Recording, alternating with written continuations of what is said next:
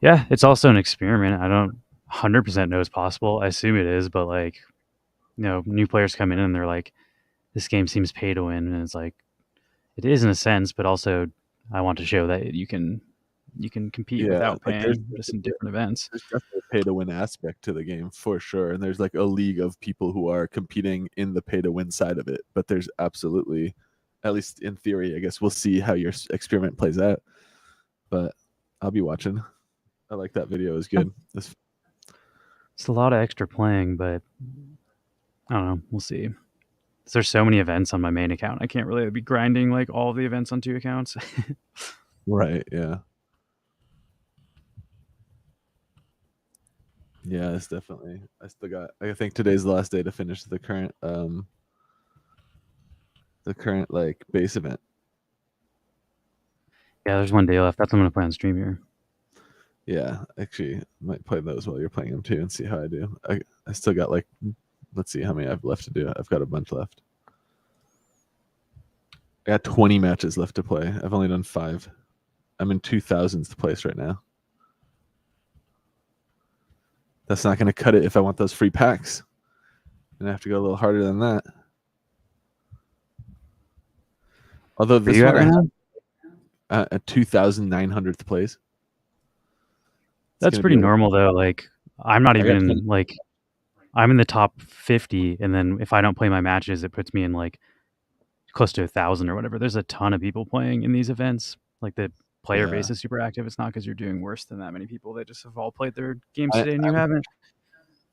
I'm consistently winning by like, I'd say 16 to 20 points at the moment. And I had a game where I won by 30 something so far. So I feel like this is, if I keep this pace, I hopefully can get in the top 300. Although these events have gotten pretty fucking sweaty, and I don't feel like winning by 16 is actually going to cut it. Yeah, I'm not sure. I'm winning by a lot more than 16. So Yeah. I don't know. My team's much better now, though. I'm 1750 is my power score, and like I'll actually turn over the ball sometimes, or they'll have to like just go for a field goal instead of a full touchdown, which is good. I also can very consistently get open wide receivers because I got like 2 wide receivers that are like pretty fucking good.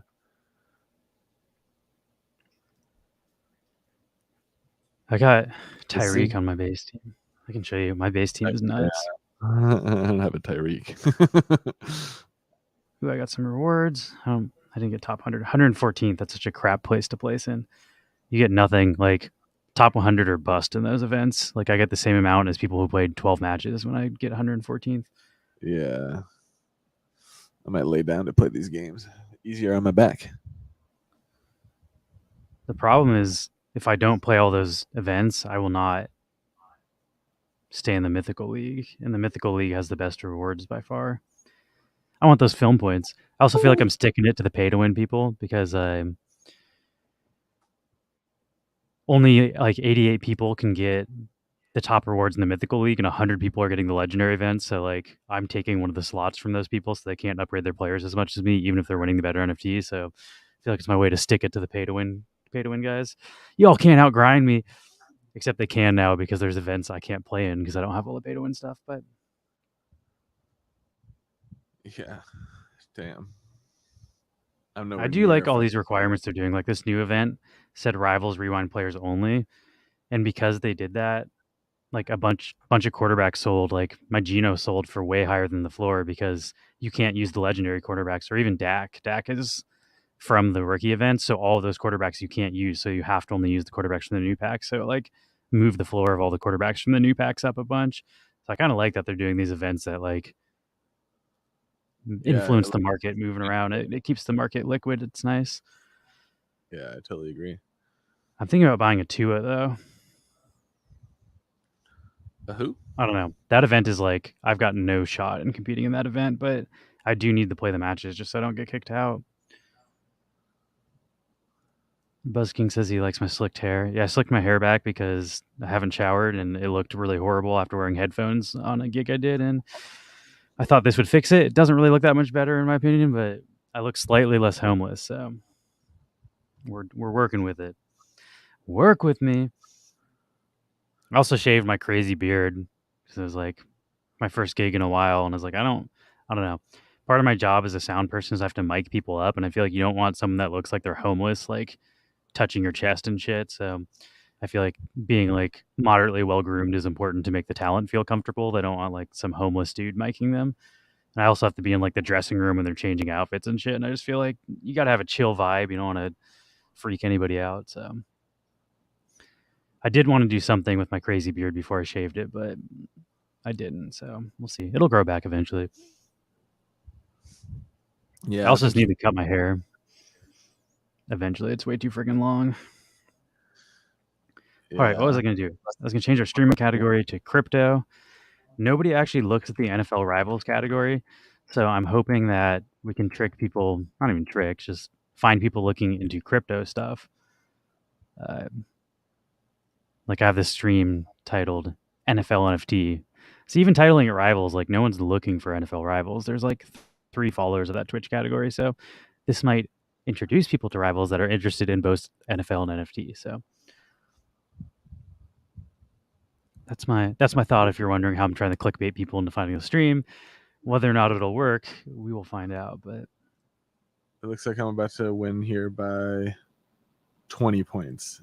Hopefully, that's good. it's a good enough one for the books here to. There's not like an NFT category, is there? There is not. So we'll do crypto. 2,500 viewers and 400,000 followers compared to NFL rivals. So,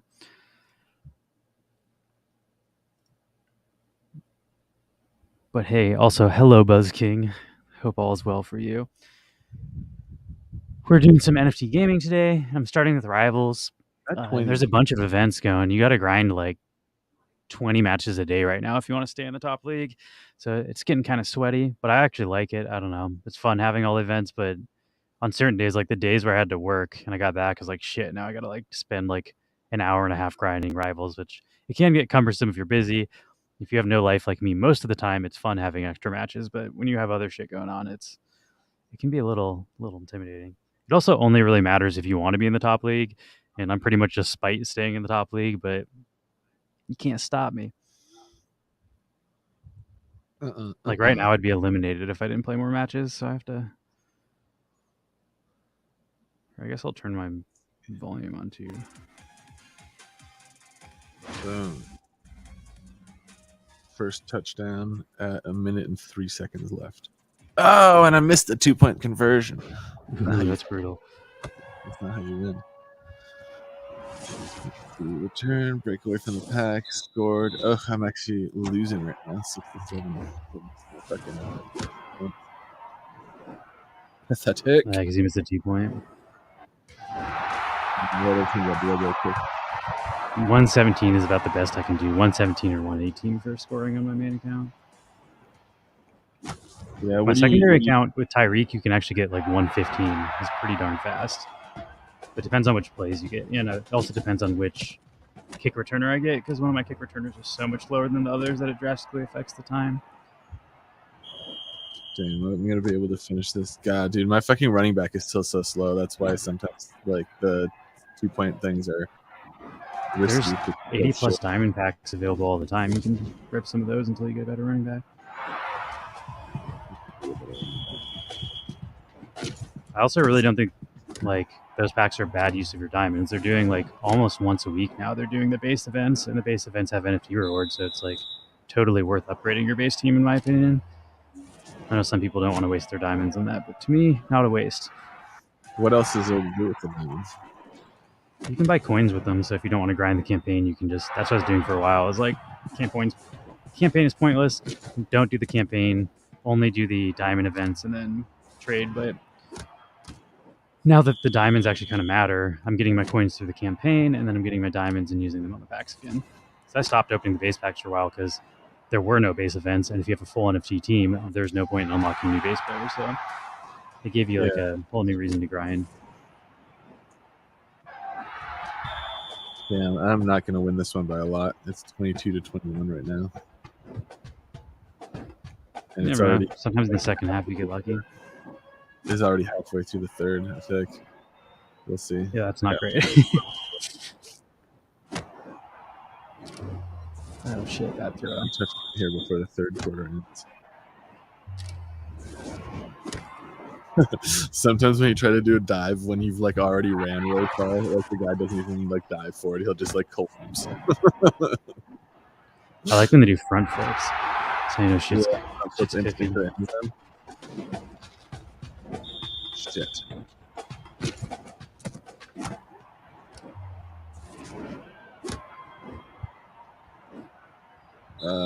Lame. That's not my game. I'm just not even doing the timing at all. Doesn't matter. It is weird to me that score spread doesn't matter in the league. Like you'd think the league is the competitive thing. Like your score spread should matter, but you get the same amount of points no matter how many points you win by in league. All right. Not enough time for me to do anything other than score one more time here. What's going on, DNA? What up? We're playing some NFL Rivals. I bet you're going hard. I forget what level you said you were. You're like already like level 40 or something. Like 2 days into getting Diablo, I was like, hot damn, you are just. Dude, what class are you playing? I feel like I already asked this before, but I forgot. I've played them in Necromancer now and the Sorcerer, so a bit of. Let's see. Through the campaign already. Jeez. He's through at the campaign now. You beat the campaign faster than us. We're also doing the campaign real slow, which is partially my fault because I can't. We're on Act 4. We might actually play more this weekend though if you want to join us. I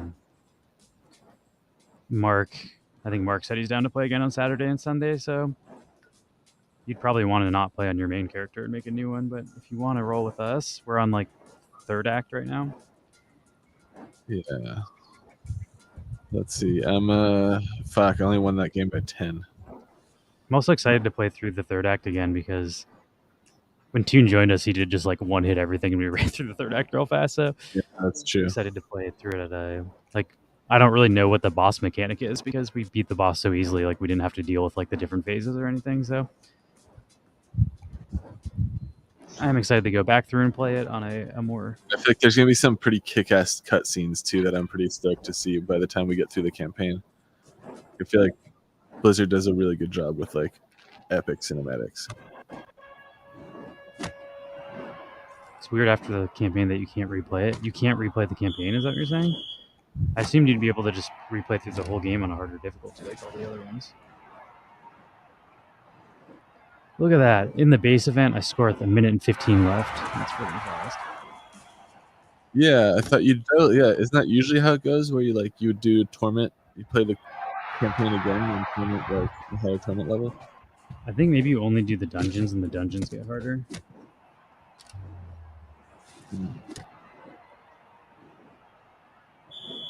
That's too bad. Oh god, this place sucks. Why did I choose it? What a waste of time. I wasted like 6 seconds there. Fudge. Let's go. These plays suck. I'm gonna call timeout. Dig? I like dig. I dig it. Tyreek, carry me. Carry me, Tyreek. Yeah, your guy's way faster than my guy. My running back's so slow though. Oh, this is going amazing. They haven't scored once. I'm up by 16. Yeah, I need a game like that, dude. I'm fucking. Every time it's like break away from the pack, touchdown, kicks good. Get a better defense. Yeah, I got a better. Yeah. I spent like 7,000 gems on safeties just to get one better player for my defense. Like I'm going hard on home packs. And it matters. Like, that's why I'm doing so well. Yeah, definitely doing better on my team. I won the last game by only 10 points. I feel like that is not top 300. That is weird, Diablo. They don't let you replay the campaign. Guess you got to make a new character if you want to play it again. But then you can't play it at a harder difficulty, so that kind of sucks. Oh my gosh! I almost didn't get the 2-point.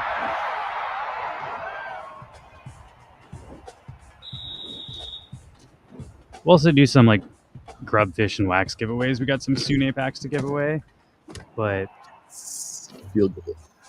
oh my gosh, I really want to play my 5 matches in the base event at the very least. That was a good Oh, let's go. field goal. I'm back in. This might be a nice way for me to make up some points. You have NFTs, you just haven't tried the game yet. You're missing out. It's a fun game. Oh my gosh. Every time the 2-point conversion is sketchy with this guy. I need to get a better running back. Or maybe I'll keep him. It makes me feel alive. Oh my gosh. I almost got a shutout in the event. That would have been nuts. But I'm going to win 40-3. That's a 37-point win. Let's freaking go. Jesus Christ, dude. That's how you get top 50. That's like top 10 shit for sure. But yeah, that's like seriously. I got multiple bad RNG rolls on my last playthrough, so I lost 16 points, which you can't afford to lose 16 points if you're gonna be in the top. So other players are not gonna lose those points. Yeah, my goal is usually to win by about 60. That was just gambling, though. Like, I gave him the ball back with 55 and 45 seconds left. I was like, yeah, maybe I get it, and I didn't. So, like, I could have timed it better, but I don't know. I was going big or going home. Like, I wanted to get top 10, and you're not going to get top 10 unless you get a couple lucky plays like that. Yeah. And other than top 10, it doesn't really matter. Like, the rewards from 10 to 99 or 100 are the same. So, 16 points isn't going to move me from, like, top 50 to top 100 or whatever, but it will potentially move me from top 20 to top 10. Yeah. All right, let's see. I'm 641 and I still have 4 games left. I feel like I'm sitting pretty here. 2 points. 40. I won this one by 16, 40-24. That's like a standard win, I would say. Like a standard good game for me. What NFTs do you have, Buzz King? I'm curious. Did you pull any fire, or do you just have pretty mid players?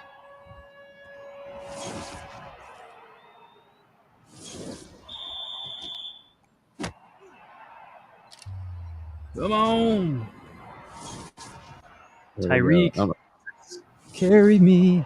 Positions on the leaderboard since I started playing. Miles Sanders just chugging along. I'm getting the best RNG right now. I shouldn't jinx it. Let's see if I can get a better than 16 win in this next one. Oh, that was almost a sketchy throw. That was like right to me. The circle could have screwed me, but I got a good. It could have landed right where it needed to. That was pretty good. Oh, what are you doing? You're wasting so much time. Whatever. I hate when the other team just like sucks all the time down. I probably could have scored twice had they scored it in normal time. And now I just need to waste time because I got 30 seconds left. That's not enough time to give them the ball back. It's also weird being the Seahawks playing the Seahawks. That feels a little strange, but it's a training game. I forgot how bad my running back is. This might actually be very close. Oh my God, chug.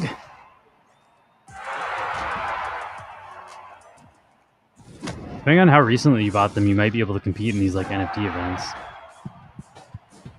If you haven't played at all, though, your team's probably not going to be good enough with just a couple NFTs. You're going to have to grind through the campaign a bit.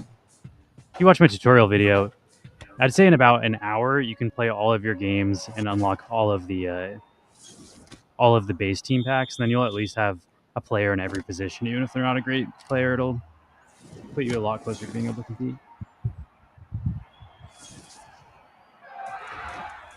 But really, you don't need to watch the video. You could just play your matches.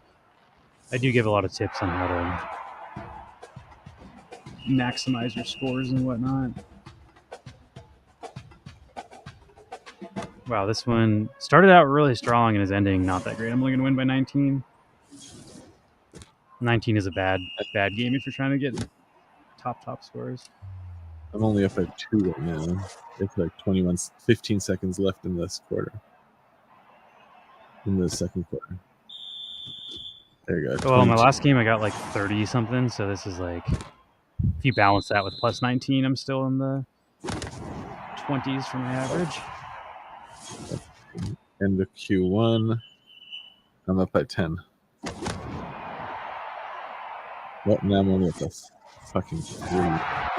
That's it, good. Oh! Alright, 40-21 will take it. 3 more matches until I basically secure an NFT pack, or 2 NFT packs.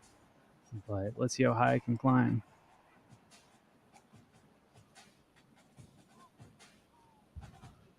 I'm ranked 555 with 3 matches left. That's real good. I wonder when I'll hit top 300. If I hit top 300 with like a match left, that's a good sign. Yeah. They call it murder. 2-point conversion. Let's go. 32-21. End of Q3. Who makes that song? Damian Marley, I think. I think so. I like walked into a venue while he's playing that live at the, must have been like the 2012 Olympics in Vancouver, because I was going to school in Bellingham and I just drove up and they had free concerts every night. Just like stumbled into that and the friggin' venue was going wild when they just did that, dropped that intro. I haven't heard that song in a long time. It makes me want to listen to it, but we would for sure get copyright claimed if we played that. So listen to it after. The intro is like the whole hook. I feel like the entire song is actually pretty good though. Is it called like Trench Town or something? Like, welcome to Trench Town. Yeah. I've also been listening to some weird, like, I guess weird isn't the right word for it, but music that I'm not used to listening to. I'm listening to my friggin' CD player in my car is broken, so I've been forced to listen to the radio, and I don't listen to commercials. So whenever there's a commercial, I just randomly skip through until another song plays, and I ended up on some like world music station. They're playing a Indian slide guitar, and it's super friggin' sick. It's like Indian music is microtonal. Oh fuck, that was bad. I need to stop talking and focus. We recovered. Anyway, Western music is semitonal, and Indian music is microtonal, meaning they have multiple notes in between our notes. There's like 12 notes in the Western scale, and there's like over 20 notes in the Eastern scale, so there's just like more notes. But the way a slide guitar works is you can slide in between frets, and then you're playing notes that are in between the notes in the Western scale. So like slide guitar actually lends itself very, very well to the Indian scale. So it's really interesting hearing people play Indian music on a slide guitar. You know, I'm used to hearing like country western, like I don't know, slide guitars pretty specifically played in a bunch of ways for Western music. So hearing a new application for the instrument that I play was really cool. I forget the name of the guy, but there's like a king of Indian slide guitar, and I've been listening to stuff. I'm playing on iOS right now, Buzz King. It should work. I saw like some Indian musician break down how like the scales work between Eastern and Western music, where it was like she described it as like Western music scale is like a staircase, was like da da da da da da da da, and then the like Eastern music was like a staircase with like swirly kind of like swirls on the steps. It was like like the way she did it, it sounded fucking weird to me, but I was like, damn, that's fucking a cool way to like, represent Indian music does it, but same with like Middle Eastern music, and that's why like their chants sound weird to us because they're hitting notes that don't exist in our scales. Yeah, it's like they're going in between the like stairs like of the Western music where you go da da like do re instead of going from do to re. It's like do re like do to re do like back and forth for like a weird. It gets this like very Middle Eastern sounding like kind of like I don't know. I can't really imitate it. I'm sure if it, you have SCG football. Didn't sound like it. SCG football is fun too. I don't play that one as much. That one's hard to play because you can only play when other people are playing live. And I always try to play at weird hours when there's no people online. So it's just like you get stuck looking for a match and can't find anybody. 40-9, 31-point win. Let's friggin' go. Doing pretty well today. Yeah, that's pretty good. 2 more matches until we see where I end up. I'd love to be top 25. I don't think I'll be top 25. I was like 30 something before. We'll see if I get really good RNG and then the other people don't get good RNG today. Then I could maybe be pushed to top 25. There's an achievement for top 25, and honestly, the amount of coins you get for it makes 0 sense for how hard it is to get it. It's more just for bragging rights. I'd really like to be top 25 in my first event. Oh, let's go, Metcalf. Nice catch.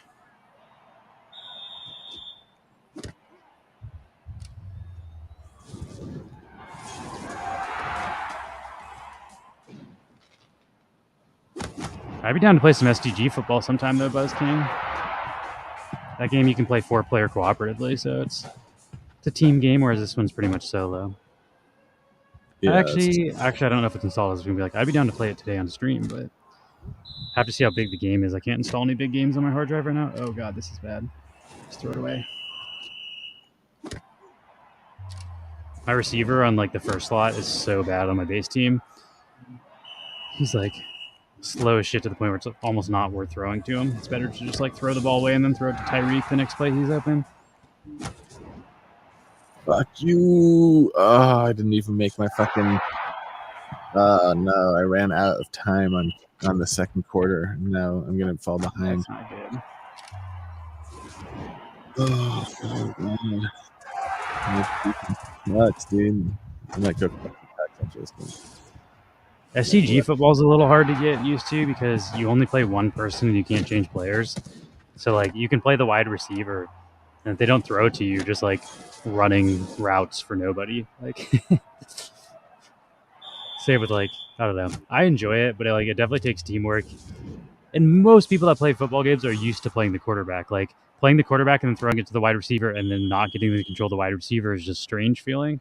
But it is fun when you're playing with 4 people and you're all like actually communicating and working well together as a team.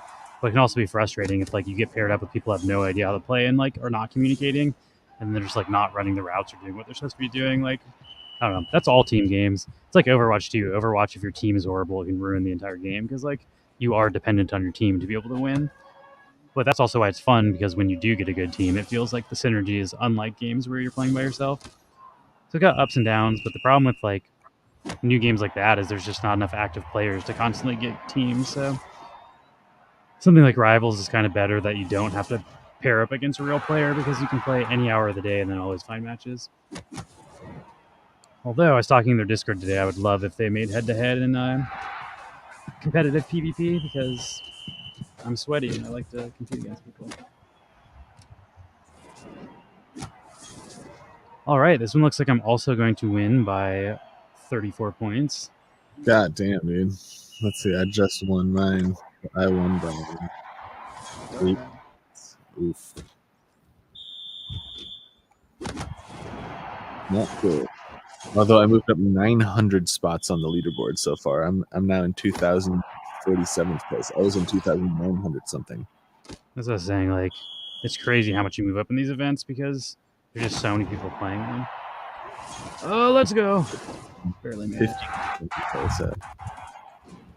I also feel like the next game, because I just finished 10, the next game is going to probably put me ahead a bunch of spaces because a bunch of people only played 10. All right, 48 to 34. I'll take it. Is this my last match? Let me see. I have to see about scooping one of these. 80 plus PowerPoints. All right, let's see what this pack does. This is my last match, and I'm in 375. I'm pretty much definitely going to be in the top 300, but I'm a little sad to be playing my last match. I love these base events. I'll have to wait until the next one. Let's see. I got a defensive end 87. That's pretty good. Defense is great. DE at 87 is also a great pool. Yeah, let's see. I'll open another one of these 80 plus packs. Let's see what we got here. Come on, running back. I got an OL with 80. It's okay. Not who you really want. You want a wide receiver if you're getting offense. Yeah, let's see. I'm pulling again. You can also check. I don't know how many players you have, but like the power isn't always your best player. Like I'm putting in a quarterback that's significantly worse than my other quarterbacks as far as the power goes, but he has way better stats. So like looking at the individual stats on the players actually very much matters. What's LB? What's that position? Did you say LB? Yeah. That's linebacker. That's defense. I just put 2 LBs in a row at like 87. That's super good. LB is an important position that covers like the tight end and the running back. Okay, let's see. God, this RNG is just RNG is on my side today. But I can't change my lineup mid event, can I? Yeah, you can. Can I? Yeah. Oh, here it is. Edit team. I haven't like proven this theory, but my theory is that your lineup doesn't affect what the other people are playing. Like the way they made it so you can't bench players is they just make it so people automatically play against your best lineup. So regardless of who you put in, they're playing your best lineup. I think that's what they did because like you can totally adjust your lineup, and then they said like they fixed the benching problem, and I can totally just bench players. I think, but I don't know. I guess I haven't tested benching players, but like you can totally change your players in the middle of the game. I have a At bunch that of point, like you could just put all your players into base players instead of no player, and that would essentially do the same thing. So I feel like to fix the exploit, my assumption is what they did is they just made it so. Oh god, that was a sketch throw. Who's your QB for your base team? He's the guy from San Diego. Let me see his name. Fuck, they scored. I might be able to score twice in a minute 16 though. I think his name's like something Herbert. I could be wrong. Herbert doesn't sound right, but yeah, Justin Herbert. I got it right. Oh god, Justin Herbert's really good, but he's not even like he's ranked worse. Fuck, that was bad. I want to play risky. It's a minute. They could score on me, and I could not score back. But I'm going big or going home. Last chance. Come on. 52 seconds to sketch. They're punting. Let's go. That's why you do it. Damn, dude. Pays off. Fuck, except now I missed that throw. Call timeout. That play takes too long.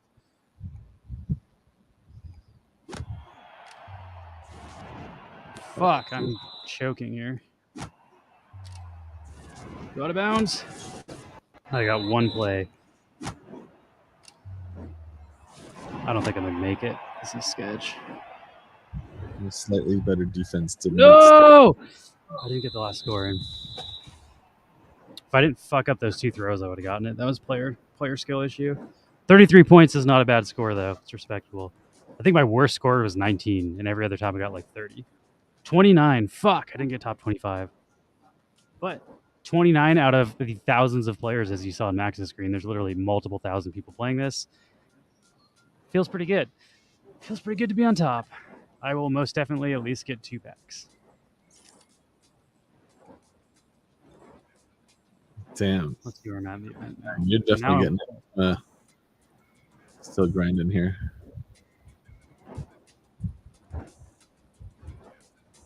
This event just popped up today too, the NFC West event.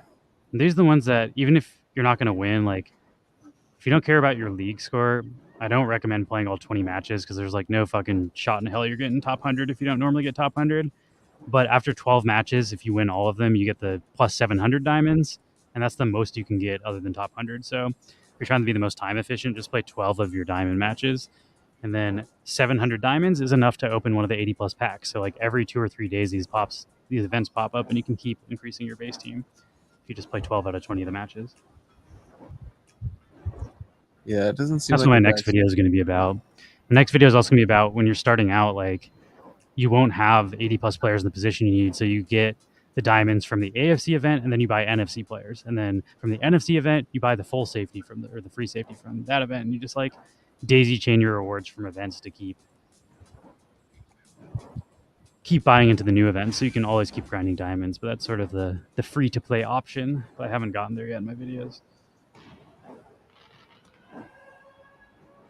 I also don't know how hard it's going to be to place in those events because like I'm used to playing the top tier players, so you can only play 12 matches.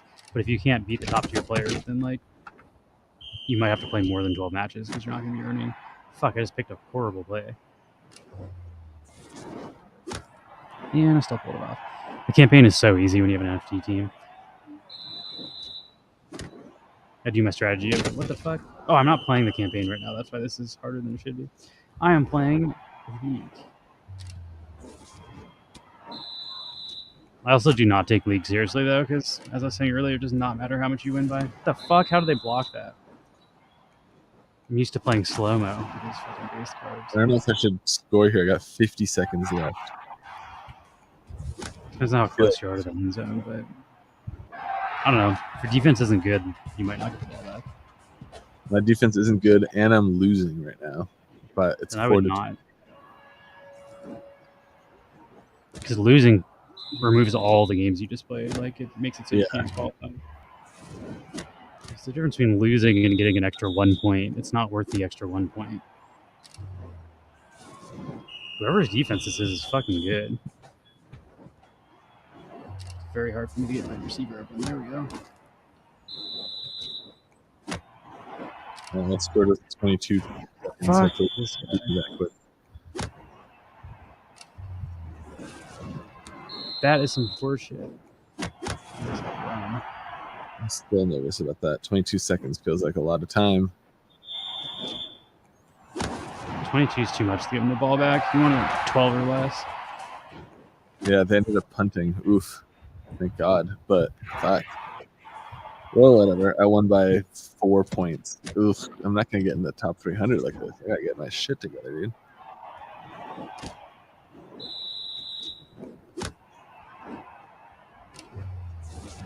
What? How did they intercept that? That was insane. Good thing this game does not matter. Playing fast and loose, just trying to get my fucking event points. Not event points, my league points. League points, leagues.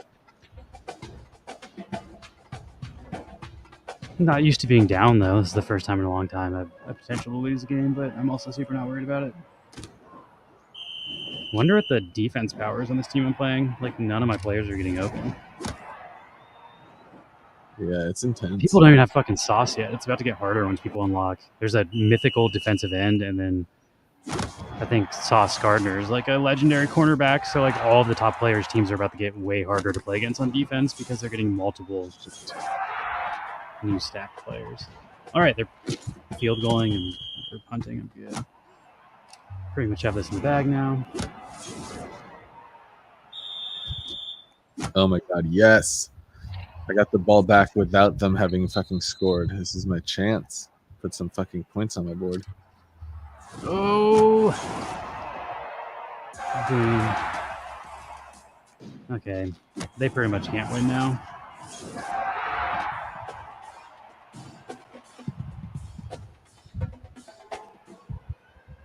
I don't know. There's hardly anybody watching this. I feel like, is it worth doing a giveaway to 4 people? I guess really good odds to win if you are watching. Yeah. We definitely need to start streaming earlier on Fridays. Streaming this time on Fridays is not great. I think CS Soli is streaming right now, and CS Soli has a huge overlap with our audience. He also streams for like 5 hours, so like he's not going to stop streaming until way after we stop streaming.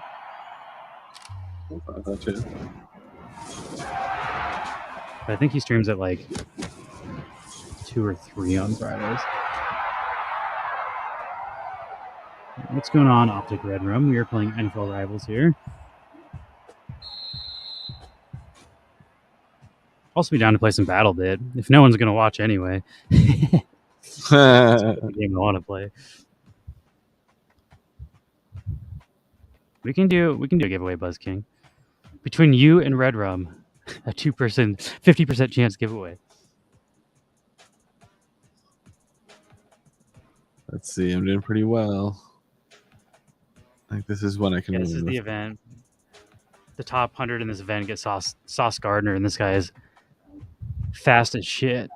150 speed, 150 man coverage, and 140 zone coverage. This guy is going to be an absolute monster.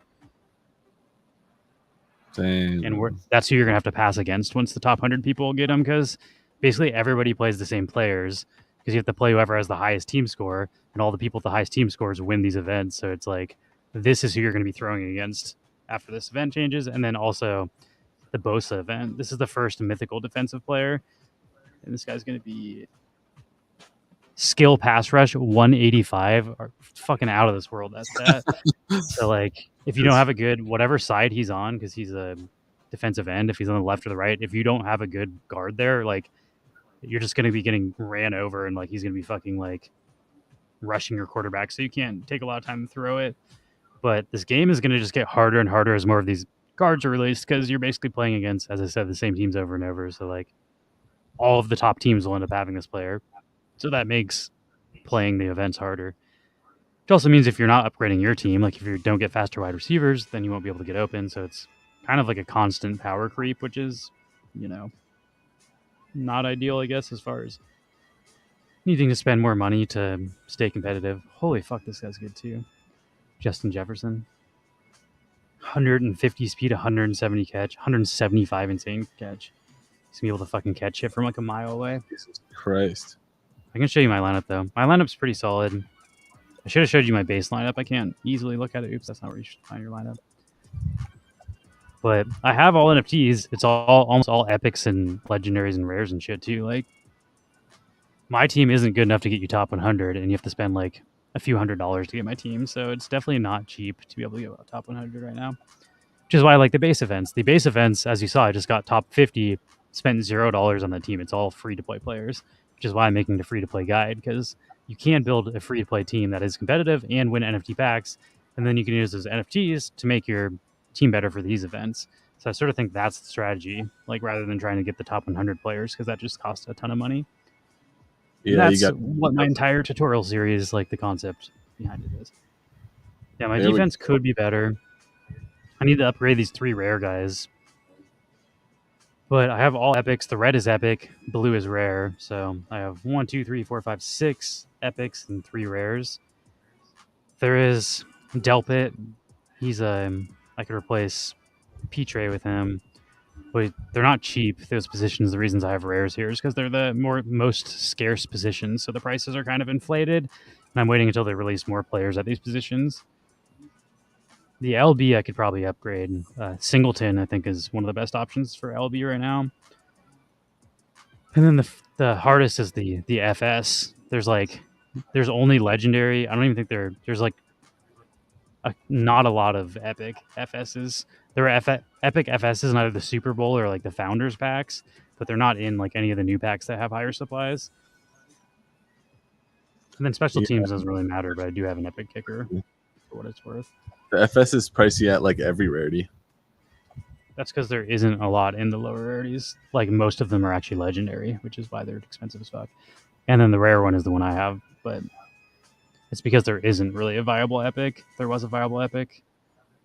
Here, we can look at the market a little bit. I think we'll call it on playing though, and let's do some market scoping. All right.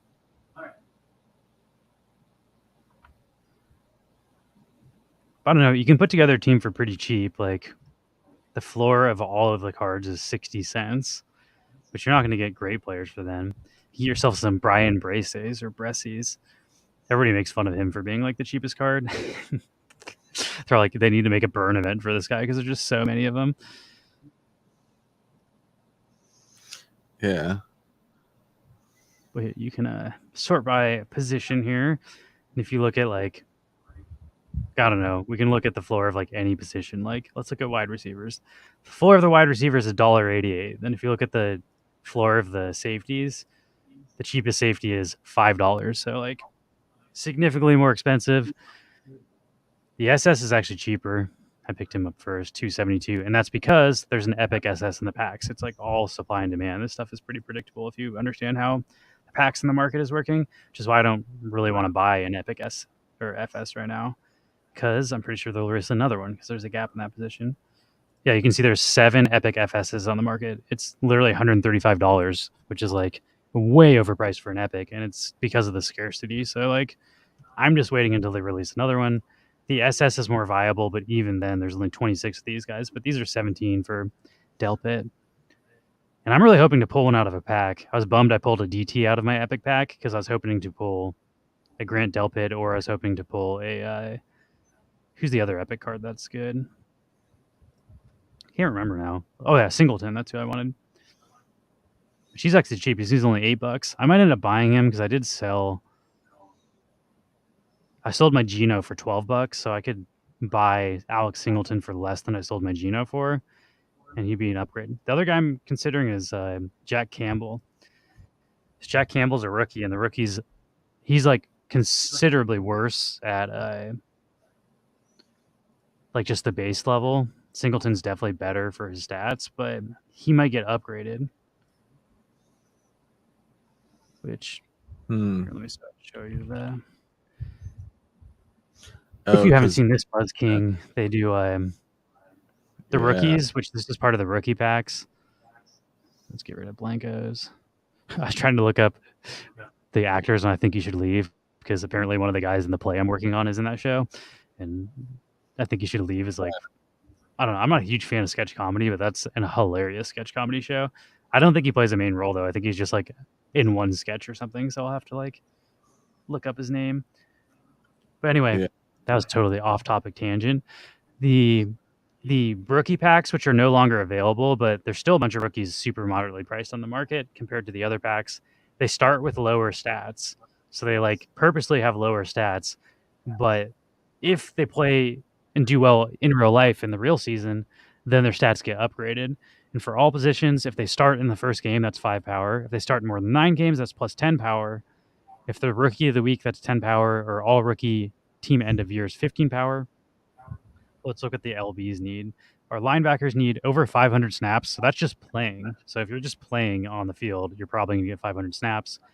This will be harder, the 35 tackles and 50 tackles, or 15 tackles in the first 5 weeks. But basically, as long as your guy is tackling people somewhat consistently, which I don't know. Let's look up how realistic that is. Draft 20. Nerdy about this stuff. Like the depth to which all these stats are tracked is insane. The way I do it is, let me look at ESPN.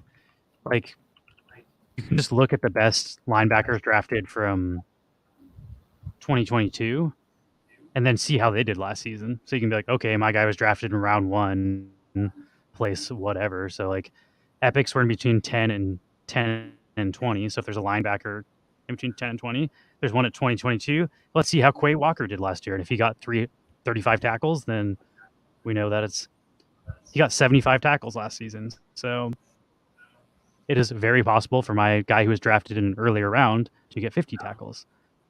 So 35 is definitely pretty doable. 50 seems like it's a little harder, but that's sort of how I've been like tracking, are these possible to do it? Is go look at who's drafted last year and see how well they do. And it's not guaranteed your guys going to do as well, but like you can kind of just like, I usually do it for a couple seasons to see like what the average is for the players through a couple seasons. And I don't know. I personally really like this part of the game where like you can do your research and see how likely people are. I've also been looking at like the draft charts or the depth charts. Let's see this guy. He was number 27, Devin Lloyd. How many tackles did you get? He got 59, so that's cutting it a lot closer to the 50. But 35 seems very doable for a first-round draft pick. And then the other thing I do is depth charts. So you can type, figure out what team this guy's on. Jack Campbell is on the Lions. So you go to Lions depth chart, and ESPN also has that. You can see what, like, they do it based on the practice squads. So you can see if he's practicing. And what was his name? Jack Campbell? Jack Campbell is, I don't even know what WLB is. MLB has to be middle linebacker. But you can see he's in. Oh, sorry, what? Nuno's like, what is happening? He's like, Lewis is showing how to like determine the viability of an NFT getting increased on NFL rivals based on past performances of similar draft picks in the same kind of categories. Yeah, we're looking at Jack Campbell here. You can see he's on the Lions, and their stats get upgraded if they start in the first game. So starting in the first game is pretty important for these cards. It's 5 power. And you can look, like, these depth charts are based on the practice squads. So like people track the practice squads in training camp right now, and there's squad 1, squad 2, and squad 3. And Jack Campbell is currently practicing in the first string squad, so he's likely to start in the first game. So you can kind of like predict, which that's always can change. Weak side linebackers, WLB. I wonder if that means the side that the running back is not on. That's probably what that It's means. kind of like fantasy football, like as far as all the stats go, but it's like your the in-game player will get better in your NFL rivals team, like his stats. So it's like kind of like, it's almost like not like fantasy football, but it's almost like if you're willing to do this level of research on these cards, you can get an edge on trading like these NFTs while they are not upgraded yet. When you can like The kind game of itself is figure out. not fantasy football though. The game is. I'm showing a video of it. It's arcade football. It's like NFL Blitz or like Madden Mobile. So the cards do have like the rookie cards have like a fantasy element or like a upgrade element where the better they do in real life, the better their stats get. But those are only the rookie cards, and all of the cards are video game items. So it's not like if you're not going to play the game, it doesn't matter what their stats are. It's not like you just sit there and hold it and hope they get upgraded. But it's very much a game, very much interactive game, not like fantasy football. And it's probably currently my favorite, like definitely my favorite mobile game, but it's one of my favorite NFT games. It's just I don't know. The games are so short and it's actually fun. Like I don't mind the repetitiveness. I think it's a fun game. But I also like doing this research stuff, which you don't need to do any of this research, but for me, I find it interesting. It's another fun aspect of the game where like most NFT projects I buy into do not have a real life counterpart that I can research and like try to analyze. So it gives you time to like play the market and see who you think is going to be the best. Like As far right as now, I mint have this is like the coolest thing ever for NFTs, where it's like, oh, this is like the coolest way to do RNG for what my character's attributes are going to be, based it on the real world, the real player. but I don't know. I don't know. I'll show you an example of where this might pay off. Like I have Anthony Richardson and Bryce Young. These are both first round top 10 draft picks. But I'm trying to sell Richardson because if you look, he's on the Colts. If you go look at the Colts depth chart, yeah, fuck, I can't spell depth chart. I already saved them, I think, because I've been looking at it so much. But if you look, their starting quarterback right now is Gardner Minshew. Anthony Richardson is not even the starter. So that means he will not start the first game based on the current training. And that means he will not immediately get a 5 upgrade. And if you look at my guy, well, both are my guys right now, Bryce Young, he's on the Panthers and he is practicing in the first string, as at least last time I checked. Carolina Panthers depth chart. Also, Bryce Young was the absolute first pick. He's like the first pick of the entire draft, so he's supposed to be a better QB. But he's starter right now. So Bryce Young will be starting the first game. And I also do stuff just like what is his name? Anthony Richardson. Anthony Richardson starting. And like you can read articles where they're like Rotoballers, Gardner Minshew or Anthony Richardson first week starter. And you can like read analysis and stuff. And a lot of this is speculation, like nobody knows except the coach. But like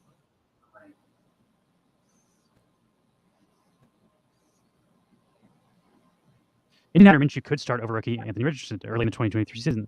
Although Israel also stressed the importance of getting Richardson on the field for his rookie campaign. For Anthony, we know it's going to be tough, but he has to play to get better. There's no question Gardner could play early on, him just being a veteran. We have to get Anthony on the field. So, like, this guy's telling you from the coach's mouth that they say Minshew's probably going to start, but they're going to start Anthony Richardson later. But, like, you can kind of, like, read this stuff. And these are updated, like, on a week-by-week basis. Like, that was on July 11th. That was 3 days ago he said that. So I've been kind of checking week by week, but to me, this is a fun element of the game that Yeah, it's definitely like it adds you the can kind of ability do to care research about on this stuff. Statistics can change the value of stuff on the market. So. Yeah, I also never cared about, not never, I haven't like in a decade cared about football. So it'll be fun. Also, I'll be tracking their stats from game to game because every single game, like every week, they get potentially upgraded. Like, let's see, it says here. It says rookie cards may not be as strong as cards in other packs, but what's special about them is they can naturally improve based on the player's on-field performance. We've compiled a list of real-life scenarios that would qualify rookies for automatic increases to their power ratings. Player cards are considered eligible rookie cards for power improvements if they were originally purchased in draft sale packs. Past draft great cards are not eligible for these improvements. All that's saying is the stuff you got in events like Amon Ra and Dak, those were like past great drafts that you got through the rookie events. Those can't be upgraded because they're no longer rookies. It says no scenario can be hit until games start being played for the upcoming 2023 to 2024 NFL season. The game team will check every single week to see if any of the scenarios were met, and we aim to deliver the update to rookie players each Wednesday. So every week on Wednesday, they're getting upgraded. So, like, I don't know. I will be checking the stats week by week to see if they're actually hitting. Most of the games are on Sunday, so you should know by Sunday if your guy's getting upgraded on Wednesday. Although NFL is being weird now. Like, back when I watched football, all the games are on Sunday, and there's one game on Monday. And, like, there would be Thursday night football on, like, Thanksgiving. But now it's like there's games on Monday, there's games on Thursday, sometimes there's games on Saturday. So it's a lot like less uniform than it used to be. But I also don't really watch football. It's just based on what I've heard. They're also doing like games in like Germany and England and stuff now. There's like games Yeah. happening overseas. So the NFL's really expanded like what it's doing since I stopped watching it. Yeah, I think it's a super cool thing and super fun. And I like hunting the market for new players, but I think Alex Singleton's probably gonna be the next guy I buy. I'm getting 2 packs tomorrow, and there's a chance I pull them out of packs. So I like to YOLO and try to pull the players before I buy them because I don't want to end up with duplicates. The other guy I kind of want to get is I want to get a Tua, and this Tua purchase would be 100% speculative. Fuck, he's already gone up in price. He was 10 this morning. I should have bought him, but they started gatekeeping the events by specific rarities, and he is the only rare quarterback right now. There's literally no others. So if there's an event where you can only play with rare NFTs, you will have to get to not play with a base quarterback. And I have a feeling the market will just spike insanely if that happens. And I'm not even necessarily trying to sell him for more than I pay for him. I just want to be able to play with him and not have to get the gouged, jacked up price. But that's totally speculative. They could not ever do rare events, and that could just be dumb me speculating. But they are doing base only events. Now they're doing like, I don't know. The game has been built in a way where it's totally feasible that could happen. His stats are also very good. I think this guy's sleeper. If you look at his passing, he's 125 pass accuracy for short and then 122 for long. If you get him to level 9, he's actually better than Richardson. That guy was showing you, he's a legendary. So his stats are like pretty incredible for a rare card. And I think he's by far the best budget quarterback. Like, and the second best budget quarterback is Joe Burrow. What's the floor for that one? It's like $2 right now. $250. That's not bad. He's super viable though. And then Joe Burrow is the next best quarterback. He's honestly better than the legendary quarterbacks, and the fact that he's cheaper than Geno is insane to me. I sold my Geno for 69, and you can get a Burrow. Like I could just buy a Burrow with the money I got for him selling Geno. If you look at the stats,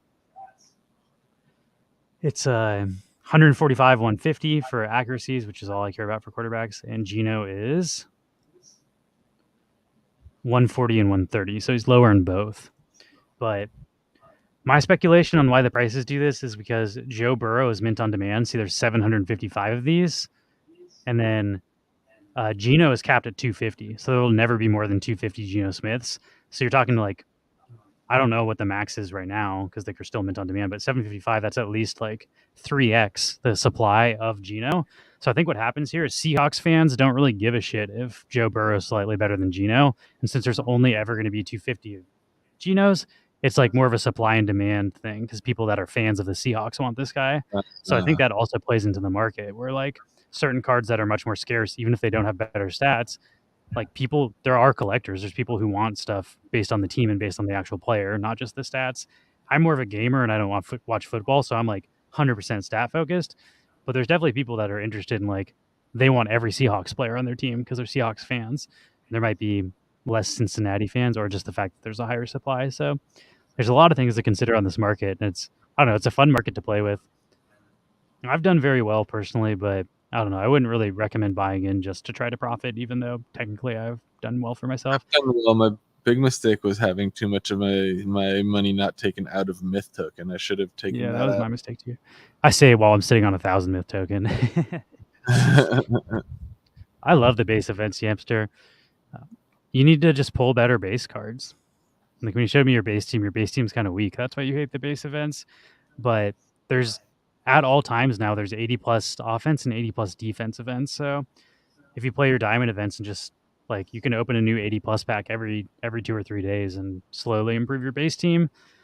And I think that's a good use of diamonds personally because I don't think the base events are going away. They've done like 3 of them in the past month. So at this rate, they're doing like 1 a week, and it's impossible to qualify in the actual top 100 events for us. So like you're more likely to qualify in these events than the NFT events if you upgrade the team. So it's like not a bad way to spend the currencies, in my opinion. I hated the base event because I like was trying so hard and barely getting anywhere until I spent like all of my diamonds on those 80 plus packs, and now my team's actually pretty fucking good. Like it's not hard to beat the top challenge guy every time. The And I ceiling just is want also way lower. They can't get that much better. Like the best cards you can get are in the 90s. So if you're pulling shit in the 80s, that's so much closer between your like rare and their legendary and mythical cards. Like yeah, exactly. the skill ceiling and the skill gap is way smaller. So it's much more obtainable in my opinion. But yeah, it does take a lot of grinding to get the diamonds, and it's based on luck of pulling stuff out of packs. So it could take a long time for you to get like a competitive team depending on what you pull. I also got lucky and pulled Tyreek. Like if I didn't have Tyreek, I don't think I'd be like a top 50 player. Tyreek can score in like 1 to 2 plays every time. And he's really like the reason I'm able to be super competitive on top of having a really good defense. But the defense, I didn't get lucky. I just had to spend a shit ton of diamonds on it. Frankie Louvu, I sold a bunch of this guy. I guess the last thing I'll show off before we switch to something else is these Luminous cards. The Luminous cards are kind of like the collector chase, in my opinion. Like they're the same stats as the non-Luminous cards, so like they're overpriced as far as like their utility goes. But these are way rarer. Like they're just shiny versions of the legendary cards, and the chance to pull them is much lower. So I do think if you're interested in like collector value, these are going to be the more long-term collector value stuff. But it's also hard to say like this game doesn't cater to collectors to the point where like the developers are like we don't consider these collectibles, but consider them gaming items. So I don't know, risky to invest in this as if it is a collectible when the game developers don't. But this stuff is going to be much rarer because I don't know. You can see there's only 9 listed, 9 luminous. These are the same as legendary. If you go to legendary and turn off luminous, there are 198 legendary cards. So if you just look at the supply and demand, like the luminous is super rare compared to everything else. So I would love to pull one of those, but you can pretty much only pull those out of paid packs. They don't like the free packs you win from the events don't have the possibility to pull the luminous cards. So you got to go gamble on the actual packs, which I've sort of stopped buying packs in this game. It pretty much just burns money every time I do it, which that's not different than most NFT experiences. If you pull a rare thing, you can sell it for more than you paid. But if you pull a common, which is always more common than the rare stuff, otherwise people just arbitrage the market until the rare stuff, until the common stuff is worth less than the packs, which we actually saw in this market that happened. But Yeah. yeah, I don't know. Packs making you lose money if you've been on wax opening packs, that's a thing. That's not unique to this game. That's true. That shouldn't surprise anybody.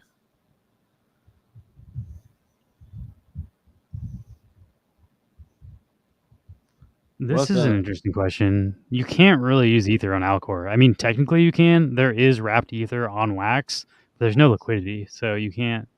I can take a look at it though. Yeah, there is an Ethereum bridge token.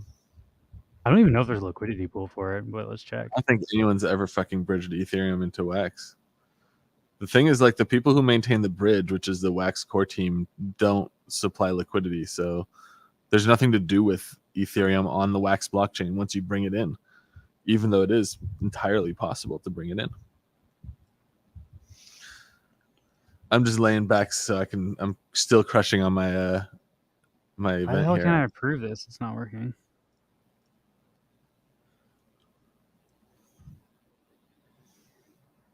Okay, there we go. Yeah, if you look at the token bridge here,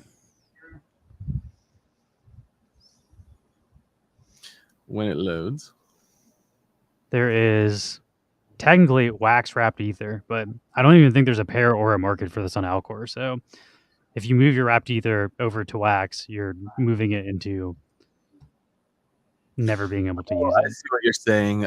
Gods Unchained, he says you have to buy Gods Unchained on Atomic Hub using ETH. That's you have to sign into Atomic Hub with your immutable wallet. So Yeah, you you're don't doing that. use the wax. That's not on the wax blockchain. That's on Immutable X.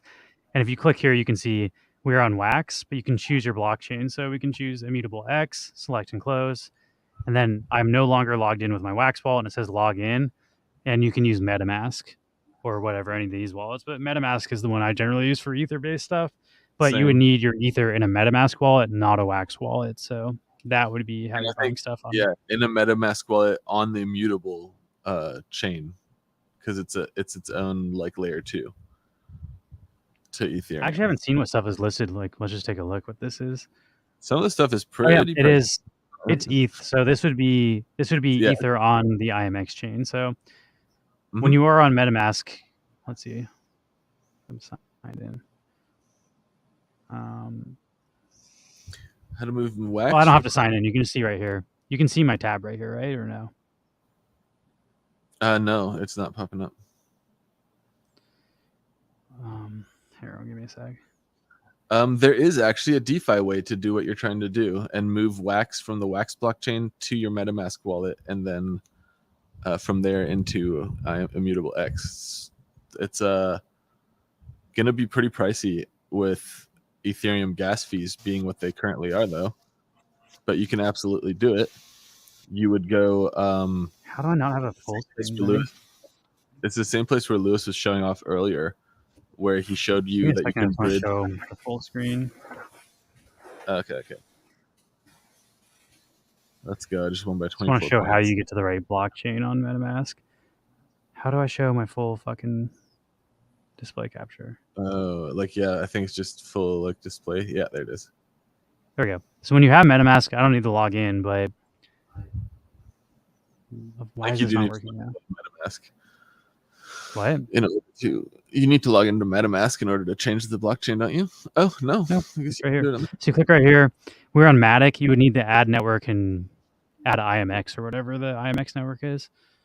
Yeah, but I don't know. I don't want to show my password on screen, but you would go here and you go to IMX, and then I don't know. DeFi is just more confusing. I would just try to get it through a centralized exchange somehow. Yeah. You should be able to withdraw to specific blockchains. Like when you're in your CEX, it'll ask you which blockchain you're trying to withdraw Ether to, and you just want to make sure you're on the IMX standard and not the ERC20 standard. And then you need to get your wallet address from MetaMask. You could pull up Change Now really quick. I use that sometimes, or Qcoin is another one. But Change Now, you don't need to make an account.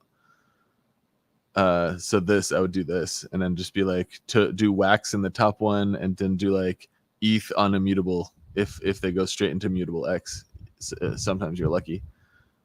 But this is a pretty decent swap. The fees here aren't that insane, for it being non-custodial and stuff. So I've had pretty much nothing but good things to say about this when I've used Change Now. Have ETH on IMX. Or would it be wrapped ETH? Would it be ETH or wrapped ETH? Yeah, it would be ETH, WETH. That's something. This isn't Polygon, right? Yeah, you can move it to Polygon. I guess they don't have Immutable directly on here, but you could do into Ethereum on Ethereum mainnet and then bridge it into Immutable yourself if you're gonna do it that way. Otherwise, I don't know. Change Now is again something useful. And then here's an article. I'll post this. How to deposit Ether layer 1 to Immutable X layer 2. I still think ideally want to get it from a CEX though, because then you don't have to pay a gas fee. You do have to pay a withdrawal fee, but the withdrawal fee will be significantly less on a CEX for a layer 2 chain than it will be to just do the transaction on layer 1.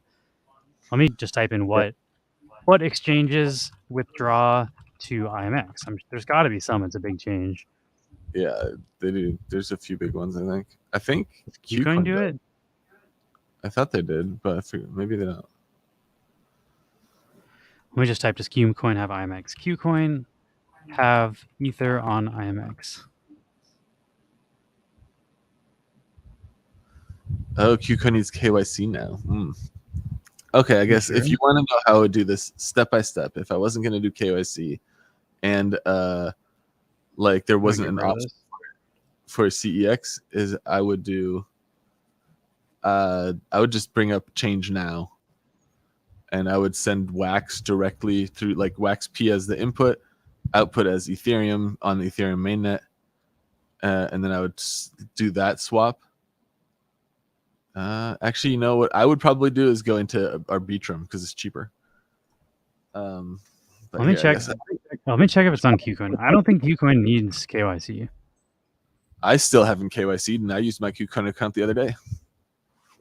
That was a question mark at the end of. I don't think that was a statement. But let me check if it's on KuCoin. KuCoin, you don't need Yeah, KYC up to 2K daily trades. If you trade over $2,000 a day, it will flag you, and then you have to KYC your account. But if you keep it yeah. under like $2,000 a day, I'd even keep it under 1,000 if you want to be safe. But I don't know how hard you're trying to go on Gods and Chain, but Let $1,000 me will get get you a lot of cards. 2000, and it's also $2,000 a day. Like even at the height of our planet printing money, I was using KuCoin to move that money into Ethereum, and it was still like it sucked because they didn't have a direct Wax to ETH pair, so I had to do Wax into Bitcoin or Wax into USDT, and then USDT into ETH on KuCoin. So if I was doing 2,000 a day, because it's based on volume, I was only able to do $1,000 a day because it'd be $1,000 Wax to USDT, which is $1,000 worth of volume, and then $1,000 USDT into Ethereum, making a grand total of $2,000. And after that, I would stop or else. And also, it'd probably be fine if you just KYC. Except, although I don't know how well they play with Americans, depending on where you live. But if you live outside of America, there should be no problem with you KYCing through KuCoin. I also report all of my shit through KuCoin. It's not like I'm trying to dodge taxes. I'm afraid they're going to lock up my account because they don't work with Americans at some point. So I'd rather not know them where I live and then just report my stuff independently. Let's see if I can. Yeah, let's see. I I'm hate logging their in. interface. I want to see if Why it can't lets I me. find my fucking, like, it doesn't show me my wallet or like what I'm holding? Withdraw. Here we go. I don't have any Ether, but I think it should at least show me what networks you can withdraw it on. Are you on KuCoin? I am on KuCoin. That's what I'm about to do too. Yeah, let's see if I can figure it out.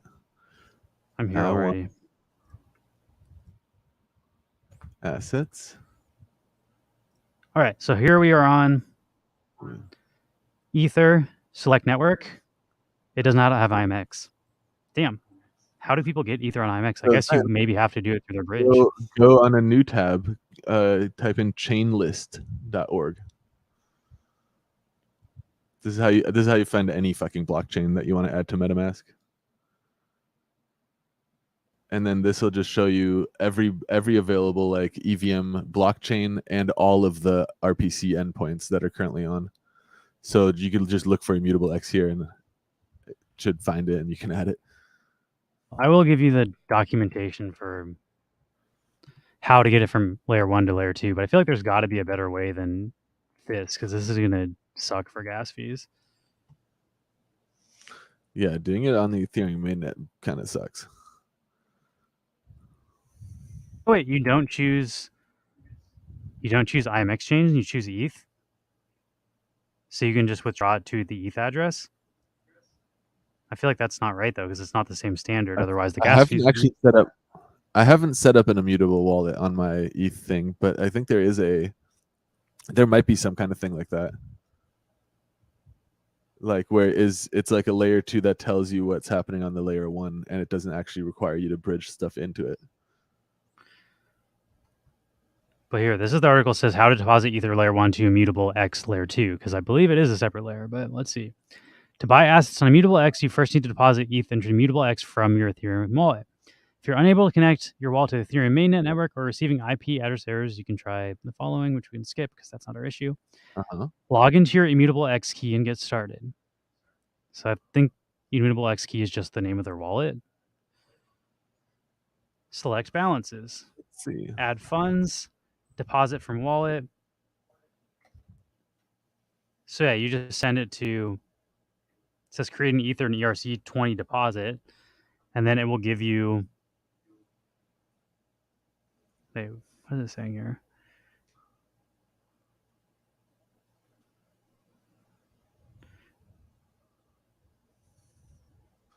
It sounds like it just links the wallet to it, though. It doesn't sound like you need to I even like see. send it to an address.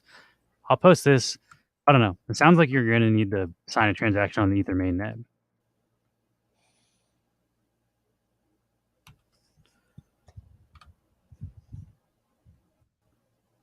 So personally, I would follow this article. This is literally doing what you're trying to do.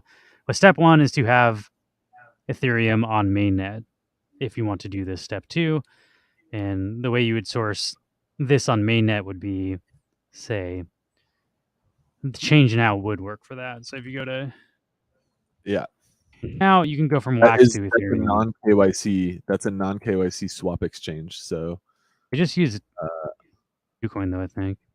Like I I tried do this like one time during our planet hype when KuCoin broke and I couldn't get my money out of our planet. So then I used Change Now. It took 6 hours. Then when I looked, it sent to me from the KuCoin address. Like it sent to me from the KuCoin exchange. So they literally just go through KuCoin anyway. But it wouldn't have the 2K daily limits, is would be the difference.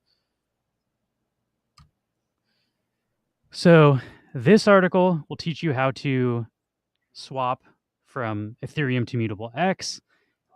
And this article, this is not an article, this website will get you Wax to Ether. So that's 2 steps to get you from Wax to Mutable X with no KYC or centralized exchanges. I'm gonna try making an immutable X wallet right now.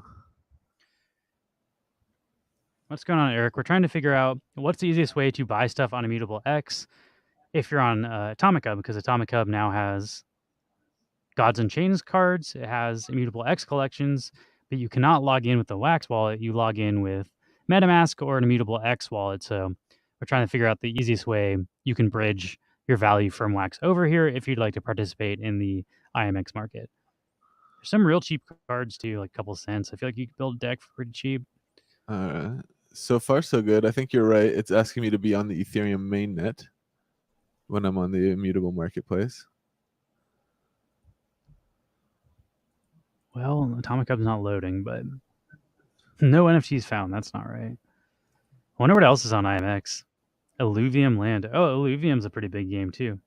Holy shit, this stuff's way more expensive. $300 for the cheapest NFT in the collection. I've made the mistake of buying Metaverse Land before. Test heroes do not buy. That's funny.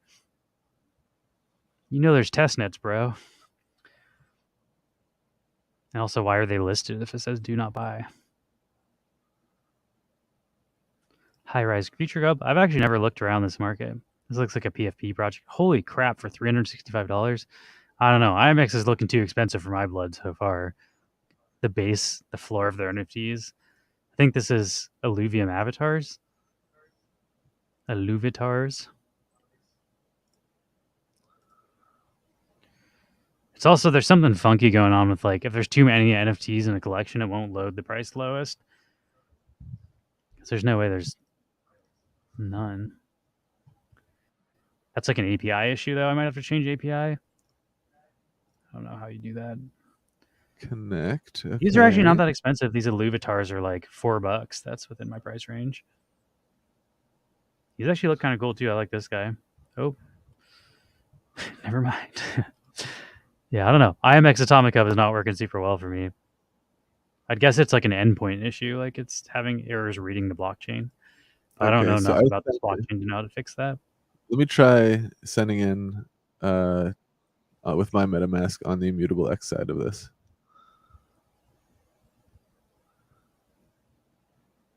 One Ether is $1,900. It's weird that the newest works, but the lowest doesn't. Like, what's up with that? They just want me to not find the good deals. Yeah, I don't know if these avatars are playable in Illuvium, but this costs 40 cents. That's super within my price range of like trying something out. Although I really like this guy. I like the purple. Signature request done. Okay. It won't even show me the freaking listing.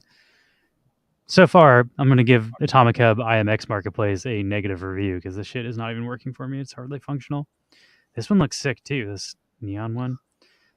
I shouldn't even be looking at this stuff. I'm just going to start buying stuff and I have no idea what this stuff is used for. These are pretty sweet, not gonna lie.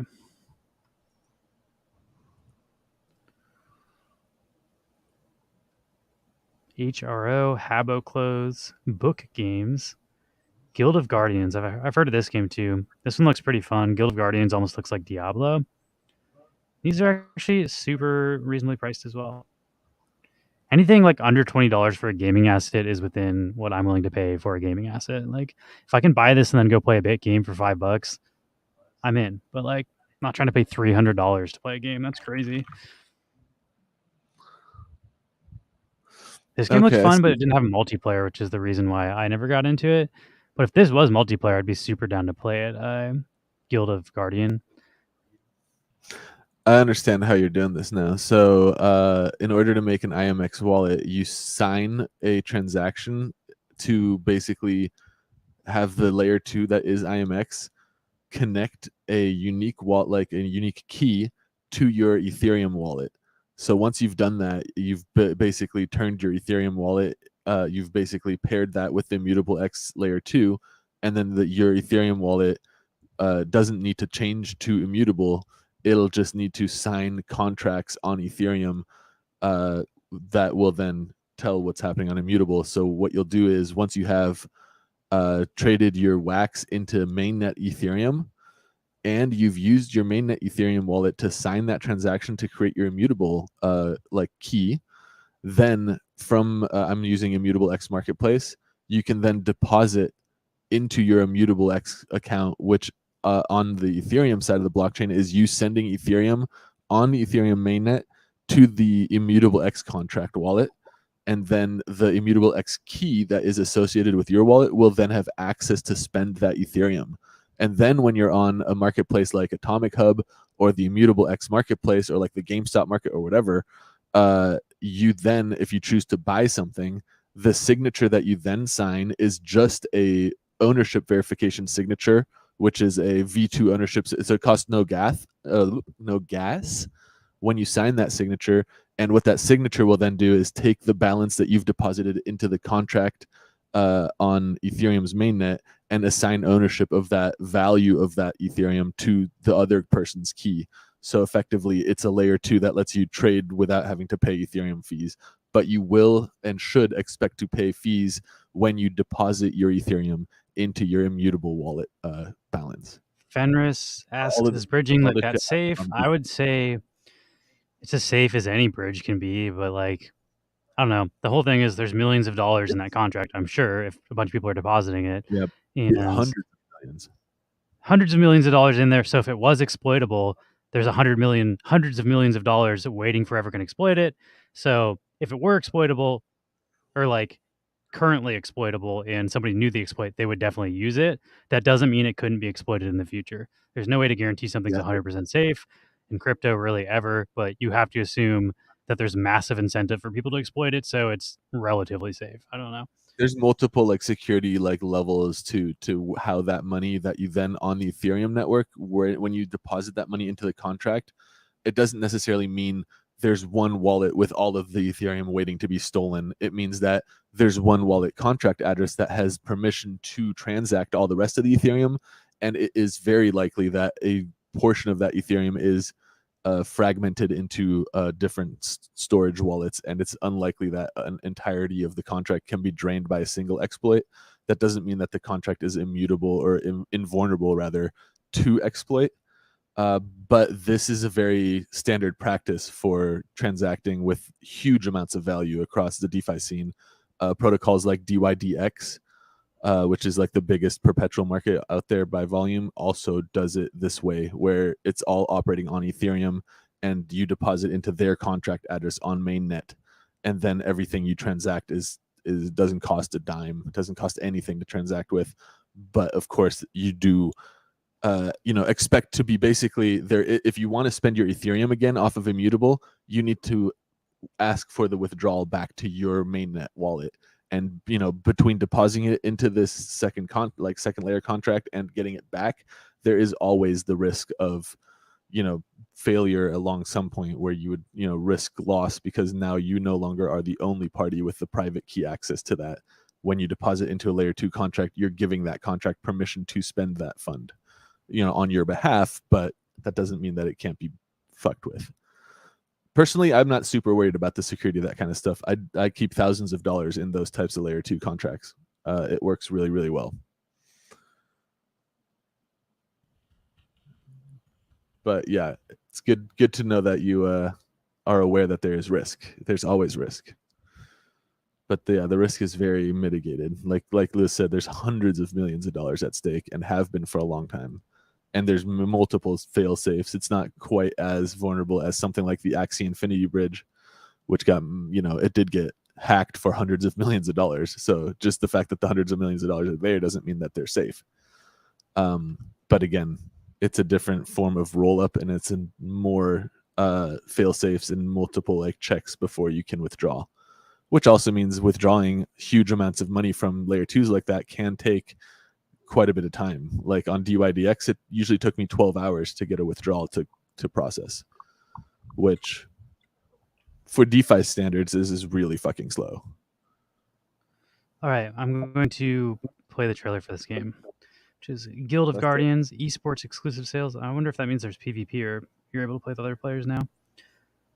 This is crazy. There's only 2 comments and 500 views on this. You'd think that this game would be more popular than that. Darkness surrounds us. The world has fallen into shadow. It is a veil we cannot pierce. A creeping dread that will never stop. We pray to the light, but she does not answer. So we turn to the old ways and hope.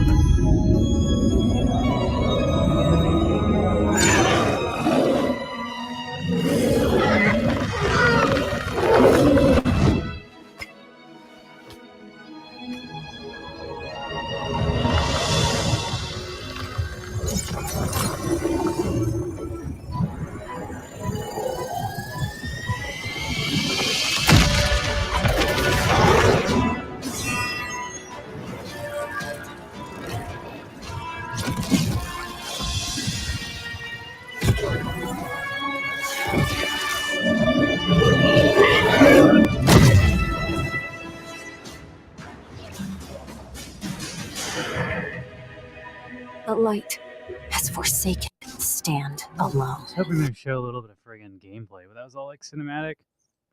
I hate when games like that was 4 months ago. Like they don't have any friggin' actual game. It's like all like Discord conversations. Where the hell is your gameplay? Yeah, well, let's see some gameplay. Like I shouldn't have to go back 2 years ago to see what the gameplay. This is pre-alpha gameplay footage. Whereas that was 2 years ago. Where's the actual now gameplay? Alpha footage? This is their official thing, so I feel like. Is this coming out soon? It's been out for a while. That's why I'm like, what's going on? 2 months ago, gameplay. But it's like, why isn't this on the channel? Oh, is this now PvP? Can I play with you? Or these? To my understanding, you control all 4 of these characters and you can switch between them. But I thought it would be really cool if you could play with 3 of your friends. But it's kind of like Diablo-esque. It's like a dungeon crawler where you run around and snap people. Yeah, he's switching between characters. So you can run 4 characters. That's cool, although I have Diablo and that game fucks. So it's not going to pull me away from a that. mobile game.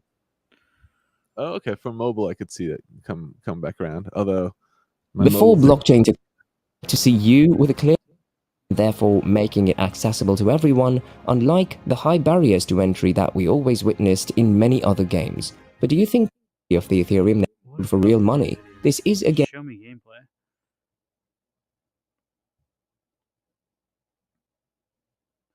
One year ago, it's crazy. One of the most anticipated.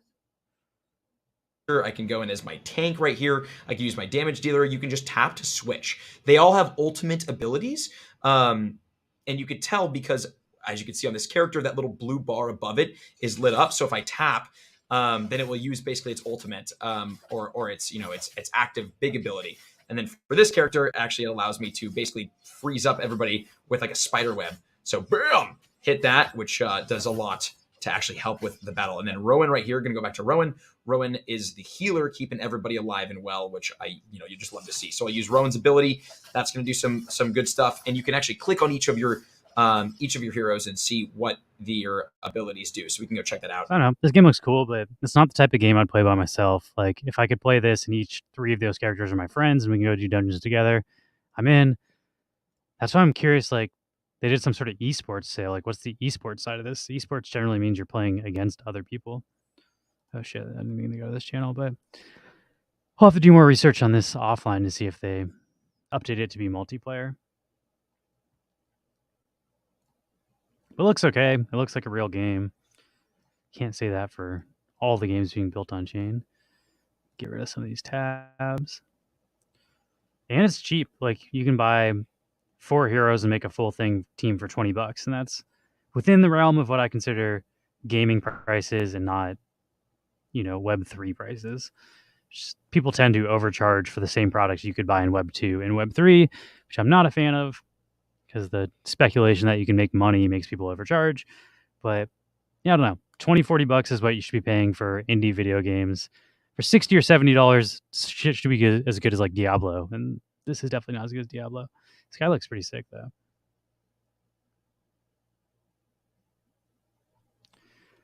I could see getting into this game though, depending on the development they take it, because I'm a huge fan of like what was that? I agree with BuzzKing. It looks like it has potential. I think it has potential too. But I think it reminds me of what's that game? It's like the precursor to Diablo. Fucking like Gauntlet Legends. Yeah, Gauntlet Legends. It reminds me of Gauntlet Legends. It's just like one of my favorite games of all times. But again, it was fun for me because I could play 3 of my friends. Like the fun thing was like, oh, my friend's the archer, I'm the mage, there's the warrior. Yeah. So like if they could somehow incorporate that into this, I would be into it. But I don't really want to play dungeon crawlers by myself where I'm controlling 4 players personally. Yeah. I got back to Dinkum a bit, but Eric, I'm super down if you want to try to play Dinkum sometime. What was I thinking? I do kind of like the idea that if you control all of the characters, like being able to stack like combo the ults and stuff by yourself is kind of cool. But I feel like that would wear off quicker than playing with friends. It's not as cool as a multiplayer experience. Our title to do NFT Gamers suck at normal games. I feel like that's a good clickbait, and let's play some normal games. I loved it. Gauntlet Legends is like one of my favorite games of all time. I played the crap out of that game at GameWorks. Same. I played that one at the arcade. I bought it on Xbox when it came out on Xbox too. Path of Exile is that Diablo. I think I literally played Path of Exile like 2 years ago, but I just never got into it. I think that one's more like RPG Diablo style. I played Path of Exile to see if it was worth playing in 2020. I don't really want to listen to this guy. Let's just see what it looks like. Oh my god. Show me some gameplay. Why does this guy have such weird edits all the time? Like, I want like a minute of gameplay. There you go. Yeah, it looks very Diablo-esque. I was going to say, it still looks like Wish App Diablo. When I played it, there just wasn't much to do in the game. Like, there weren't many missions and stuff. So maybe now 2 years in, there's actual, like, more stuff to do. But the problem with a lot of these games is they just play, like, early access games with not enough content. This guy's editing is the worst thing I've ever seen. Like, he's putting memes over, like, every 3 seconds. Let's check this one out. There we go. This is starting with actual gameplay footage, not memes. Let's skip. Yeah, it's like very much like Diablo. More events. I don't know. I could be down to try this though. It looks cool. I don't know. I'd almost just rather play Diablo. That's kind of where I'm at. It's like I haven't beat the I'm not DNA. I haven't beat the whole campaign yet. I do think this is free to play though. So like as far as okay, yeah, Diablo is $70. And you can earn stuff in here that you can sell. So there's that. Here, let me change our Twitch category. I want to show off my farm in Dinkum because Eric talked about it. I think I've played since Eric last looked. Eric basically asked you to show off the farm, so. I mean, what else are we doing right now? I was gonna play some Battle Bit, but why not just start with Dinkum? Damn, Diablo 4 for $39.99 on QVC. Isn't that like the TV channel where you buy stuff off the TV? Are you? That's Lori from Shark Tank. Dude, are you watching that channel for deals or something? How the fuck did you find that they were listing Diablo? Like, they could sell my Dinkum favorite isn't thing for installed on this half price, I computer. wouldn't find it. You know, it's only a 2 gig game though. I can install Dinkum. I only have 17 gigs free on my hard drive, but Dinkum is within my range of. Let me see what STG football takes up to, because I could be down to play STG. I think Max has STG as well. I think I deleted some stuff recently just to clear up room when I was installing Diablo. That's like a 97 gig install. I can't tell if my internet's broken. First time buyer, damn, that's a great deal, dude. Wow. $39.99.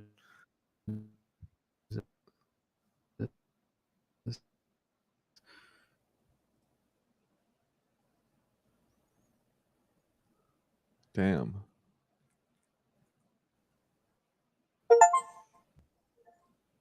Downloading Dinkum just like broke my internet, but I think we're good now.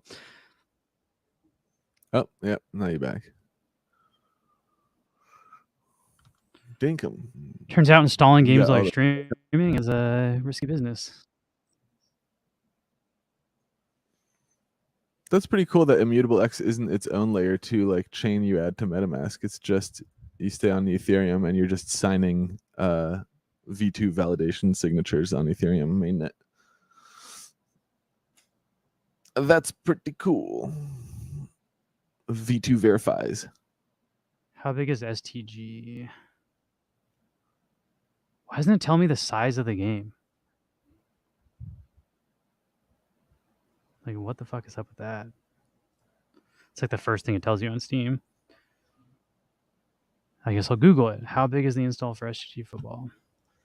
How big is STG football size?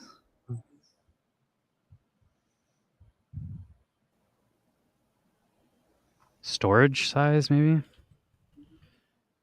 Yeah. I don't know. It won't tell me. How is that something that doesn't just pop up when I Google it? Whatever. We're not going to do STG football because I don't know if I can install it, but I do want to show off my Dinkum real quick.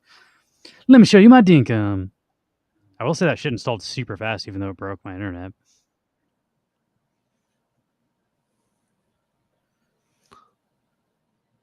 What's mine? You said it's yours, Lewis? Oh, it's my internet. Now I understand. Yeah. And Eric shared the... I didn't see you share the info for Diablo on Discord. Maybe I missed it. It's probably because I already own Diablo. So there is also if you have Amazon Prime, you can claim a free Blanco right now. Here's a link for that. I think you might have shared that too. I don't have Prime anymore either, so I can't claim it. But Oh, I should claim mine. it is an actual Blanco, not just what is going on. Just close this. That's pretty dope. I could use a free Blanco. Can you see Dinkum right now? I can't tell. No, it's all black at the Can you moment. see Dinkum right now? No, just black. Okay. Well, I mean, I see you, but like the game feed is just coming in black. Darkness. Have you been to Eric's farm in Dinkum? Yeah. Oh, yep. Now I see it. I freaking love this game. I played a lot of it. I don't know. It's a lot of grinding. I could be down to get back into it though, especially if somebody else wants to hang out on my farm. Or I'd be down to grind on somebody else's farm. I just got to the point where like I've unlocked pretty much everything. It's just like the only thing left to unlock for me is the like crazy end of game grind stuff. Including a jet ski and a Here's helicopter. my house. Got 4 friggin' beds. You got one an master oven. bed and then 3 beds for the peasants. No one's ever really visited me, but I do have beds in case other people want to come. I'll build more beds if people play with me. It's just buy them. I've got like a full chest full of clothes, and a second one, more clothes. I've also got my guitar. It's one of my favorite. Oh, because I'm in here. You gotta walk outside to play the guitar.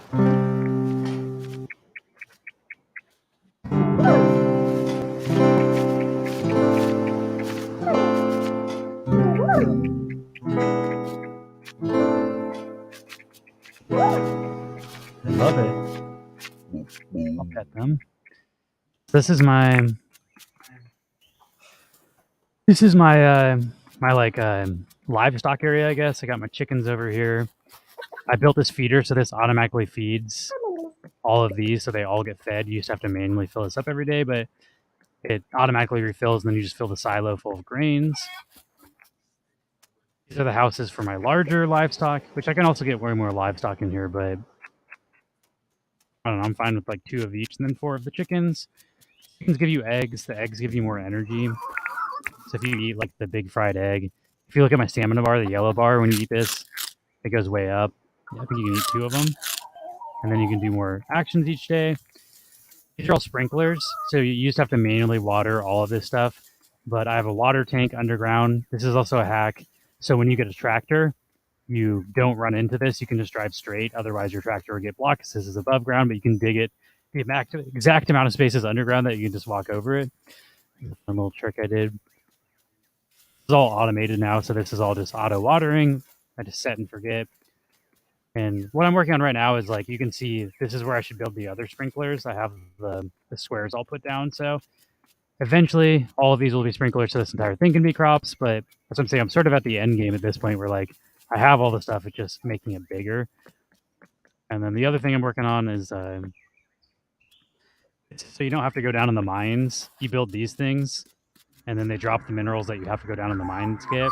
So I'm going to fill this entire thing with that. And this gives me the materials I need to build the sprinklers. So what I'm doing right now is going down in the mines, building these like things that pull up the stuff from the mines down. So then eventually I'll just be able to harvest all of these and mass produce the sprinklers and then build like vehicles and stuff. That's sort of what I'm working on right now. And it's just a long grind. I have all of the buildings you can build. Got my town set up. This is the underground mine, and this is kind of like my smelting area. I got all of the smelters. This grinds up ores. This is the old smelter. It's slower than the new one. Fun. Got a bat zapper. This is the newest thing. Oh man, this was such an epic thing to get. I had to find the guy that only shows up like on certain days, and you have to like find him randomly on the map, and then like if you go away, you can lose him. So I had to have the materials just on me, and I found him. This is a lantern that also kills the bats. So when you go down in the mines, bats attack you, and you have to switch from your like light to a weapon to kill them. Now they just fly into this and they die. So I can like explore the mines freely, which is dope. My woodworking area. And then this is my cooking area. This is how you make like grains and stuff. Like I can put grains in here and then grind them up, and then I put them into my mill. This is the barbecue area. And this is also so you can do 4 ones. You can do like 1, 2, 3, 4, 1. Or I'll show you like with the egg you can go. Any other crazy items you can buy from that guy? I timed it so you can do it perfectly in a circle and it cooks stuff, so you can just do it like infinitely. And that's why I have 4 of everything. So you can mass produce. Same with the saws, same with these. There are crazier items I can buy. I don't have the materials for them though. I have to do more hunting. This makes like honey. This can ferment stuff, so you can make like beer and wine if you pick the flowers and put them in there. Oh, make some mead with that honey. This is my only vehicle so far. I still need to get the helicopter and stuff, but I do have a sweet little motorbike that I drive around. And the next thing I need to do is build bridges, because I don't have bridges to get from here to all the other islands, and you can't take this thing through the water. So like, eventually, I guess I can drive around and show you what I'm talking about. What happens if the motorcycle goes in the water? Does it just fly with the building in? You just lose, like it just drops off. It doesn't break or anything, but you just... Oh no. I can pick it up. Have it again. It comes out of a box. But shit, I shouldn't have done that. Now I have to drive it back through to get it. But yeah, like I need bridges so I can get around these islands with my vehicles. So eventually I need to harvest a bunch of wood and build bridges. Let's see if I can find a way back without. Sorry, kangaroo. I didn't mean to run into you there. See if I can find a way back without breaking this again because it does take damage. I'm also not going to save on this file. I'm wasting a day. I'm not doing what I'm supposed to be doing. Let's see. Maybe I can go all the way around. But yeah, you can build bridges so you can. Bridges are mainly for vehicles. How does this setup compare to your setup, Eric? How's your dinkum farm these days? Do you have a helicopter?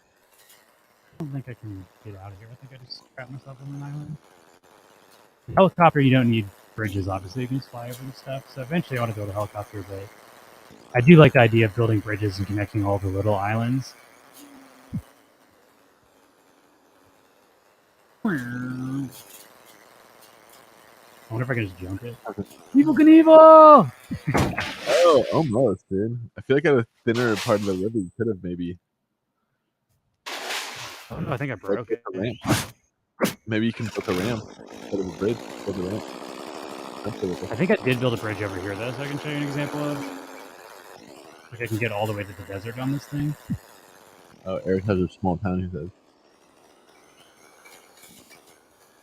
I can't remember where I built my bridge. Maybe you can see it on the map. But it's over here. This is my bridge.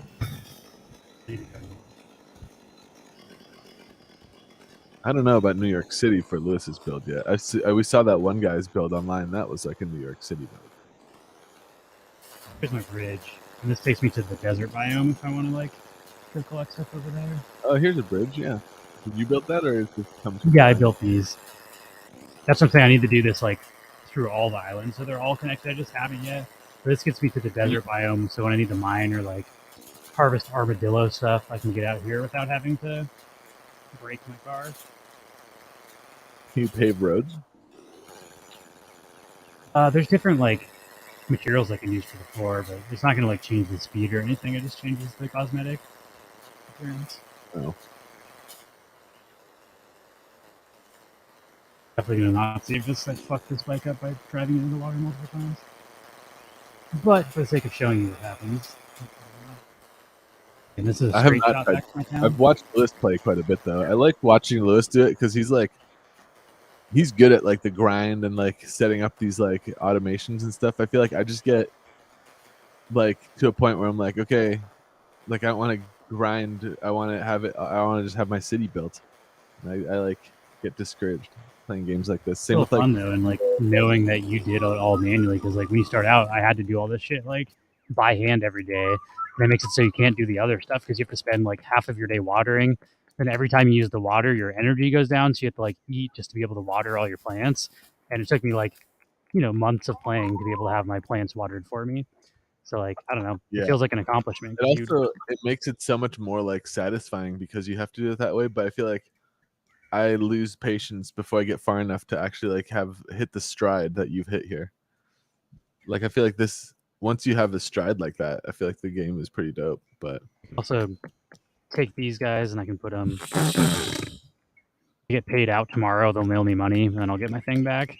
But that's how you hunt people. This recycling bin's fun too. It just gives you random items every day, so there's no reason not. Oh, Berkeyamore. I've never had that before. They've definitely added a bunch of updates since I stopped playing, so I kind of want to start playing again. So I can. So that's what I was saying. I was kind of at the point where I had everything but the super endgame stuff, which is super grindy. But I think they just added a bunch of new stuff to unlock. So there's actually a reason for me to like start grinding again, besides making a crazy large, like, I don't really need more than this crops. Like, this makes me more money than I need. So like filling this up to just fill this entire space is more just because that's the maximum amount of space that fills up from this thing. And I also had to look up guides how that all to do this. I'm not like smart enough to figure this out. This is all people smarter than me that know how to play the game figured it out, and then I just go on the wiki and then I recreate it based on the drawings they do. Same with this thing, like the way that these are all evenly spaced, like if you space them differently, they will like double spawn ore on the same ground and you'll have less ore. Like there's 3 here for 3. If this was 1 square over, it would not be able to spawn the second one. So like this weird shape, the diagonal shape that it's making is like very intentional that somebody else figured out is the most effective way to do that. But Yeah, I'm not even necessarily like the best player at this game. You just have to go research it. It's the same thing with Minecraft. Like Minecraft, every information you've ever needed is just on the wiki. It just how much time do you want to spend learning how to do this stuff. But that's also why I like the game, because you can play it super casually or you can get super hardcore into it. I have to mail too. Let's see what's in the mailbox. Oh, this is, I forgot to show off my orchard. What's up, Franklin? Oh, another quarry. Yeah, because that's what I've been grinding. So this is the thing that makes it for. Yeah, this is my, you can't see it because I must have recently plucked the fruit, but these are all the different type of fruit trees in the game. There's apples, what are these things called? Bush limes, blueberries, and bananas. So each one of these, I have four layers of trees. And then how many layers back? Like 1, 2, 3, 4, 5, 6, 7 layers back. And then these all just spawn fruit. So before I was able to like successfully farm my stuff, this is how I could feed myself consistently. And it's way more than I can eat, so then I can just sell the extra berries. Yeah, I've got a pretty legit setup here. Yeah. I also have this lawnmower sick because you have to like manually clear the brush with the scythe. I don't think I even have one on me. But now if I take this lawnmower, I can just I love the little like open the door here. I also have everything gated, otherwise bugs can get in and like eat your shit. This just mows down the grass. Oh yeah. It doesn't break because the scythe does break, so like that saves you money in the long run. But I leave it in here so the animals don't get at it. I don't want the kangaroo to eat my lawnmower. Wait, the animals can fuck up your lawnmower? No, they can't, but it's like real life. You don't leave your stuff totally outside in the wild. And this is sort of where I'm at now. Every day I have to go into here and see if there's new. Broken ore.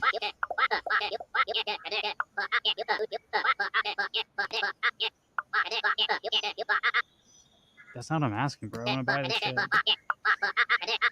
Ooh, a new bed. Let's go. Although I'm not going to say this, but every day it's RNG what spawns there, so I just try to get new recipes every day. And this is sort of what I grind at this point. This guy makes all the end game crafting stuff. So like I don't have a chainsaw, but that's better than the axes for cutting down trees. There's dirt printers, compactors, jackhammers. Dirt printer makes the dirt go up, and then I think a compactor makes it go down. And jackhammer, I think, is a way that you can it's like what a pickaxe does, but you can recharge it on the battery instead of it breaking. So like pickaxes you have to keep buying, so it's a waste of minerals. So this is a way to like sustainably use your minerals. But through the charging station is how you charge it, which I already have one of those. I might need to get a couple if I get a bunch of these things, but the quarry is what I build. And then the iron bars I need to go down to the mine to get. Eventually the quarries will just start making themselves when I have enough of them, but I still need to go into the deep mine to get the materials from now. And I have the motorbike, but I need to get like the next big things are the tractor and the jet ski. I'll get the tractor first because it has like it just harvests all my plants for me, so I no longer need to manually grab everything. I just can just drive over them and it collects it for me. But then the helicopter is like the end game freaking cool thing. Which honestly I could get if I wanted to. It's just for fun though. It's not really like doesn't help me get more minerals. You can't use it to crop them. Eric wants to know, do you have a cafe in your town? Is cafe new? I don't know. He says, do you have the cafe in your town already? There wasn't a cafe last time I played the game, so if there's a cafe that's new. Oh, he thinks it is new. So yeah, there you go. You gotta add a new building. Yeah, and the new folks come here. So like when there's new folks that want to move into your town, they're in this, and you have to talk to them. And you just go look online, like it'll be like you need to do 5 favors for them and spend $100,000, and then they'll ask to move in. I believe the haircut lady will never move in though. I think she's only temporary. And she changes like this is just like in GTA when you go to the barber if you want to change what you look like. Yep. This is my sentiment when I play these games too. I'm like, okay, how do I kill somebody? Like, how do I win? That's kind of like why I lose steam. But I can't like I like watching Lewis play it because he's like, I don't know, he does things in a way that like, I don't really play games like this. I want to beat somebody. You know what? This isn't I don't like funny. the PvP part of this game. If you wanted to fucking play with me, I'd love someone to kill the people in the mines for me. If it gets intense, there's like I'll go down in the mines just to show people. But let's see, I'll get mine. So there's like a PVE kind of thing. It's PvE, and I mean you can play with 4 players, but it's PvE. But like, there's the most dangerous enemies in the game are underground, like in Minecraft. It scares the shit out of me. That's why I'm building all this quarry stuff over here because I don't want to go underground. I hate going underground. It's my least favorite part of the game. So I need a teammate that can fucking help me wreck all these enemies. Let's see. You need a mine pass. It costs like 20,000 every time you go down. Then I also have this helmet. Let's see. Let's put the helmet. What else do I need? And then these keys that open special gates down there. But then I'll go down.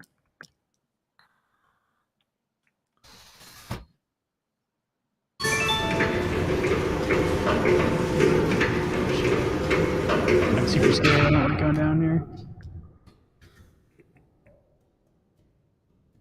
Dark as shit, and there's like wildebeest that shoot fire out of their mouths, and then there's a Oh damn! on my hat. That's your Miner's new helmet is lantern? nice. It lights for me.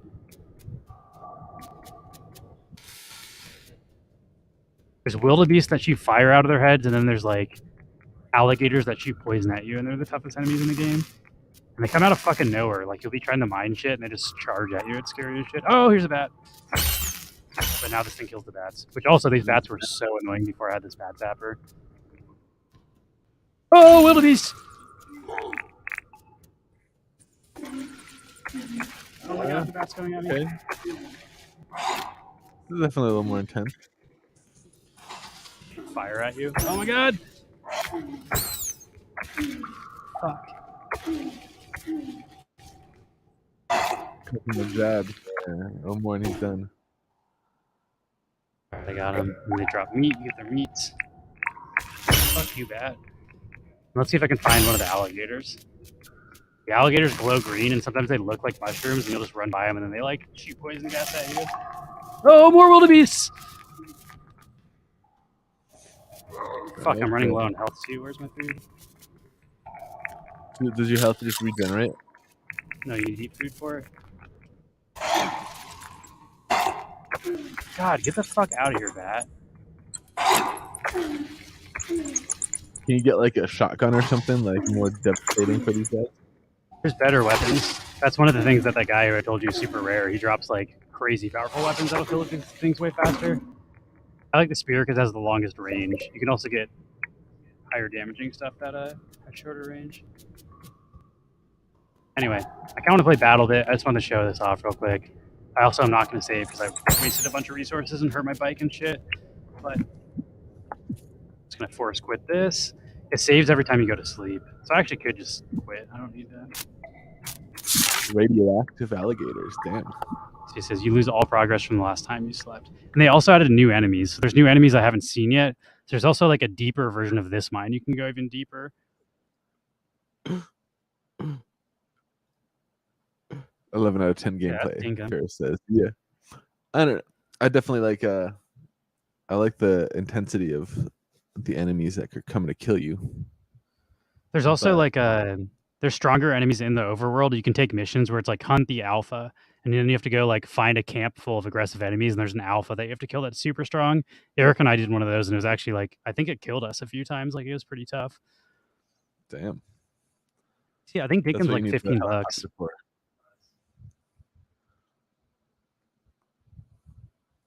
Dinkum Steam. Let's see what the Steam store says. It might be on sale too, since it's 20% off right now. I super recommend it. I love this game. So yeah, it's a summer sale. I bought some games already in the Steam summer sale. Is good deals. Paul and I were playing. Oh, what? There's a. It Takes Two. Oh, it's a different game. It's $20 though, so I don't know. For me, totally worth it as far as price goes. Like, I got way more than my $20 worth of. You sent a video on Discord with the updates? Because yeah, that's the next thing they're working on. So it's more like they're trying to make it more like Animal Crossing, where each season has specific animals and flowers and fish that come out during each season. So you have to like only in the winter can you catch certain things or pick certain, because the fruits are already that way, like the plants and stuff you plant, but they're trying to change it so like the animals and the wildlife change from season to season. Oh, what? You can get an underwater helm?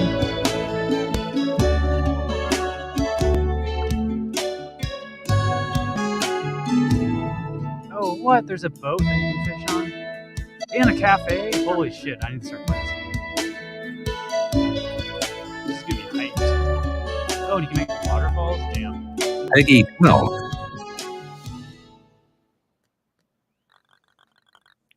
Oh, you can set the mine level so you can go deeper and there's harder enemies. This is gonna be fucking terrifying. What? There's like Venus flytraps that attack you? That's terrifying. Oh, what? Those have ranged attacks? Hell yeah. This looks dope. I'm definitely gonna have to get back into this.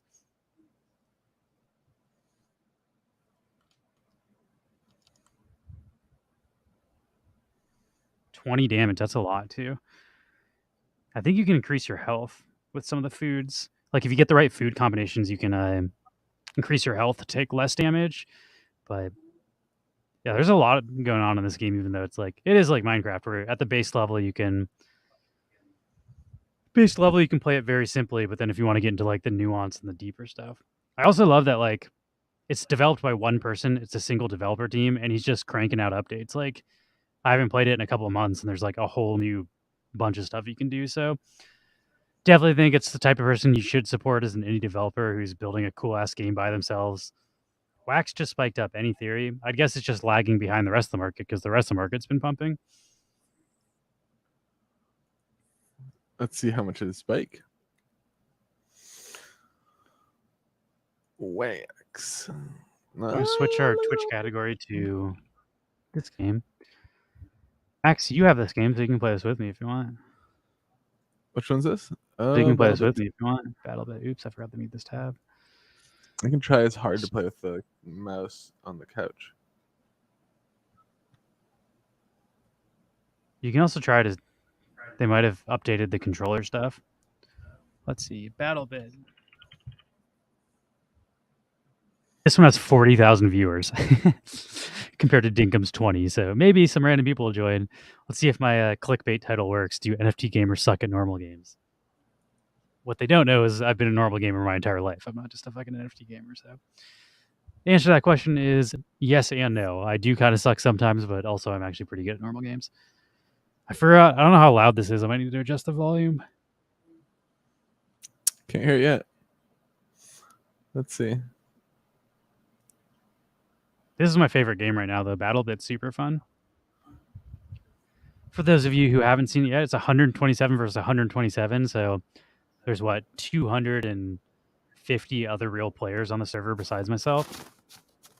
I don't think it's too loud. I think I already had it at stream volume. Yeah, it's on 10. There's also some cool stuff I found. Like people said you can put the revive button to the same button as the drag button, so you can drag and revive people at the same time with one button press. Like I've been trying to look up tips on how to like get better at this game. Oh, that's pretty cool.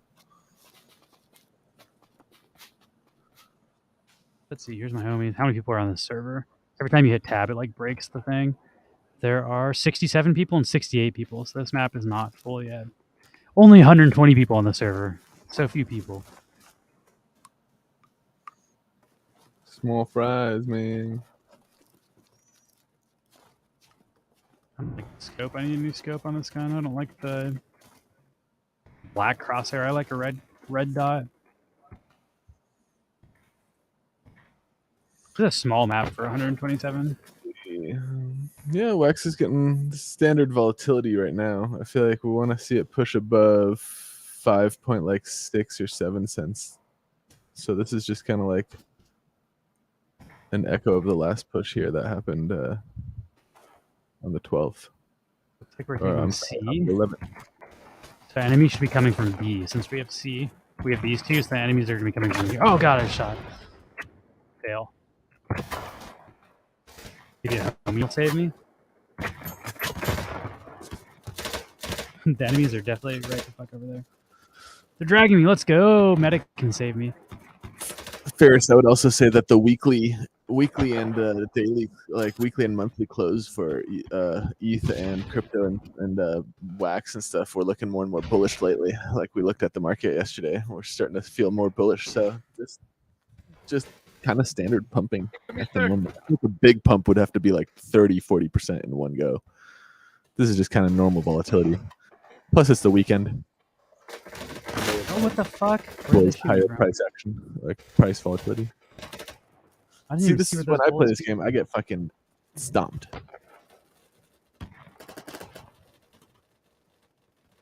Well, this is not a good start. I'm 0-1. So, do NFTs gamers suck in normal games? The answer is actually yes. So far, not a good look. I don't like this sight. I want the echo though. The echo is my favorite. So, how many kills do I need? I need 7 more kills, and then I can get the better scope. All right, I'm gonna spawn on my teammates over here. Except it looks like they're in the shit right now, so I'm probably gonna immediately die. Oh god, give me this rock! Right to the right. God, I knew I shouldn't have spawned there. Like, you should not spawn where a bunch of X's are. Alright, I'm gonna spawn here and then go for E, because literally nobody's at E. Why aren't we defending that? Alright. I also don't like this map, not that excuses why I'm doing so poorly, but this is a big sniper map, so you get shot from like a million miles away without seeing anybody, and I'm a rifler, not a sniper rifler. Might have to switch over to sniper, because snipers are better on this map. What the hell is E?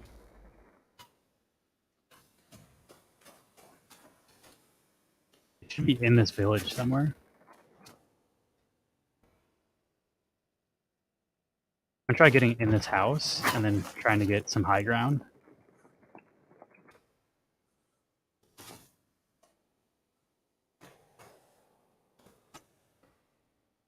Steps? Is that in the house?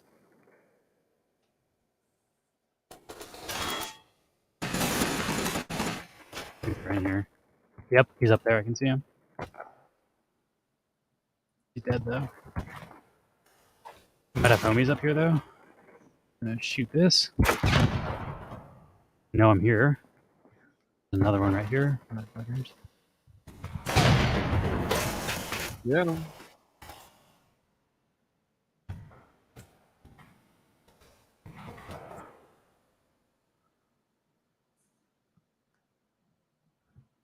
It does what I do. Just booby trapping the whole building.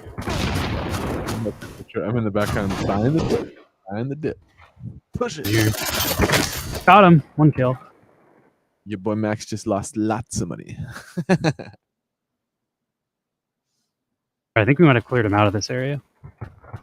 You can see when the map is flashing, it's not flashing E. That means we have secured this area. There's no enemies in the dot. So, I'm going to leave E, and we should go towards D. I got 1 kill, so now I'm 1-2. My goal is to always just be 1-1. Where am I? Here we go. 1-2. You just gotta get one more. That's doable. Without dying.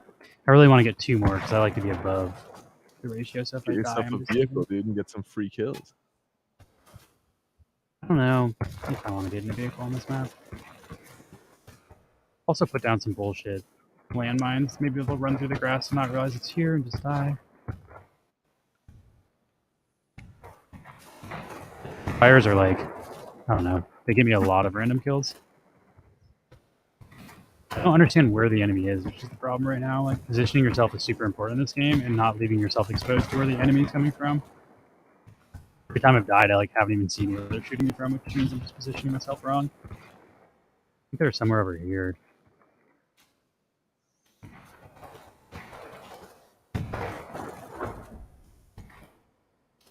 Maybe this way.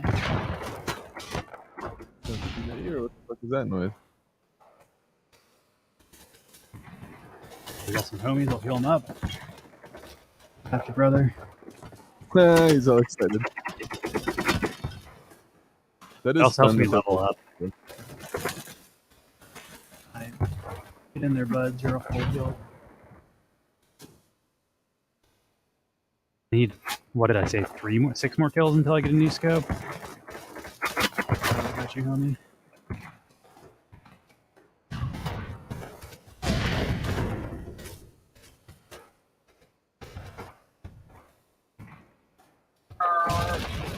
Yeah.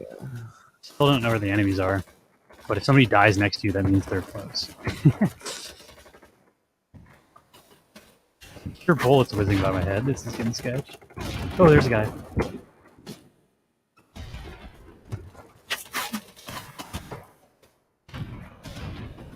Fall back a little bit.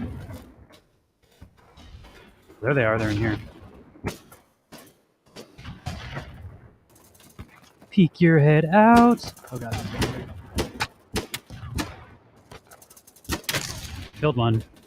Now we're even, baby. One more and I'm up. Reload for a second. I also just took C, which is right next to me. They could be coming from there. So I'm blocking C from my angle. So that, oh god, they know I'm here.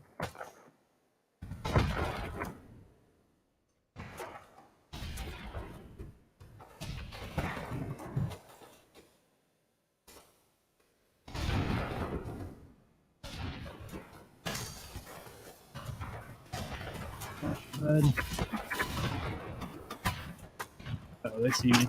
Fuck, I shouldn't have tried to revive them. That's what I get for trying to be a good teammate.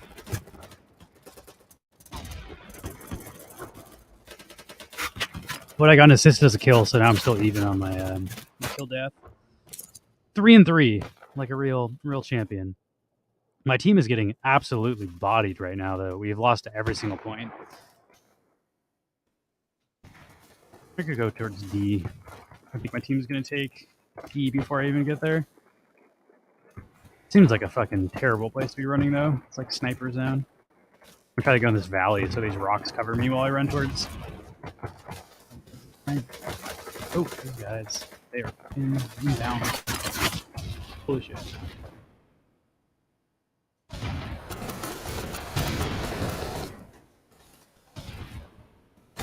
Fuck. Right when I saw him, he shot me.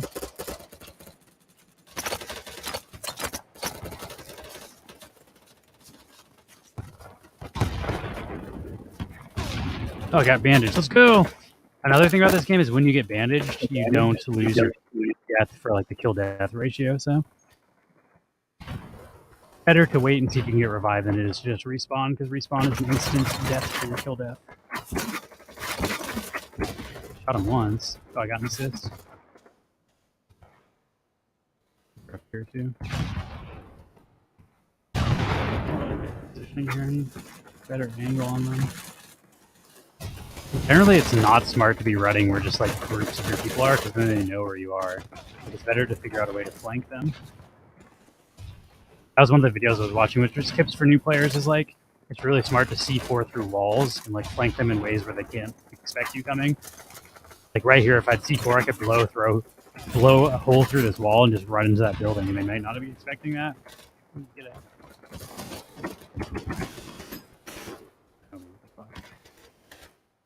Scared the shit out of me, guy.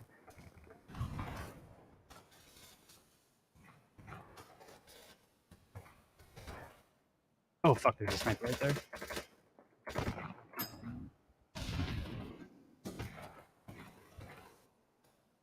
What are you gonna do? On me, boys! On me! Contact!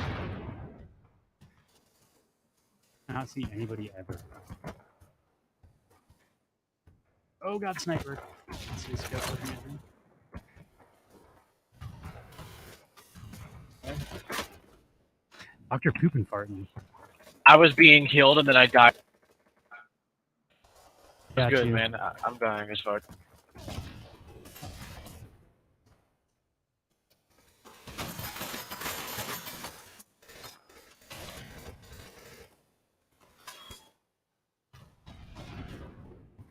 Yeah, do not look out that window. That's instant death. I'm gonna get a life or something. I'm gonna go home or something. It's probably that. Drop this building a little bit in case they try to come and kill us. Revive needs to be revived.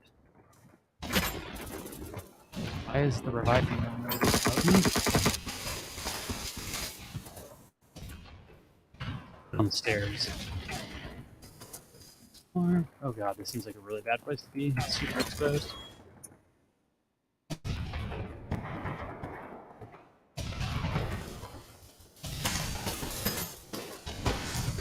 Boom, double kill. I got a Claymore kill and a Scar kill. Triple kill. Let's go. There we go. That ought to help with your ratio. Another kill with my Claymore. That means they're coming up here, though. Fuck. It's time to fucking get ready. Or maybe those are my Claymores I just put. Oh, my Claymores are still up. Those are my other Claymores that I put that were just like...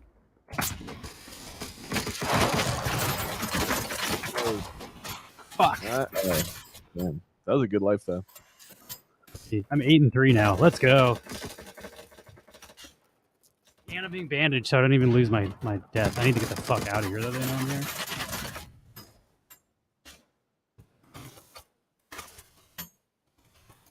I need to fall back.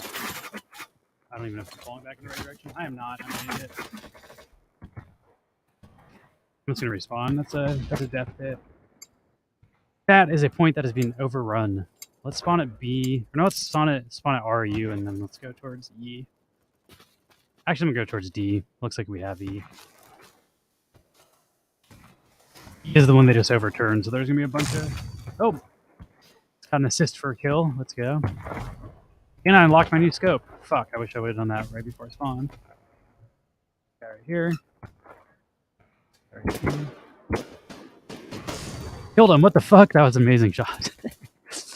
I'm not expecting to hit the guy through the tree. Oh, there's a guy right here. There's so many guys. I need to get the fuck behind me. Also gonna set up some random claymores in the bushes that give me kills. Set them in the high grass. They like can't see them like this shit. I just run into them. Oh, my claymore just killed someone. Oh. God, this game is so fun. I'm horribly exposed here. That's a bad spot.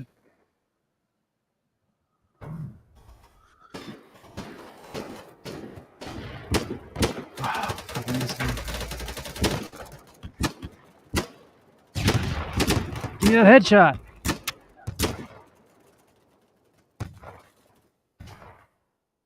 Reposition. I don't think this is a good spot.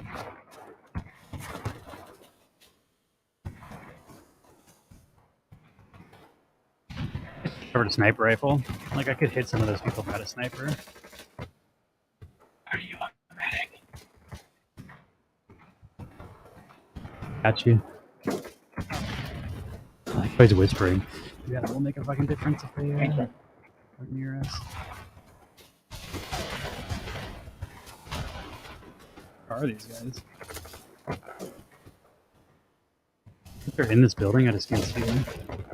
Oh, there they are.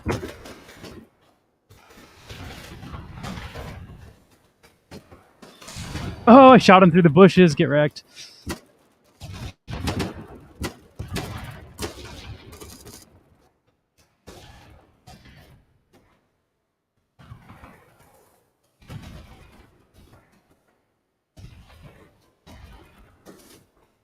Uh-oh, I'm super exposed here. I need to get behind a rock. Sniper buddy. Okay, so we have that command post. So let's get in this valley. They can't snipe me when I'm in here. Let's go.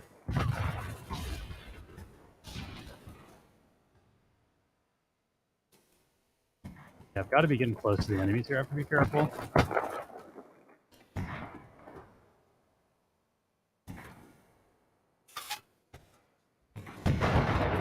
I'm gonna use the buildings. If you run through buildings, they can't snipe you through it.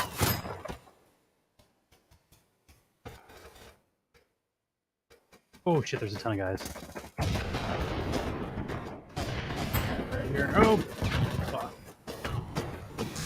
One. Oh god, they see me.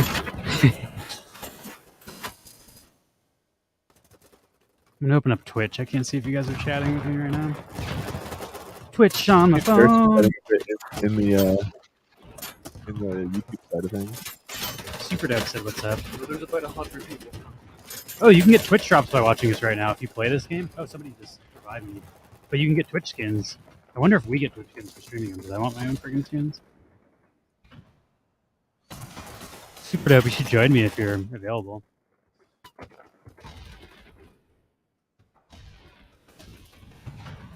Oh, Super Dope just hopped in. I see him playing.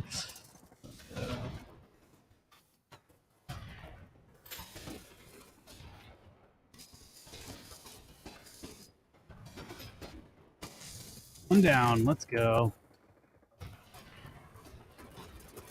Playing like a Giga Chat right now.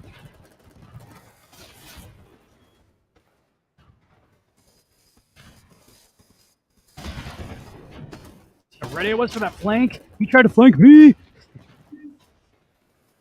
I'm kind of understanding this level a little better now. Like, once you understand where they're coming from and you position yourself correctly, it gets way easier. I know they're coming from this mountain. Oh no! Where? From where? Good thing I have a medic coming helping you. Never mind, he just got wrecked.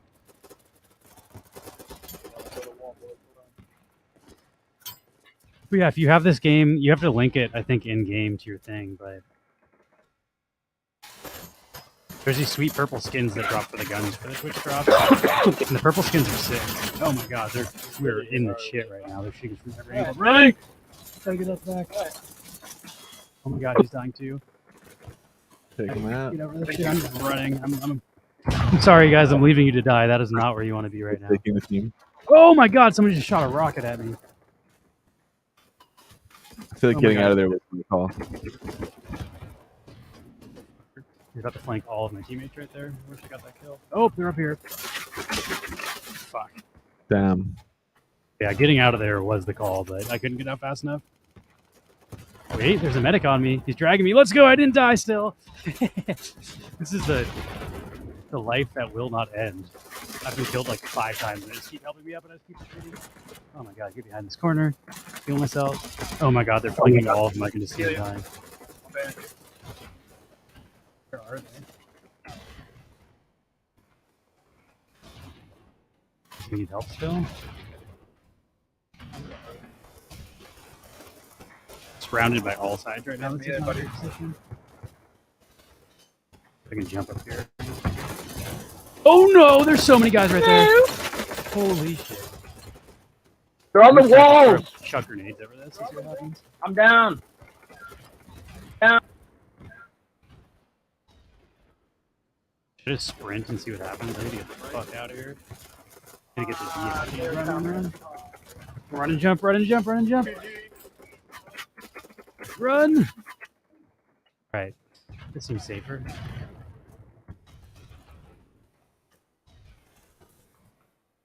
Alright, get under cover. Where am I? Figure out where I am in context of them. I think they're all over here. I'll go upstairs and try to snipe with you.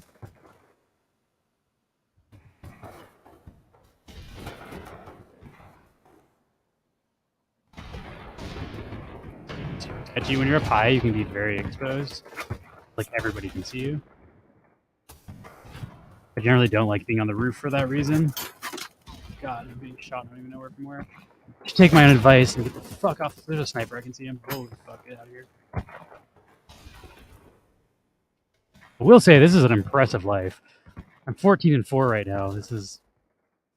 like, I'm better than I am at this game. How am I still getting shot at and I can't see? Fuck out of here, run!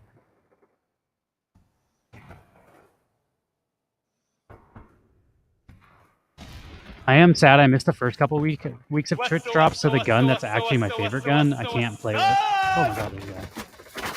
What the fuck, I didn't reload? Of course, I just get super noob status after I talk about how good I'm doing. I forgot to reload my gun and I didn't even shoot anything when I tried to shoot.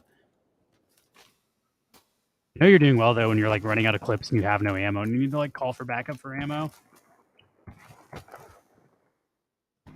Alright. See if I can get some flanksies in here. They're coming to D. From B. So, gotta look out. Super depths in this game.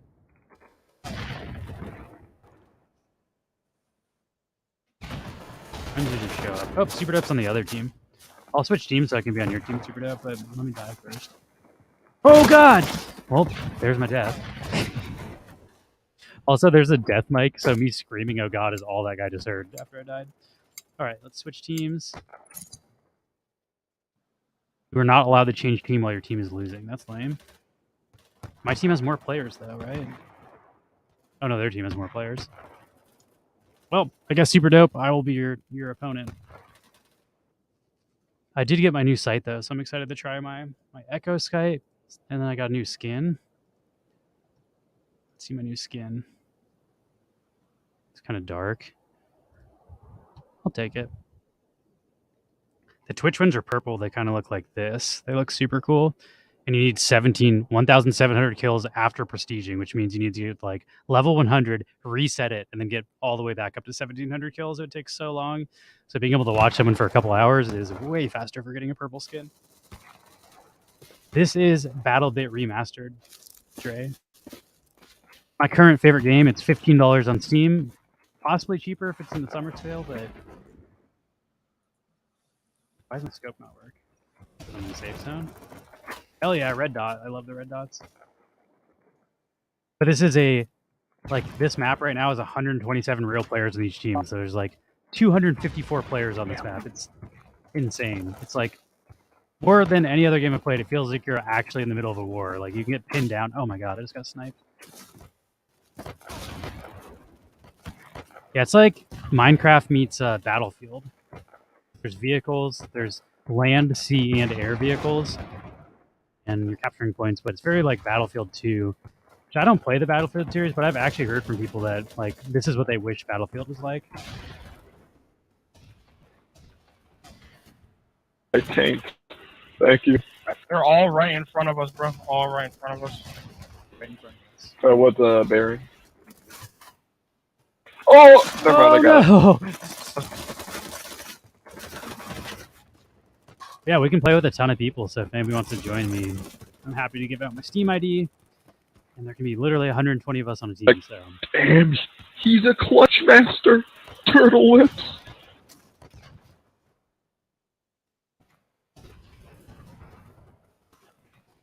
There's a guy there, he knows we're here.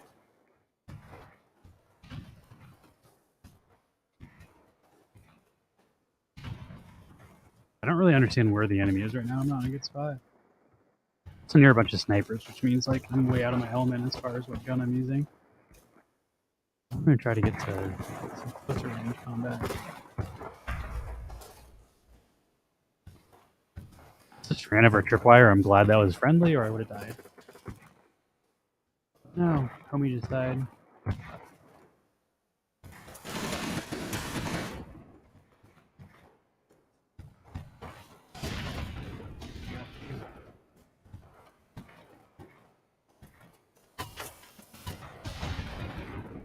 Alright, so they're trying to take C. Might be able to get a good vantage on C here while they're trying to take it. Oh my god. Apparently they have a good vantage on me there. I like playing the medic class because you can self-heal. If you can't tell, I get shot randomly all the time and I'm able to heal myself. It's a pretty big advantage.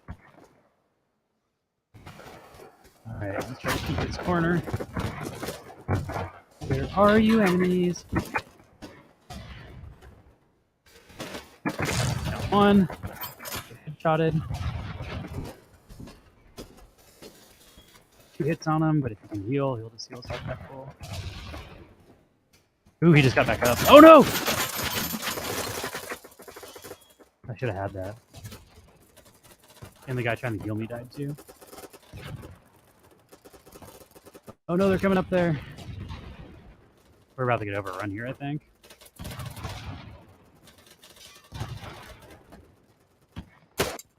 Death.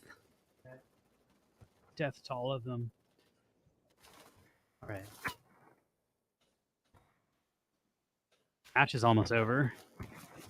If we get to 0, there's like death tickets. Every time you die, your team score goes down 1. And then depending on how many of these points you hold, your score goes down passively less. So like you can see they're -30 a minute, we're -45, so we're losing right now.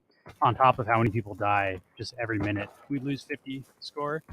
And once you run out of tickets, your team loses. We're definitely going to lose this one. But Personally, I'm actually playing pretty well. I'm not that great at this game, but I do okay.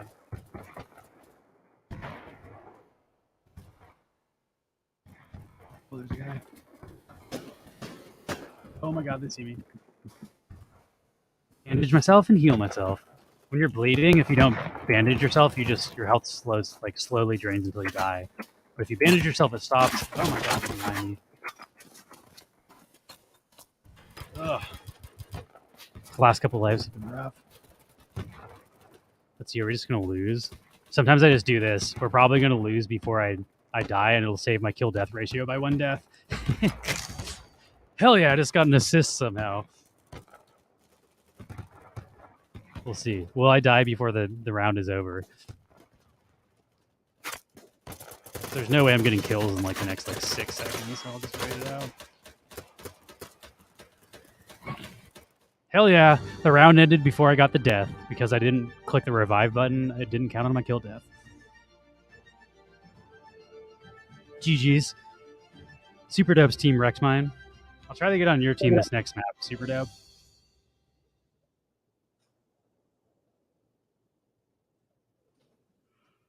Let's see, I'm going to vote for, I think Domination right now is a double experience. People voted Conquest, though. Tensa Town Day. Tensa Town is the best map in this game. It's definitely the most fun. I feel like it's Dust 2. If you're playing, like, Counter-Strike, it's the fucking... It's the shit. I love Tensa Town. It's so fun. It's just, like, a very compact city, so you can actually play with SMGs and rifles. Like, a lot of these maps are just, like, wide open maps with sniper points looking at the point, and you just get sniped from a bajillion miles away. Tensa Town, you can, like, run through. I don't know if I can... I'm just going to try to join your squad, Super Dope, if that works. The problem with if you play 2 people in a squad, like, other people won't join your squad, and then you can't spawn on your homies. Fuck, people didn't pick Tensa Town? What's going on? I'll just see what team you're on, and then through voice chat, I'll tell you, like, we can just try to join the same squad. But when you do, like, a private party, it, like, puts you in a separate squad from everybody else, so you only have 2 people. And, like, part of the respawn mechanic in this game is you can spawn on any of the 8 people in your squad. So if you're in a 2-person squad, it's a pretty big disadvantage. I am in Juliet on American. I'm American Juliet. If you can join me, Super Dope. You can do that by click X on your squad in this thing, and then you can just join the Juliet squad. So if you want to join me, try to find Juliet. Yep, you're in my squad now. Hell yeah. That's how I've been playing with my brother, because it's easier than making your own squad, because people don't join your squad for whatever reason when you have a... Let's see.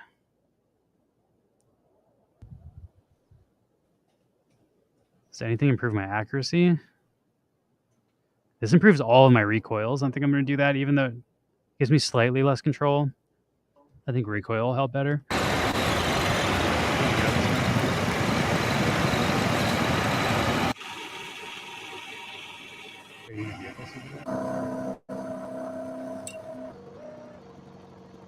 I don't know if this... No, this is a cross. Dude, this guy sucks at driving. That's why you don't get into vehicles with strangers. They offer you candy, say no thank you, you suck at driving.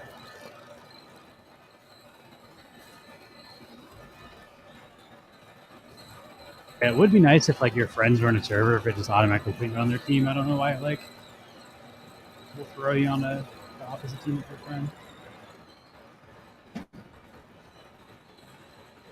It's not my favorite map. I don't like the maps where there's huge distances in between the points, because now I'm going to spend, like, a minute and a half running to the point where people are actually fighting. We got out of the vehicle because we got stuck with driving. Oh my god, they're coming hot. Oh, I killed someone? What is going on? Oh, double kill. You guys are getting sniped out of the helicopter. Double kill out of a helicopter. What the fuck? They're crashing. Let's go. They all died. I just stopped them from stealing the point. You just kill the fucking pilot or something? Yeah, if you kill the pilot, the whole thing crashes. It's awesome. I was not expecting that to happen. That was a way better shot than it should have been. That was luck. Yeah, I need to get in a fucking vehicle, though. This is so slow. That's one of the big strategies on this map, though, is to take the helicopter and then they go take our first point while we're all rushing towards the middle point. And then you get in this constant battle of like trying to take back the first point, so then you can't put pressure on the middle point. It's a good strategy, but they fucked up by getting shot out of the helicopter. All right, here's a vehicle. I'm gonna steal this vehicle.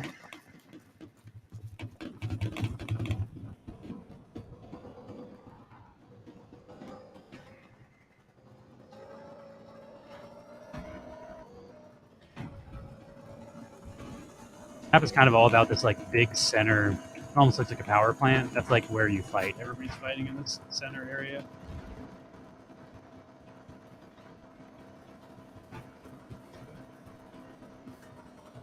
Get out of this soon because there might be enemies. There's enemies on camera. Gotta get to the volume going down. It's shaking.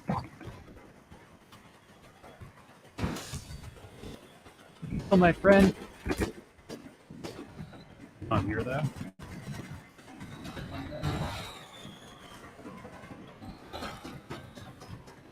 Oh, he's up there. Right when I saw the scope, he killed me. That was a good shot though. I'm not even mad. I don't think I'm gonna get revived though. None of my homies are near me. That's sort of the danger of flanking. Like when none of your homies are near you, that's how you get the kills, because like you get the jump on the enemy, but then also if the enemy sees you, got nobody fucking near you to save you. Kind of a double-edged sword, but I like flanking and like trying to go in the path where people aren't. Because otherwise people give away your position. Like if you're trying to kill someone and there's like 100 like 100 of your teammates next to you, they all know you're there, so then they're all pinning down those locations with like snipers.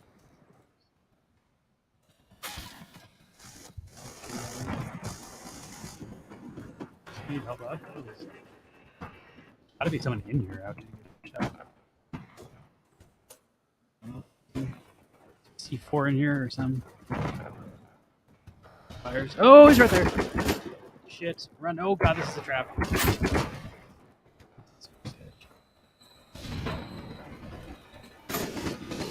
Oh my god. Fuck. That was intense.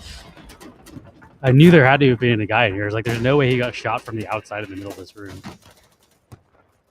That was bad gunplay on my part. I should have had that guy. I had to jump on him. Panics.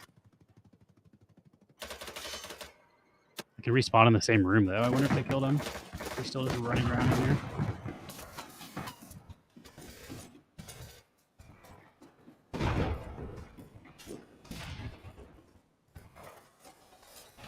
Oh god, that's the guy right there.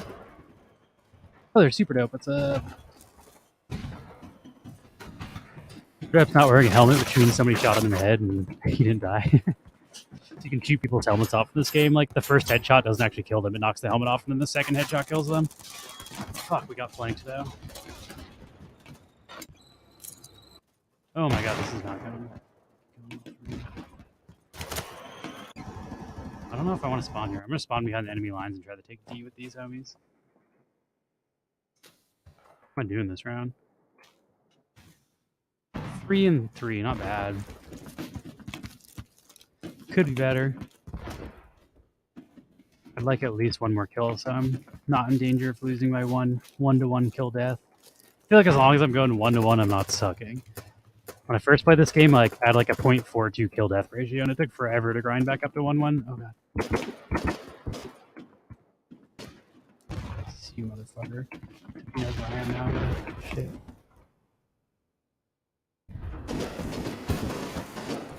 Oh my god, if I didn't kill that guy, I was about to freak the fuck out. How many times do you have to shoot him in the friggin' head? They also might have a homie helping him up, and they know I'm here now, fuck. I should have moved. That's the dangers of flanking. It says I have a teammate 9 meters away, though. Maybe he'll save me. What's up, homie? Oh no, he's dead too. Wait, actually killed someone. I don't think he's gonna help me up though. He seems... This man's on a mission. The mission to not save me. Alright, I'm gonna respawn. He's just like you. He's like, I'm out of here, guys. I'm sorry. I mean, I died there trying to heal myself, so it was not a good spot to just be standing. I don't blame him. I should have moved. you have games. Oh fuck, there's some guys. Is Super Dope on your team this time? Yeah, he is. My squad is like behind enemy lines right now, though. This is like a super dangerous place to be.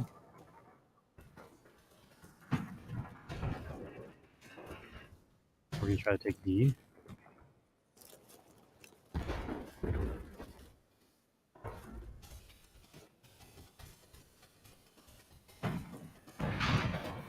Get in there, Zades. Heal you, bud. Oh my god, what the fuck? That was a crazy move. Can you jump up here? I can't. I'm not good enough. Damn, that guy had some fucking parkour skill, dude. Oh no! I was trying to revive him and there's a tank out there. That fucking noob. Apparently, you shouldn't stand where a tank can shoot you directly. I actually just recently realized, like, I probably couldn't parkour that because you can change your character. Like, if I change my chest armor,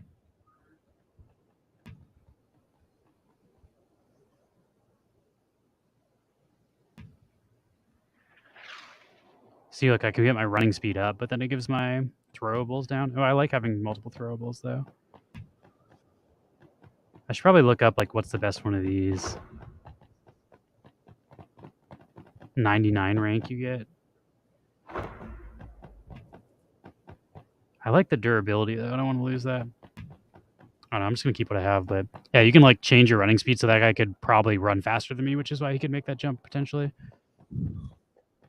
I see.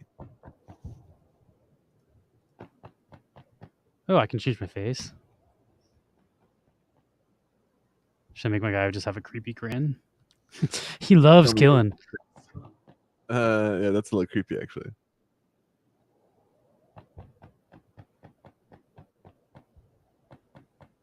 White hair. Can't really see it. Oh. Just fucking no eyebrows, just big bright smile. Do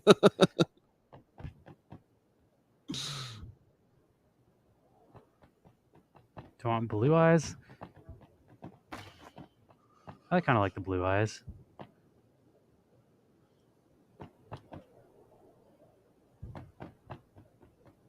I think that's all of it, right?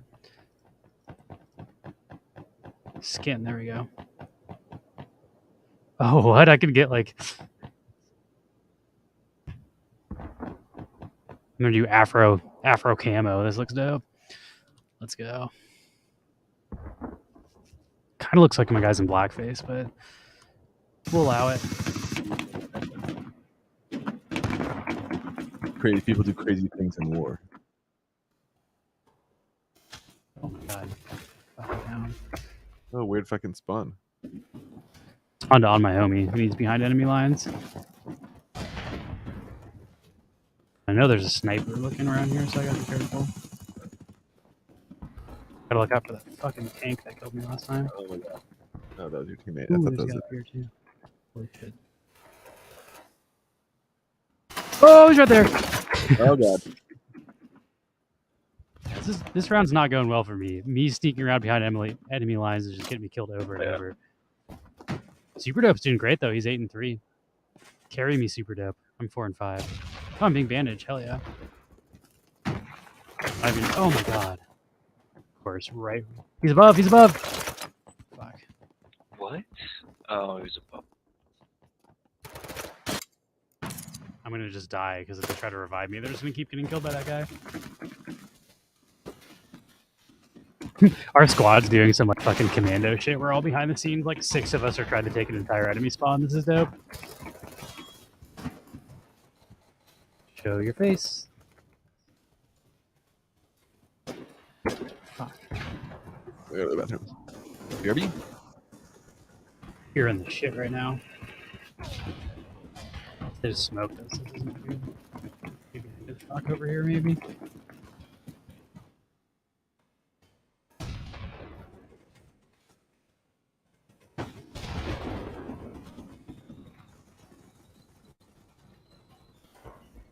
The tank. We do not want to be seen by that tank.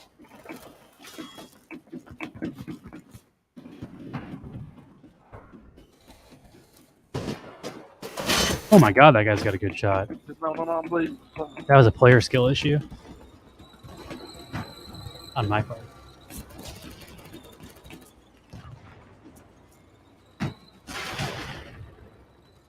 think I'm just gonna have to revive. Nobody's near me. Well, I'm just getting wrecked over and over. This is not a very good round for me, but maybe I'll recover. Oh my god, they know I'm here too. Fuck out.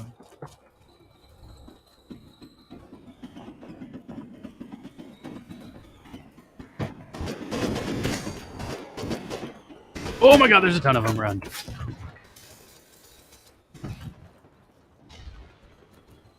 And there's a tank right there.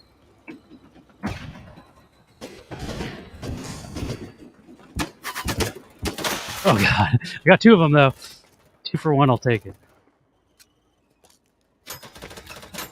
You can also, they can drag your body around when you're dead. What I do is I just I middle mouse mark the ground so they can see where I'm dragging my body. It just like they think they're doing something cool, but you can like totally show your teammates where you are. My teammates are nowhere near me though, so I'm just gonna die.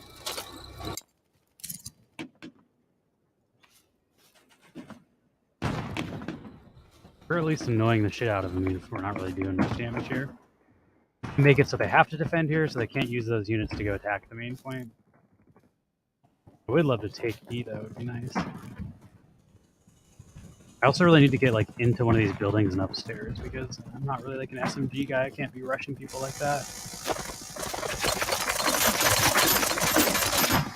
Helicopter shooting at me? That's sketch.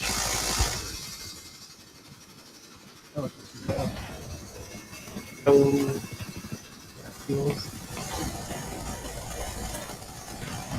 the helicopter above us is an enemy, by the way. Super depth. Oh god! Oh crap! Ah! That guy just wrecked us.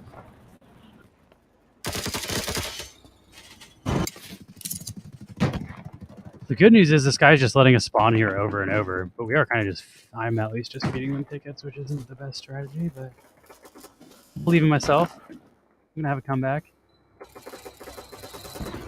Oh my god, is that an enemy tank?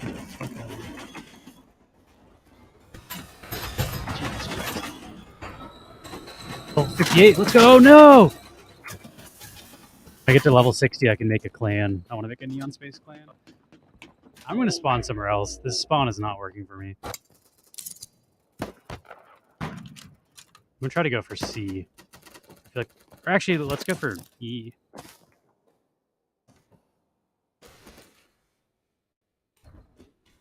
They definitely know we're coming to D. They're defending the shit out of it. Got multiple vehicles there.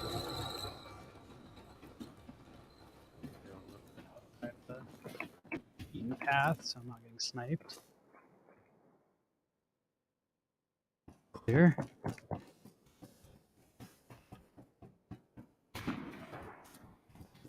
All right.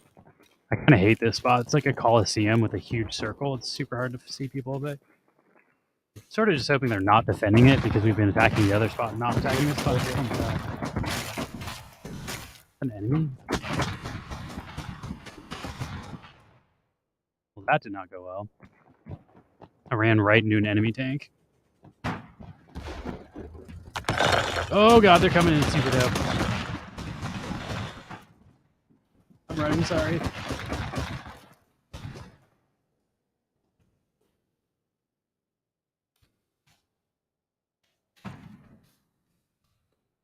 Getting this fucking hell. It's a super dangerous path to run through. Should I go for it? Oh, there's a fucking tank down.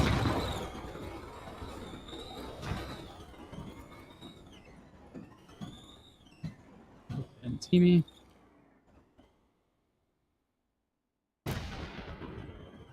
Get some of my teammates and see if I can run out the back. Do not want to be in the line of sight of that tank. You guys saw how that ended last time.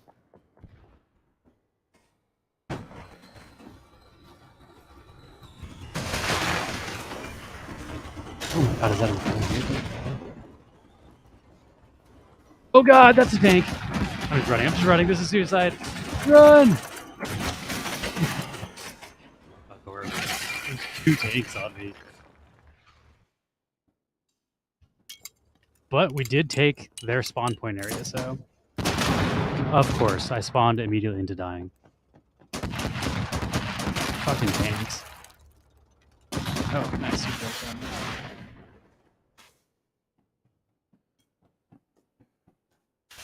I'm hiding in different one of these where they can't see me.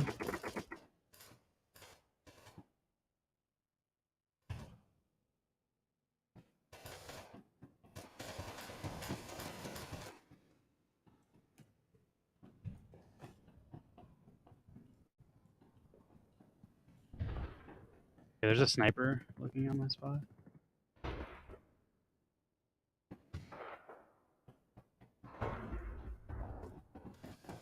They're not coming for E though, that's surprising. There they are.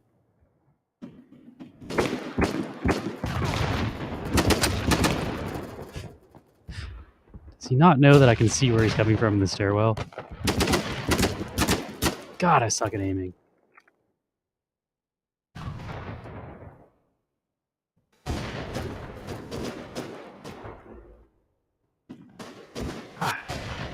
I'm hitting this guy every time. Holy shit, this wall's coming down.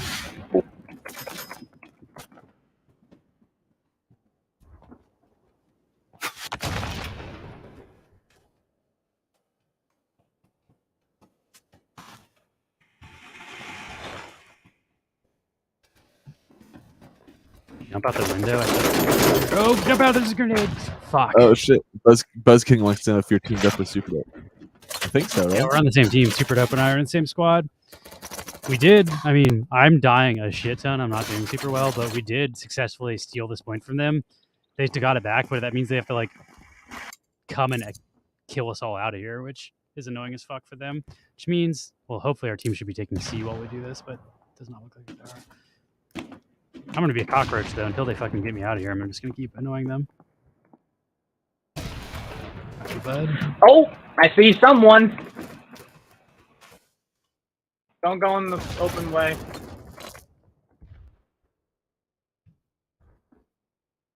Or come and pull me at least. Hey, come pull me. So close to us that we can get him on the comms. How did I not kill that guy? I'm not seeing the light of God, brother. I'm not. Is he gonna help me out? Let's go. This is also a very bad spot to be. They know we're here. There's two upstairs. Oh god, he sees me.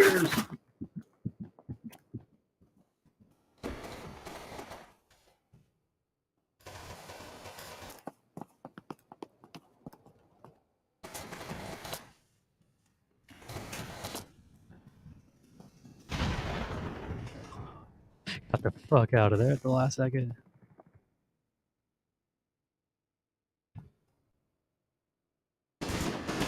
Get wrecked.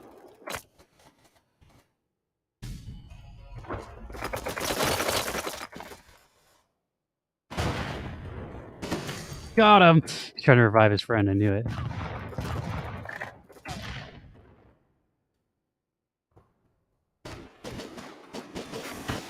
How is that guy not dead? There we go. Move to. They know we're here. Fuck, it's a stairwell. I don't want to be in there. Get down here. All these are just so blown up. I'm so exposed to my guy.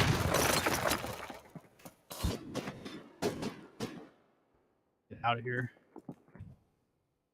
Where is a room with a back? There we go. Finally.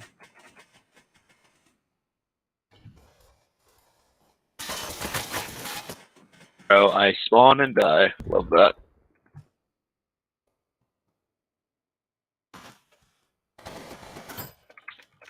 Он просто через стену. We are holding this spot down. This is super intense. Oh no! Probably should have not tried to take on a tank.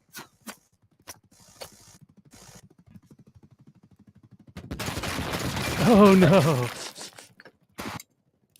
Super Dope's still near too. There's like six of us that just can't get us the fuck out of this building. This is amazing. I want to be in a room. I feel like we don't all want to be in the same room because then if they come in and kill us, then we have nowhere to spawn. Hang on. Jump out the window. Get the fuck out of here. Let me see if we can help you up. Figure it out. Got you.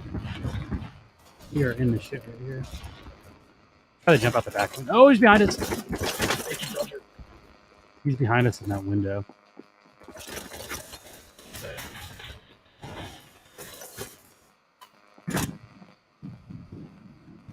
How did you get him? Oh my god, how did I not kill that guy? Oh, there we go.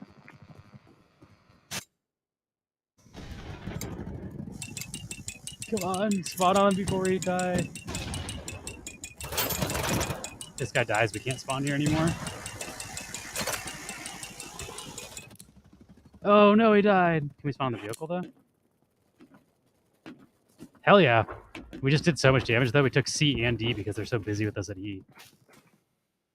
So all of those deaths were not in vain. Let's go. Nice work, squad.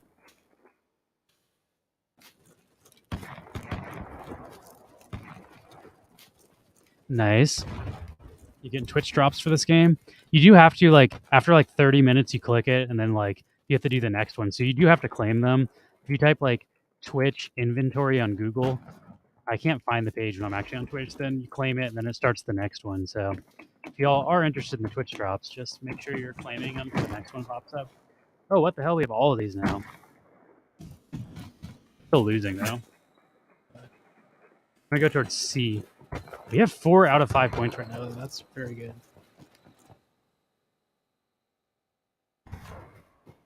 What am I doing on my score? 12 and 14. Could be worse, to be honest, for how bad I was doing for a minute there. It seems like somewhere I'm just about to get sniped without seeing anybody. This is not a good path you want to be like. Oh, assist! I got another kill. One more away from being even.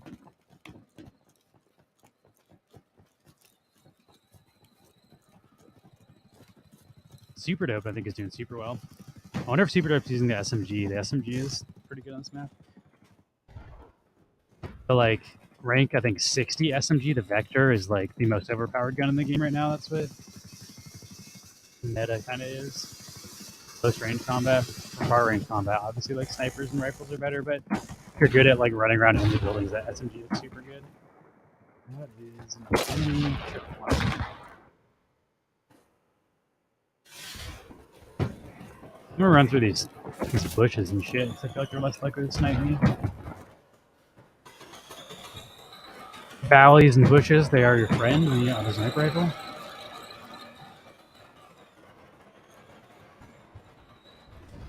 Let's get up there. I think that would be a good advantage for me. Thanks. The vehicles are also really powerful if you get to use them. For whatever reason, don't love them.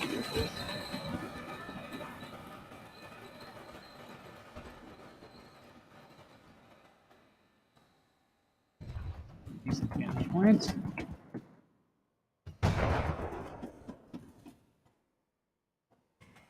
Enemy up there, show yourself.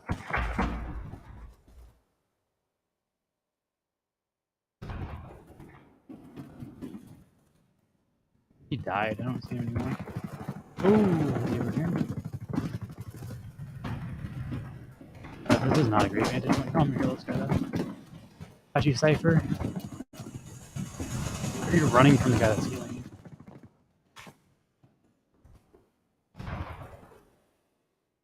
He is still up here. Oh, I just saw him die and fall. That was hilarious. I'm gonna try to get up there. That looks like a pretty good spot.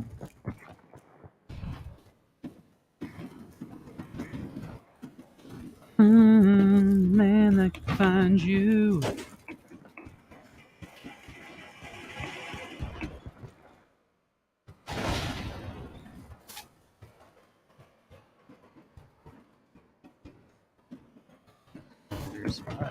Shooting at me? I can't tell. Like, your bullets. I think they're coming to D or B. Hope B is good now.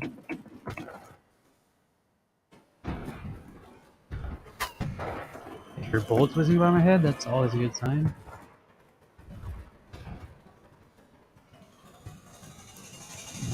out this door and try to go around. Let's see. Eric, Mark has been, I think, still busy with his restaurant, but is starting to like see a light at the end of the tunnel for the construction to end and for like things to become more of a predictable schedule for him, I think. But they've been dealing with like plumbing and putting in like the whole kitchen stuff, creating I think 2 separate bathrooms in a space that didn't have bathrooms. So there's like a lot of How am I not hitting Mark. But he is.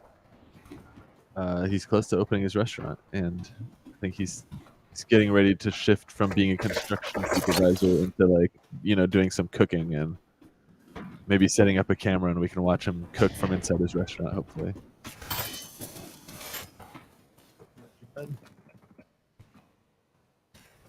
Yeah, he also we've been playing Diablo with him on the weekends. And I play Diablo with us this weekend, so if you're interested. Last time we just did it in Discord, we didn't stream it, but like Boulder Magic popped into the voice chat and he was chatting with us, so if nobody wants to catch up with Mark, he'll probably be around on Saturday or Sunday in our Discord voice What's going chat. on here? Yeah, we were just hanging out. This guy's got a Oh, sweet he's healing me, nice. We were just hanging out, talking about some fucking wax drama too. It was fun. Like, it was funny because I totally forgot Boulder Magic was hanging out in the chat and we were talking about wax shit, and he was just like, "Wait a minute, what were you talking about?" About wax stuff. I was like, "Oh right." I thought it was just like, really quick, nice video and everything.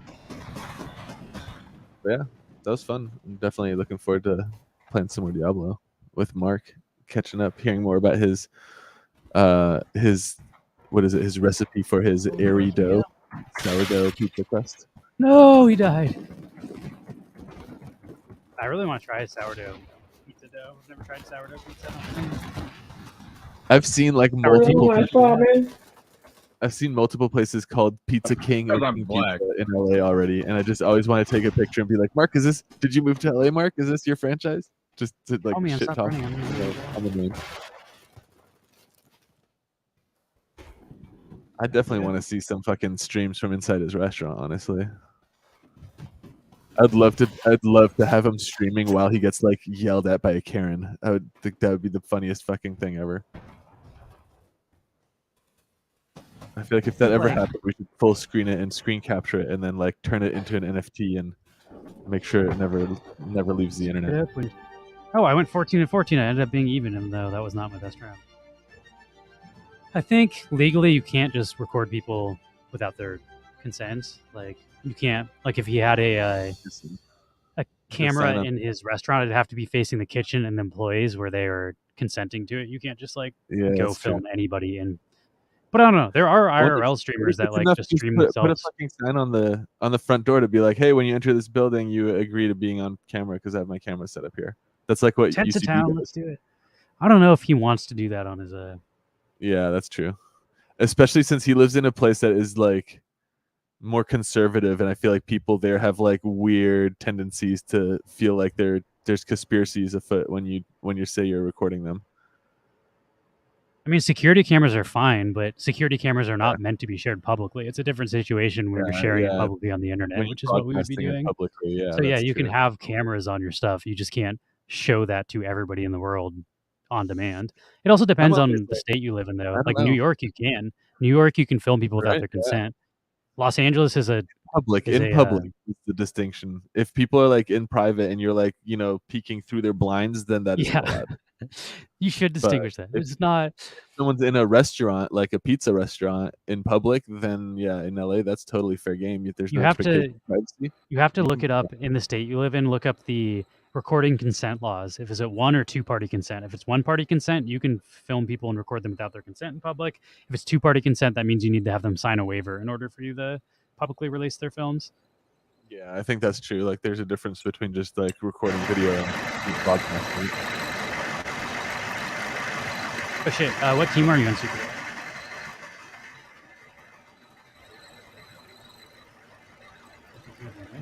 Is Super Dope in a chat that we can't hear? Yeah, I'm gonna switch teams. What squad are you in? Or I guess if you can hear me, try to join Oscar. If you can join Oscar squad. went back to Juliet. Yep, Juliet's open. Hell yeah, we're in the same squad. On my loadout. Let's see what it is. Oh, I can use a new site. Should I try this new one? The Prisma site? I don't know if I'll like it. I like the one I'm using. Let's try it. Let's see if I can spawn on Super Dope. Oh, Super Dope. Super Dope. That's a Super Dope. I don't know, Super Dope. Let me spawn on this tank. You're super far away from the point.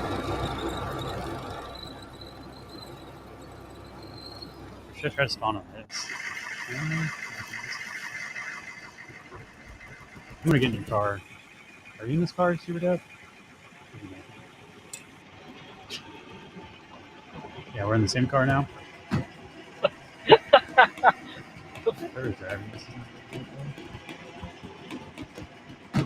Is he driving?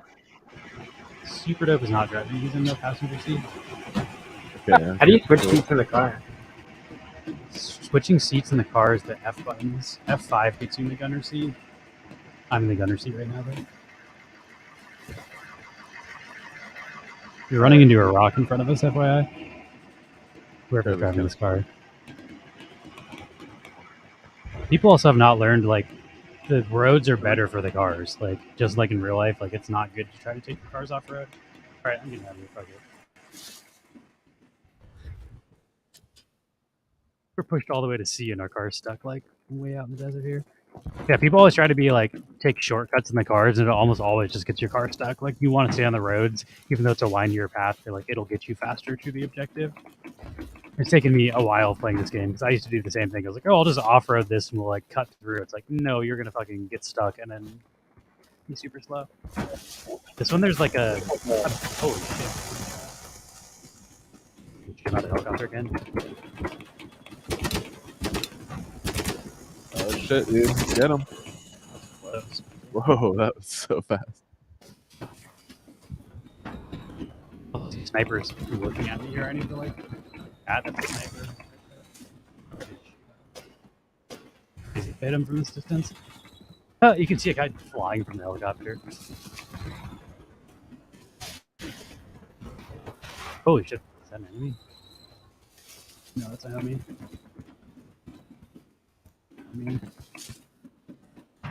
Yeah, this one there's like a big like ship, like a shipwrecked boat in the middle of the map, and that's kind of like the central post everybody's fighting around. Can't believe people are not voting for Tensa-Town though. That's my favorite map. Except for this fucking map. Is Super Dope near you? Super Dope he's yellow on my map, so he's kind of closer. Holy shit. Killing our snipers right now. I'm our backline medic. Also gives you points, so like for trying to level up, that's as much as getting like 5 kills right there. So actually faster to get experience by healing these guys unless you're just like a killing machine. And I'm really trying to get to level 60 so I can make a clan. You have to be level 60 to unlock the ability to make a clan. Okay.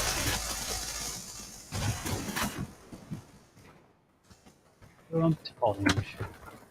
I'm a medic who can heal my fall damage. Holy crap, that's an enemy! Get the fuck out of here.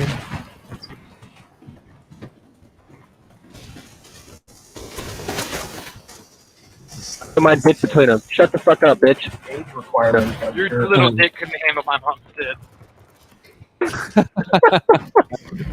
Damn. Yeah, that's right. You better fucking laugh, bitch. I got killed in a multiplayer shooter game. I'm gonna scream at the other team.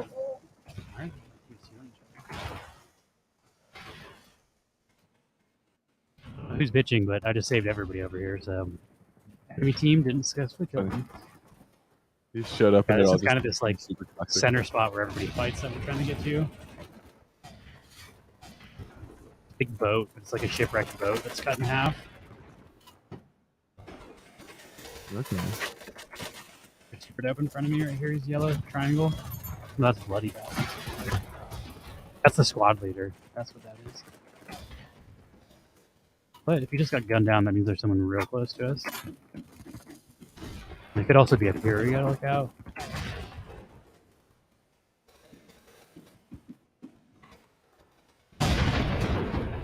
Goes right through there. The yellow circle.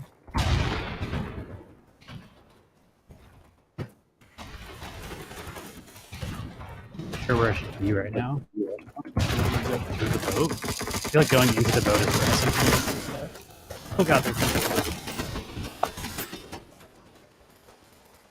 it's a little hot right there in the scoot bag. I try to get on top of the boat and see what happens. Put a You have like a grapple or something, or how do you get up there? Oh, there is just a grapple. oh, there's a guy right there, float! Get back! Get back to where you once belonged.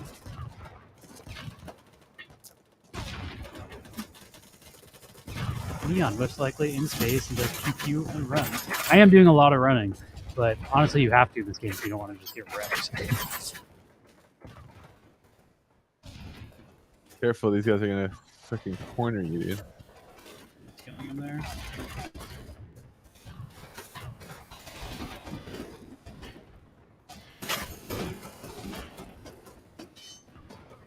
Hey guys. I'm so excited. Oh shit.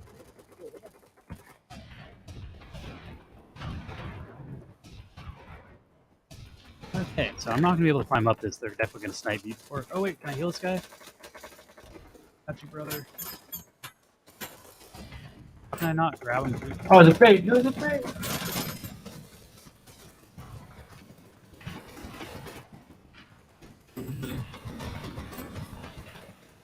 I'm not really killing people, but I am healing the shit out of my teammates, so I feel like I'm playing decent. Yeah, I'll say that. You've definitely been healing like crazy. Oh, I killed him, but then he killed me. I think he shot me with a rocket. Oh, he's behind us. What a fucking flank, dude. That guy's about to clean up. They're behind, flanking. Look out, you guys. Whoever's in front of me. By the ship. Turn around. Oh, shit, I'm saying the wrong thing. I was doing that in my fucking squad chat instead of proximity chat. Flanked to death. Hell yeah. Medics are taking me back. Oh wow, I would have given up after that guy flanked. He got Get shot. you keeping your KDR. Sure.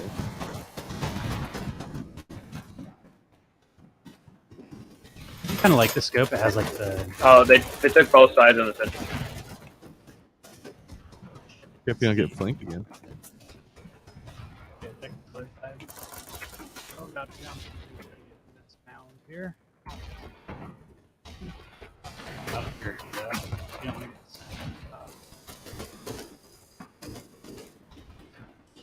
Oh god, there's a bunch.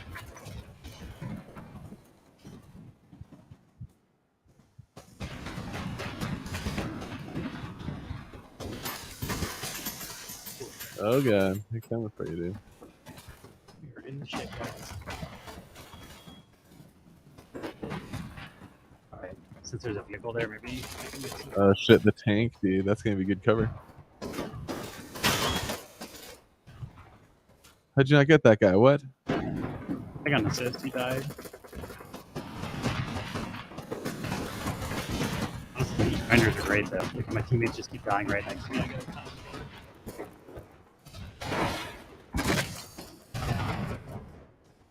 Oh, he could just lie down in the middle of the ground and not get shot.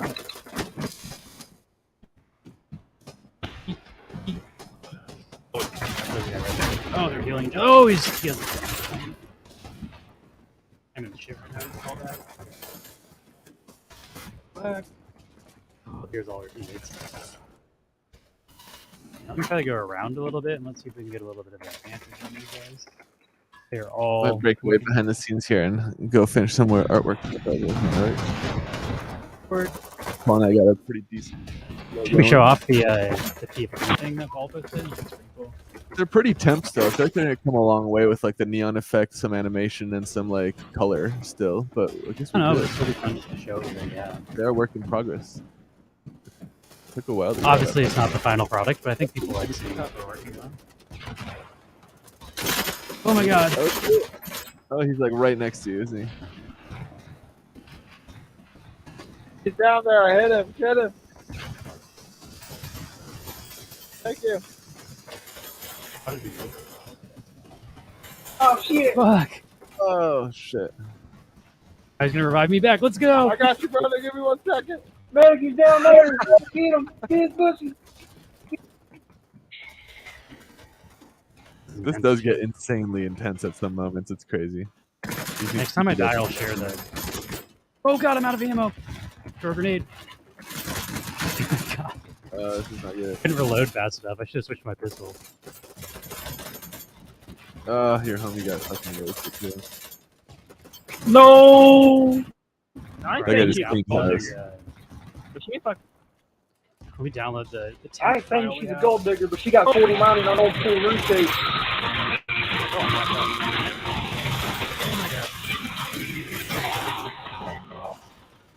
Dude, it's a slaughter. It's a massacre. Alright, let me share this file real quick before Max leaves. It's a massacre. Later, Fenris, thanks for hanging. See you. Let me show off. So for those who don't know, we're working on like a neon profile picture at the moment. This is kind of like the test artwork we have for it. And it's going to be colored. It's going to have animation. This is just like the silhouette testing to see how we can put. I like the Max one. I don't know if you noticed which one's me. I feel like it's obvious when I point out. But that one? Is that you? Yeah. Got the 3D glasses, and then that's the logo from Maxi.io on my shirt. Oh, I didn't even notice your logo, but that's cool. I like the afro. Yeah, this is just a work in progress. Like, this is super early. This is not close to the final product, but like they're working on the workflow of how to change the attributes. They also won't be this dimensions either. There's going to be a marquee as well, like a framing thing that, like, yeah, it's hard to describe, but it looks cool as shit. It's not going to be 10K. 10K is a whack mint on wax. Way less than 10K. Just 1.5. Oh, someone's raiding. Sia Soli, thank you for the raid. You know, we'll do a giveaway. We got some Sune stuff to give away, but we are currently showing off the. This is the concept artwork for our profile picture project. Profile picture projects are all the rage on Wax right now, and we're definitely going to be late to the party, but we're taking our time, and this is just the concept artwork to kind of see like how it's possible to change the traits around. But ours are all going to be hand rendered, so we're going to like hand choose the traits for every single one so they all look cool.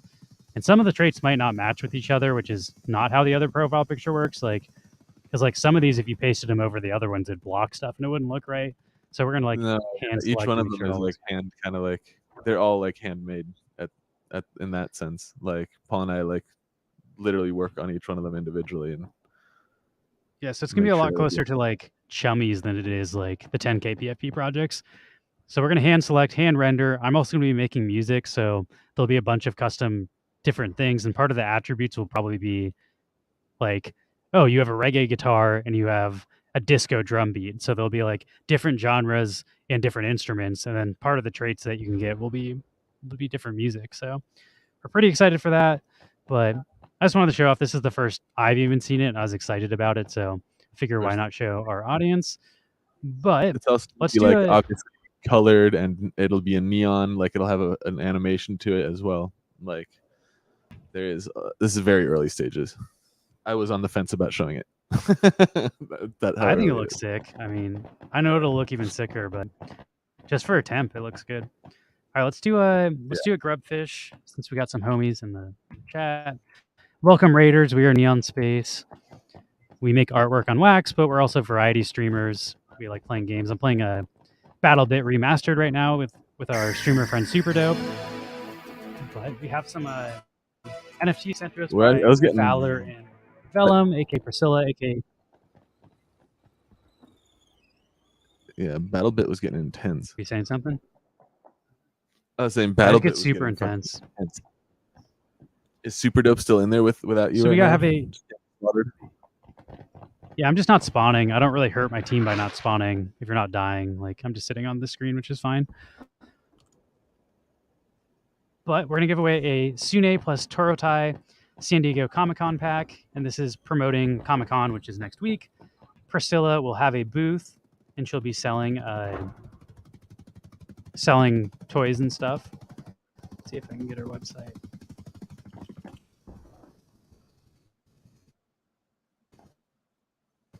But do you feel like you should put your website in the About the Collection, Priscilla? Make it easier to find it. But I can't just go to your Twitter and find it that way. But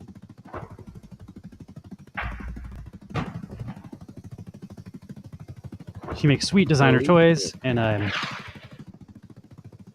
Sune is the character. It's like a fox, right? And that's the exclusive Comic-Con one, I think, variant. This is the limited edition. There's only 12 of them, I think.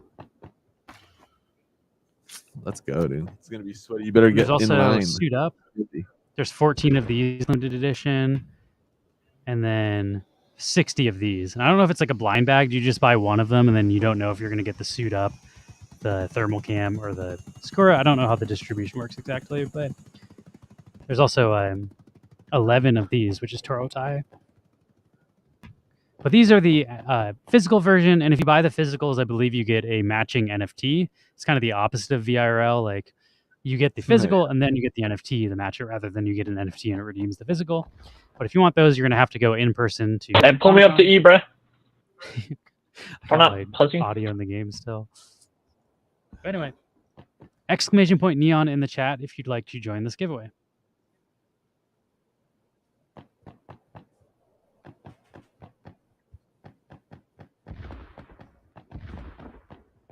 And then I'm also going to get back to playing this game in a minute.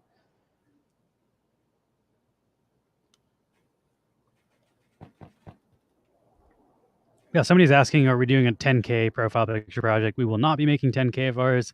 We think 10K is kind of a ridiculous mint count for any project on Wax. So we'll probably be doing like 1,000 of our profile pictures. Also, likely you're not going to see it for another month or two. Like, September is the estimated release date of our project. So we're going to take a lot of time to hone it in. We want it to look great before we release it. And again, they're not going to be just generative. They're going to be kind of all hand-drawn and hand-rendered, because we sort of think like we are artists, and we kind of like the idea of like, catering.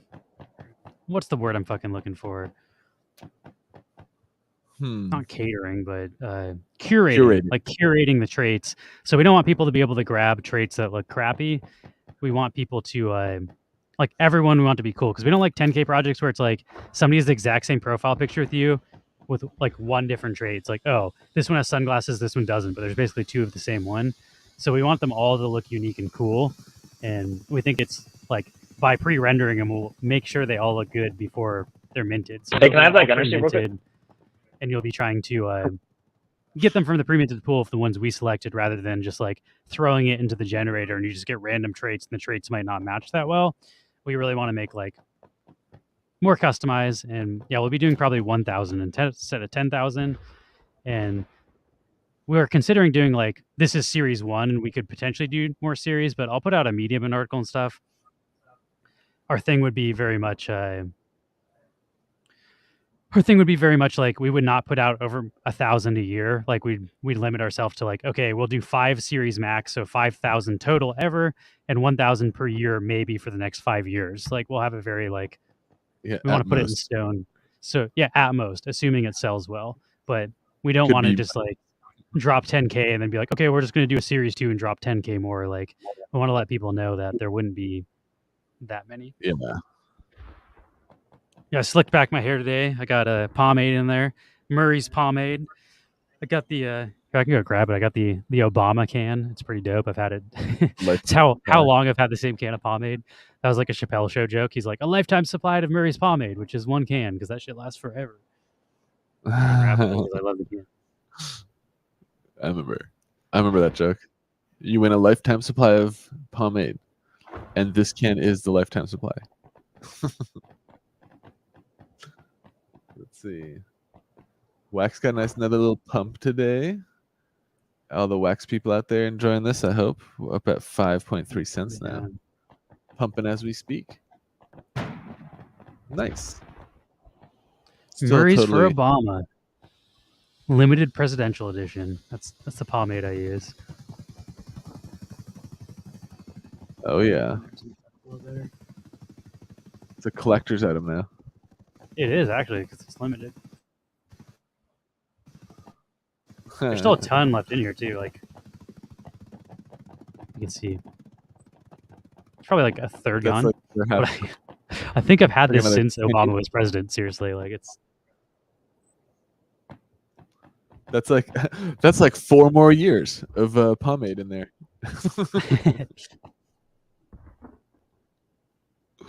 There it is. Let's see. Where did I put my fucking vape pen? Maybe I just been hitting it too much that I forgot where I put it. I did it because I was wearing headphones for like a sound gig, and it like matted my hair and it looked crazy, and then I didn't shower, so I thought this would look better, and now it kind of just looks like I'm like rolled around in grease. Like I don't know if this is the best look. It's different. I don't know if it's good. I saw Boulder ask a question. Let me see if I can... It's different from just headphone hair. Headphone head. Yeah, we're planning on doing 1,000 profile pictures, 1K max mint of this series, and we airdrop 20% of all of our sales. So we would airdrop 200 and sell 800. So 200 would go to current Neon Space holders, which is like every NFT in our collection is a lottery ticket. So we would airdrop 200 of them to holders and then sell 800. Yeah. Anyone who's already collected Neon Space over the years is familiar with that whole airdrop thing too. And I'll show it off one more time. Which Max doesn't like me showing this off because it's so work in progress, but I don't know. This is sick. It's gonna look a lot different from this. This is just line art so far.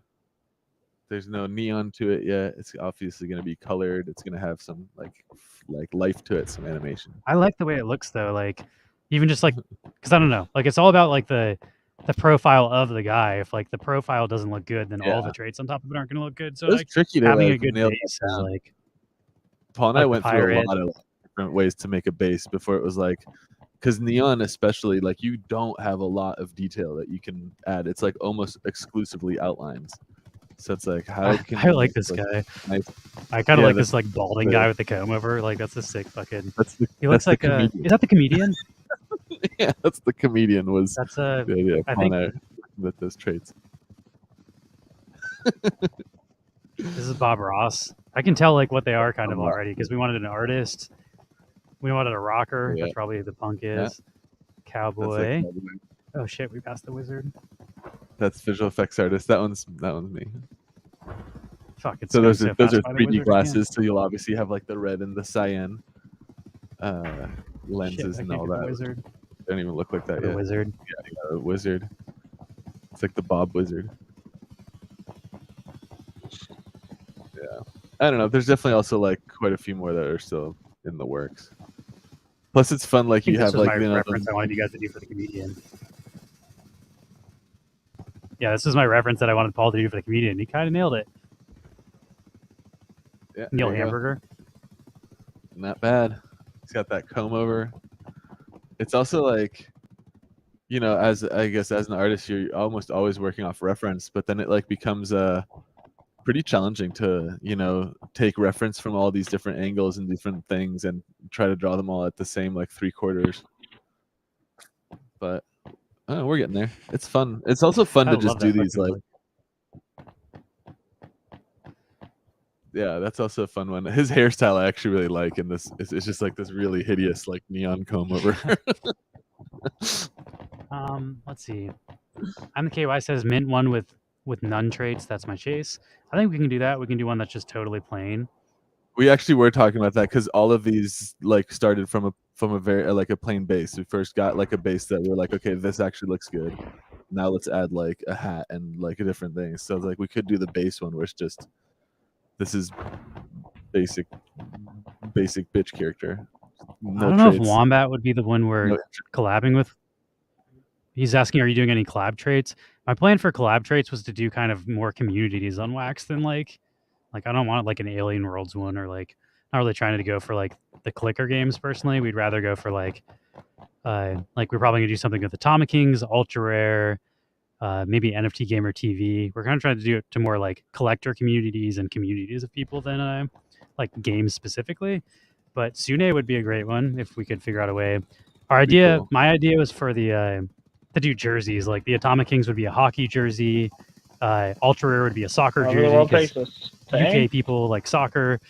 Atomic Oh, Kings they is do. Canadian, so they're hockey, and then Oh, like okay. NFT Gamer TV could be a football jersey. So we could kind of have like different sports jerseys with the logos of the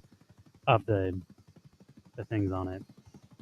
But we'd have to figure out a Sune mask would be cool. I don't A know if Sune we could mask do would be that. super cool. Yeah, I probably. feel like you could do that, right? I mean, Trick shot. I can picture it. To see what Paul Yeah, we thinks. could do a kimono for Sune if we do a Sune. Could have a mask and a kimono. That would be like the full Sune trait. Yeah, and then you get like the random one, which is like the punk rocker with the kimono on. We don't have one for baseball, but like if we find another community that we can use their logo and could put on a baseball jersey, the ones I was thinking is Ultra Rare, NFT Gamer TV, and Atomic Kings so far. But if y'all can think of another one that you think is like a good collector community, maybe like Skunky Chunks or something. Did I say that wrong? Skunky. Is it Skunky Chunks? Chunks? Yeah, I said that it sounds right. Yeah, maybe we do that. It's like a. Because I know they're like a good You could do community it on at wax. the Wax Ape rave club, but do it like a Nazi armband with like their Wax Ape, because it's like the imagery. No, I don't know, man. Like collection straight up got like de-whitelisted for using their artwork. I'm not trying to like use their stolen artwork on our stuff. Yeah, or reference it as But better not. I think baseball would be cool too, especially because we have the history of MLB on wax. So I do think like Topps MLB, Yeah. like having a baseball jersey would be cool. But maybe Skunky Chunks, I think they're like our main thing is we want to do collector communities. Like we're not really trying to appeal to click farmer games, which is why Wombat's not really like. There are collectors on Wombat, but that's not their thing. Like I guess I don't know, like Ultra Rare is serious collectors. Atomic Kings are pretty into collecting. NFT Gamer TV is also just friends of us. I guess they're not necessarily collectors. me. They do everything. Please revive me. We've also got my game volume in the back. Let's simulate this, and then I'm going to open another form, and then we'll do a little bit of gaming while the giveaway form's in the background. Yeah, we're also open to your ideas. If you have people you think we should collab with, we just want to collab with people that have been on Wax for a long time and have not screwed over their communities, basically. I also feel like, I don't know, maybe like Taco would be a decent one to collab with. More just because we really like their like DeFi ecosystem that they're building. And I feel like they've been a large part of the Wax community for quite some time. But that's true. Yeah, Jungle Bri would be a good one. Or Sully. Yeah. NFT Nerds Unite. Maybe we could just do an NFT Nerds Unite and kind of cover Sully and Jungle Bri. That'd be fun. Byron's not bad either. Byron, the artist, he does like the zombie stuff, but yeah, I think Jungle Boy has like the Toucan collection as well. I think Ultra Rare is working on some big stuff. Like I don't know, I can show that off too, but Ultra Rare is about to. They're about to drop some some cool shit. alpha on us. All right, where are we going, bro? They're about to drop some alpha on us. If you've been in the Wax Now I'm collecting taking some space, D? you Okay. must have some Ultra Rare stuff. They also haven't not been working on stuff this entire time. They're just working on stuff in the background. They're working on a game right now, actually, and their game is kind of coming close to being done, but they don't want to share stuff Let me before know the when. game is. They're like, we're not trying to kickstart a game. We're trying to fully complete a good game and then release it We fucking as died. a solid product. Yeah, See if I that's can find cool. them.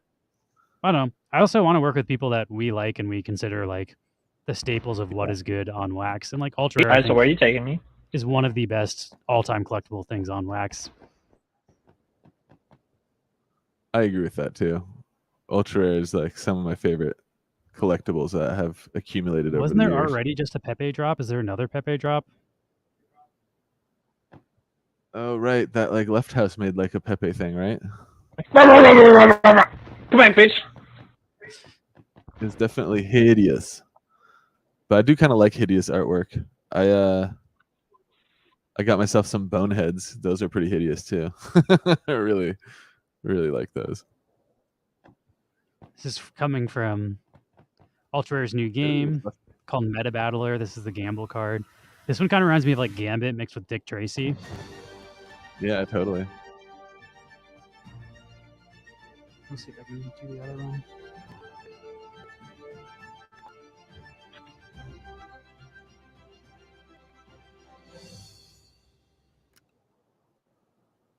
But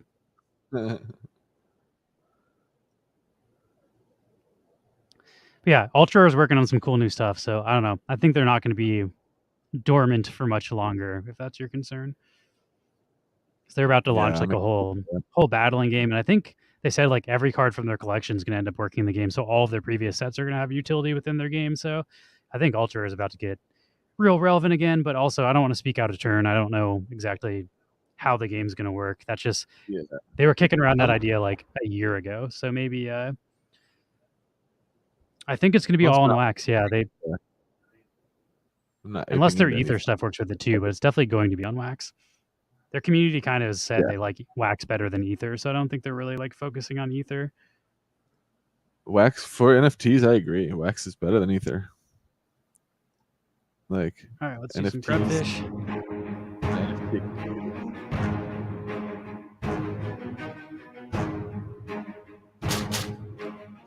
Yeah, the other thing is we don't want to just like go on whatever hype collection is hype right now. Like, I'd prefer to work with people that we consider friends with, and like I don't know. I love John and Richie. They're great guys. Like every time we hang out with them, like I consider them my friends on wax. Same with like TD. Same. So like that's why I'd want to do with NFT Gamer TV. It's like we've been talking with these guys and like we've been on their streams on and off for like 2 years, and they've been on our streams. And as much as it would be nice to just hop on every hype project, I want to work with people that will be around 2 years from now, not people that will like are the biggest thing right now that are just going to fuck off in like 6 months. Which, not to say that all the new projects will do that, but I like working with people that have been around for a minute and kind of proven that they are still going to build on wax even when the bear market comes and the stuff isn't selling. Jesus, the wax ape floor is at fucking 475 wax again. Yeah, the wax apes just keep going. Damn. Well, whatever. I mean, I'm not fun. I still hold all mine, so as long as they keep selling. I have 10 the aftermarket. 10 of those fucking apes. I also have like 10 of the bulls. I like all the fucking PFPs. I'm also fixing on collecting a bunch of our own and PFPs too. I just have like super loud fucking game audio in the background. I also have like 20 or something of the Wojaks from the wax style collection. Those I'm less excited about the look of, but I had those for staking for the wax DAO token. DAO is also like you're now able to use those to vote on changes to wax DAO, so it's becoming more of like a DAO utility for the Wojaks. I just bought 10 more of those when he was like talking about adjusting the Wojak distribution and like wanting to like focus more on the NFTs, and I was just like, yeah, dude, I'm into it. I'll just buy more NFTs. I can sit on these Wojak tokens for fucking ever. I didn't really buy them to flip them. Yeah, we're also we are open to collabing traits with other brands for sure, though. So. Oh, for sure. We love the ideas. Keep them coming. Let us know in Discord.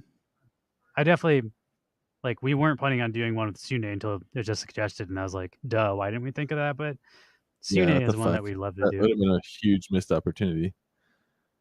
And a kimono is a kimono and a fox mask would be two really fucking cool traits to chase. The kitsune, let the kitsune guide you. We also haven't worked on any of the collab trades. We're still pretty early into the process of getting the trades done. So yeah, we're going through. I've also been trying to figure out the tech. Like I hit up Jaspaz from yeah, I think I understood. Chain Champs to figure out how do you mint 10,000. Yeah, how you mint? Because we want all 1,000 to be one template, but everyone needs unique images, so we had to learn how to do that, and still figuring out all the logistics. Now we definitely haven't gotten to the final creative stage of the project yet. We're in just getting the concept art ready in the art department, and then we're also getting the tech side of it ready. So when we actually have the artwork done, we can figure out how to mint it, which is more work than you'd think. It's not a super easy task to get 1,000 unique images under one template. Yeah, and even if we don't have something ready to go at the time, we're also talking about adding mutable attributes so that down the line there might be abilities for people to change the mutable attributes of their PFP. But yeah, lots of stuff to R&D still. Should be fun. I feel like the mutable thing is also kind of very unique to Wax NFTs, and I feel like doing something with that is not a bad idea. Yeah. I remember talking to Richie and from Ultra Rare a while ago too. They were also very much interested in using mutable attributes to do something for collectors. So I'm excited when they drop new alpha on us. It should be exciting news. Have a good night, Priscilla. Thank you for sending us the packs that we're giving away. That's also the pack we're giving away, exclamation point Neon, in the chat if you'd like to try to win. Let's show it off again. The Comic-Con. And I believe there's a blend open for this right now. So if you're interested in the blend, I can just check that out, actually. That's probably on Nifty, right? See what you need for the blend. Sune.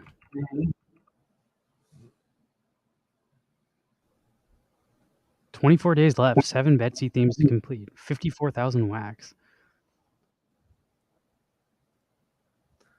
Oh, damn.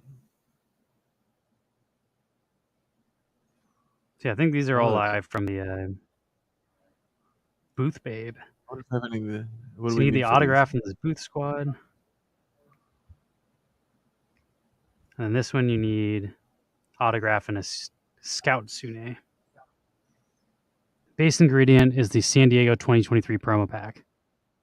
Autograph NFT can be acquired for free, but only IRL. So if you go IRL, you can get the autograph and then blend into it. Oh shit! So it's an IRL, like she's sending them to people who meet up in real life. Yeah, I think you can get them like for free at the booth. I actually have an autograph though. We'll have to go up to the booth next week. Because next Thursday, if we want to try to go, if you go up to the meetup afterwards too, and there's any left that didn't get given away at the booth, then you can. She usually gives them away at the like Sune meetup afterwards. The Sune meetup afterwards, I feel like is more my speed. I don't have Comic-Con tickets, but I feel like just hanging out around San Diego during Comic-Con is probably also a blast. No, if you're talking about our PFP thing, if we did multiple series, each series would have its own rankings because we would not reuse any of the traits. All the traits from Series 1 would be unique, and then we'd make an additional 200 or whatever traits for Series 2. So each series would have its own. Series 2 would have a distinct different base. So like they wouldn't even look like, you wouldn't mistake Series 2 for Series 1. Like how in the chummies, they all look like Series 1 chummies look like the same silhouette. If we did a Series 2, it would be a different silhouette, I think. Yeah, I was considering like each series being a different animal. Like we're doing humans first, then we could maybe do like apes, and then we could do bears, then we could do whales or whatever, and just do different ones. So like we just have slightly different neon PFPs, but whales would kind of be funny, like personified whales. Yeah, killer whales. Just crypto whales, baby. That's a fun like PFP collection. We just want to like ensure people that we will not be releasing more than an X amount, which I think I'm pretty happy saying no more than 5,000 total, 1,000 a year for 5 years. Like that's way more than enough, and that's maximum. We might never reach the maximum, but we do want to like ensure people that we're not just going to keep pumping out series forever. It might happen over 10 years and not 5 years too, but either way, no more than 5,000 is, I'm fine with that too. That way I don't, like you're saying, I don't like when projects drop 10,000 and like a month later it's like, here's our next 10K. Here's the next thing. And it's just like, hey, if I buy this, are you going to just drop another 10K like next month? So yeah, I do like putting all that information out on the front end. Yeah, I'd say do not expect any new drops from profile pictures from us for 365 days after September. So it wouldn't be until like September of 2024 before you get a new drop for that. If even and again, if it doesn't sell well, we're not going to just keep doing drops if the first one doesn't sell out or whatever. Yeah. For whatever reason, we can't sell 1,000 of them or 800 of them, then we will. I'd also say the drop could be open for a while, but it also like if it's open for more than a year, it'd probably eventually just get closed. Like after a year, it'd be like, okay, close it, and you had which we do with our other drops too. We Yeah. closed Blockchain Boulevard after 1 year because it didn't sell out. So if it doesn't sell out, we'll close it. But also, we're not going to just keep trying to release more and more if there's not demand for it. So we'll have to see the demand, and then we'll decide if we want to do a second series. But the plan is one series, 1,000, 800 for sale, 200 airdropped, and Yeah. a bunch of cool, unique traits. So I'm excited. And like, yeah, animated profile pictures that are like neon signs, with also some of them having like unique music kind of attached to them, since that's very par for the course for our collection. I would love to Having- figure out how they're all music. Like maybe if I can get the loops down to like 4 to 8 seconds, it wouldn't kill us on the file size. But it'd be cool if they all had music, I think. I don't know. That is Or maybe only true. the chase ones have music, the rare ones, but I feel like I don't know. I feel like it's possible to do. How long are the loops planning on being?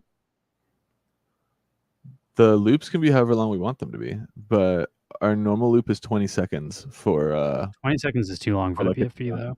yeah, for neon rarity loop. Those are 20-second songs. Because the music can be pretty like it doesn't need to be a full song. It can just be a loop, and I can just do like a 2-bar loop of each instrument, and then like I don't know. We'll figure it out. This is something we can also figure out behind the scenes. Data wise, it'd be also fun. Like you could do most of them have a 2-bar loop, and some of them have like fuller like songs to them, or Yeah, I'd like that more though, because I do think like part of our thing is like our cool shit, our rare stuff has music. So all of those are one of ones pretty much. So I feel like they should all have music. Yeah, that's true. Okay, you're right. I think if we can keep it like to very short loops, then it won't kill us on the data side, and we can actually host all that stuff like indefinitely.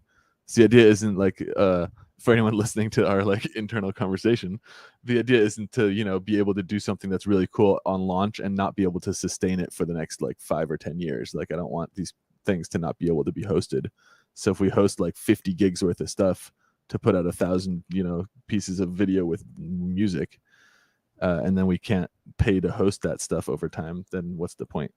So we do already have some of this, by the way, on the KY. Would be cool to have traits from your IRL lore. One of these traits was Max. If you didn't see, yeah, that's straight up. Paul made it look like stop me. on it. That's Paul's neon version of me. That's Max. That's the Maxi logo, which is Maxi's. My 3D glasses. That's my Maxi 3D glasses because he works in 3D, and then that's supposed to be Max's hair and beard. But we are planning on, each one of us is planning on having there's going to be some sort of chef for Mark, like a pizza chef. There's going to be a rocker for me, I think, like a musician. So we are planning on incorporating stuff from our IRL lore. Yeah, I also, like I said, I love the idea of incorporating like immutable attributes, so that in the future you may be able to like tweak some things about it if you like. You'll always have your immutable attributes that it minted with, but potentially be able to change like what the display image is or something with a blend or whatever the technology advances that happen to NFTs on the Wax blockchain in the future. It'd be nice to be able to participate in that. So, putting those mutable attributes as part of those NFTs when we mint them should be cool. We'll see how it goes. Mark's Pizza logo. Yeah, that's true. We could put the King Pizza logo on something. I think King Pizza on like a chef's outfit would be dope. Yeah, that's true. Plus, Paul like is the designer for that logo anyway, so he already has like the like art for it done. All right, I'm gonna put this at the bottom. We're going to leave this open for a bit while I play some games, but there will be a grubfish in the background if y'all want to join, and I'm going to play like a round, and then we'll do another giveaway. I might dip to go finish some of this artwork now. That's fine. But yeah, good hanging. Thanks, guys. Happy also, Friday. Still. I'm enjoying Superdub. Sorry, I kind of bailed on you, Superdub, if you're still watching our stream, but we got a raid. I felt like we had to say hi to all the raiders. Back to joining Superdub. All right, back into the war. This fucking game is so wild, but I'm bad at it, so I'm gonna go before I get sucked into watching again, because Lewis is actually really good. You just got to figure out your controller, because you don't play mouse and keyboard stuff. I think I could do better, but I'm not great with the mouse and keyboard when I'm using my like couch's armrest as the mouse pad. You just got to figure out how you do like SMG is going to be your gun because if you're using a controller, you're not going to want to be a sniper or a rifler. And then you just need to figure out how to position yourself to be in the locations to kill people with SMGs. So it's all about positioning depending on your gun, just sort of like Counter-Strike. And that's the part where you just have to play the maps and die a bunch and know which corners you can't run around and like how to navigate through the buildings and stuff. But I feel like you could definitely get better at this game if you put in the time. I think so too. Once I learned some of the maps too, because that was a big part of the thing. Is like I didn't know where I was getting hit from, and I was dead before I could respond. It's just because I'm like doing dumb shit, like running out into the open. All right, I'm gonna dip out and get some more of these like things made. Word. Well, I will see you guys. you a little bit later. Trying to find Super Dope. Where is he?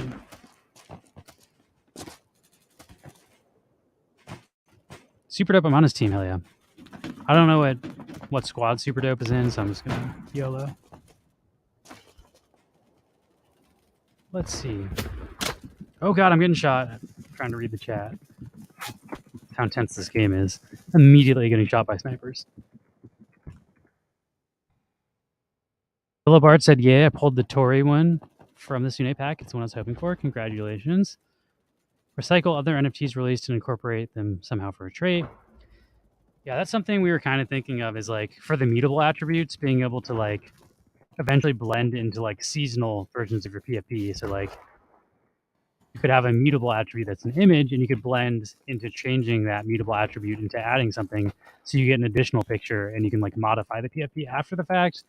But that's also, we haven't figured out how to do that technically yet. Like that's why we're gonna add like a mutable image and a mutable video and a mutable, actually there's some guys here.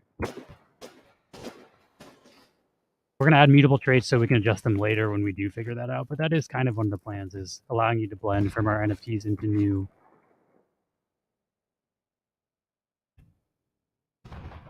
I'll save you, buddy. Why are you holding it? No, I got you. Man, you're healed. That means there's a sniper watching us, so we need to look the fuck out.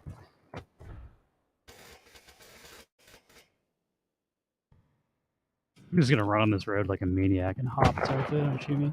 Oh my god, I see so many of them to my right. I need to get. Oh god. One. Actually, there's another one. I need to get under cover. This is like the worst spot I could be in.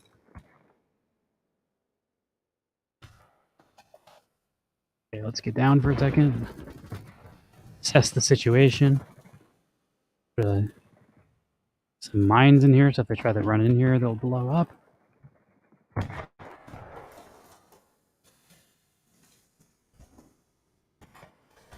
Sorry if I'm not checking the chat. This game is super intense.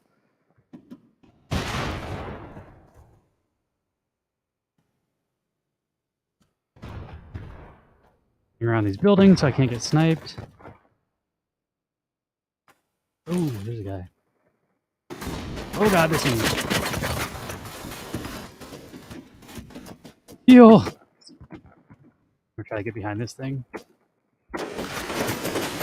Oh my god, those are enemies!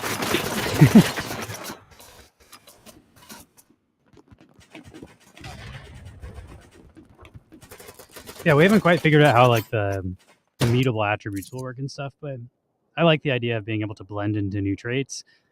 I also kind of like the idea of doing like a text attribute, because you know you can like name your profile pictures. I like that about the I liked that about the drop monsters. They all had unique names, so I was thinking we could maybe let people like pick their own names. If we have like a mutable text attribute, we could figure out how to make a smart contract where like only one of each name can be taken, but you could name your neon profile picture your name, and then nobody else could take that name once you have it, and stuff like that. So we're definitely interested in exploring mutable attributes. Goddamn medicine, man. That shit kind of How hurt. did I hit that? I got guy? shot, Crazy shot. and I shot back.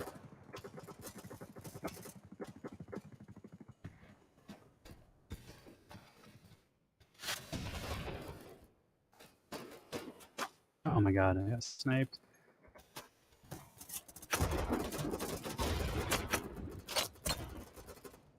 Also, in case anybody is curious what this is Battle Date Remastered.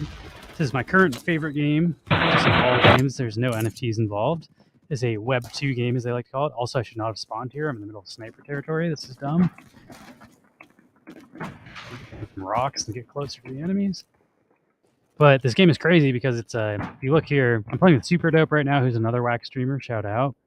There's 127 players on each team, so you're playing with 154 people, and it feels like just an all-out war. It's total chaos.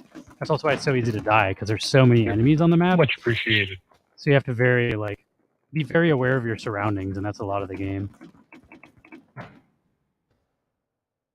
Should probably switch over to a sniper rifle, because it seems like I can't get close to people.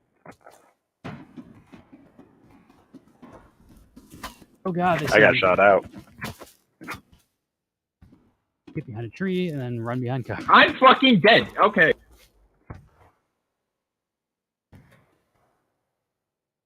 Yeah, also, it's going to be a while. I know people are all hyped on profile pictures right now, but September is our estimated launch date, so we have a lot more time to make sure everything looks good, because we're really at the early stages of like the research and development, I would call it. We also, I don't know, we're artists. We want our stuff to look really cool. We don't want to release any that look bad. We want them to be unique. We don't want them to just be a ripoff of apes or bulls or whatever everybody else is doing. So we want kind of a unique look. And we're also hand rendering all of them, so that's going to take a while. Most of these projects are just put into a generator and it generates 10,000 of them. We're going to hand render all 1,000 of them, so there's going to be 1,000 different videos that we make, and then we have to upload all 1,000 of those videos separately as hashes. Oh shit, there's a guy here. Hashes. So that's going to take a lot of just manual work. Guy in there, and I don't see him. Oh shit! Frog. Oh god, they're right here. We'll definitely give plenty of time to announce it. And as I was saying, we're going to airdrop 200 of them because we airdrop 20% of all of our sales. 2 people currently holding Neonspace NFTs. So there's a chance if you're just holding our NFTs, you won't even have to buy it at all. It'll be airdropped to you. Or you can beg I'm the KY, who will probably get more airdrops than anybody else, to sell you one at drop price if it sells out.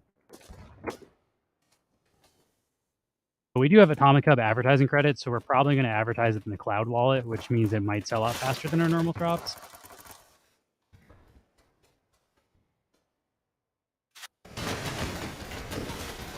Got him. Oh, I was about to throw a grenade in there. We'll give people plenty of notice before we do the drop. I also think, I don't know, we're not doing profit sharing. Like the stuff that's all selling out now is like promising people money in the treasury. And we're not doing that. Like, buy it if you like the artwork, don't if you don't. We're not trying to entice people into aftermarket royalties and all that stuff. We're just doing a normal drop. So I don't think the demand is going to be there for like the bulls or the apes or that stuff. Like a lot of those people are buying it for the ROI and the investment. And that's not necessarily like the crowd we're trying to cater to. So I don't know. I don't know how well it'll do. Like I'm worried we won't even be able to sell 1,000 of them, but we'll see. We're not even 1,800 because we're not selling 200 of them. We'll see. It's really hard to say. I also think the hype is largely going to be gone by September. Like there's been so many profile pictures. Holy shit, I should not be here. This sniper sees me. There's been so many profile picture drops. Like by the time September happens, there'll probably be like 30 or 40 more profile picture drops, and people might be burned out on profile picture drops. So it's very hard for me to like say what the demand is going to be months from now. Either way, we've been planning on doing this for a while, and we're not necessarily trying to do it based on what the market is dictating. Like the NFT Hive profile picture generator did not exist when we started this concept and started working on it. So that wasn't really like the holy shit. That guy just got shot from. Oh, they're Super Dope. What up, Super Dope? I'm afraid to revive this guy though. We just got sniped. Killing party. We're actually doing pretty good as far as we have all these things. Oh god, I got sniped. I stood there. How am I doing? I feel like I'm doing horrible this round. My clickbait title is, do NFT gamers suck at non-NFT games? And so far the answer is yes, I do suck right now. I'm going to run immediately Super Dope after this because there's a sniper that can see us here. some zigzags and jumps, it's way harder to hit people when they're moving around like this.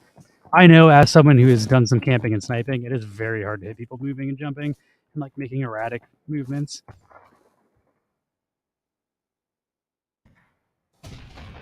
So I really want to be in this city. Like, I don't want to be in this. Oh god, there's a bunch of people. Even is like medium range, and being in this big open range area is not good for me. I know some people are in these buildings. Let's see. No. Fuck. No, I didn't.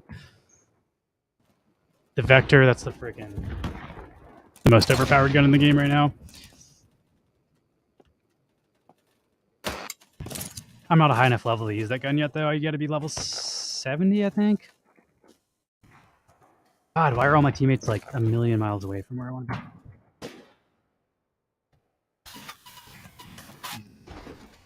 Oh god, and if the sniper can see me here, this is not a good spot.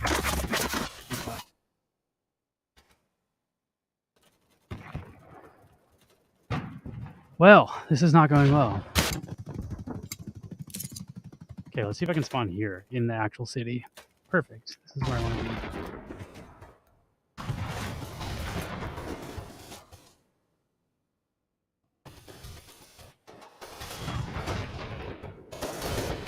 Oh my god, are they in here? There's no fucking way.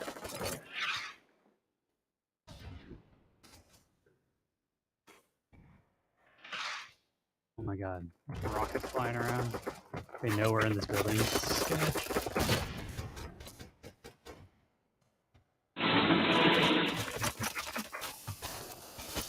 Killing my teammates, I'm a medic. I'm not killing people I can.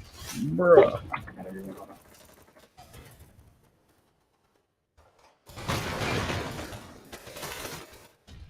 God, you're shooting. Ah, shit. I think I got hit by a rocket. I think this building's coming down. We gotta get out of here.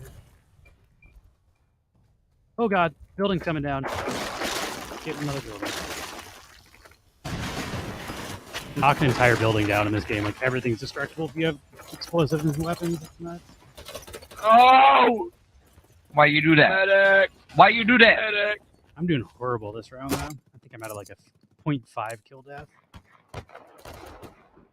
Scrub playing.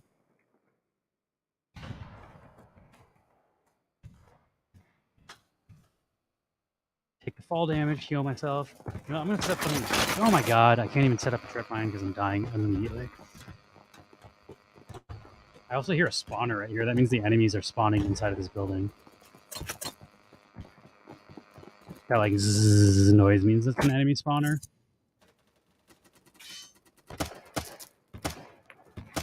You know, I'm gonna switch to sniper. I'm not playing well at the close combat. Let's play the sniper game and see how that works. I'll probably also die a ton as a sniper. I'm not a good sniper, but it's not doing good on this map at close range. Oh god. There I go. I die immediately as a sniper.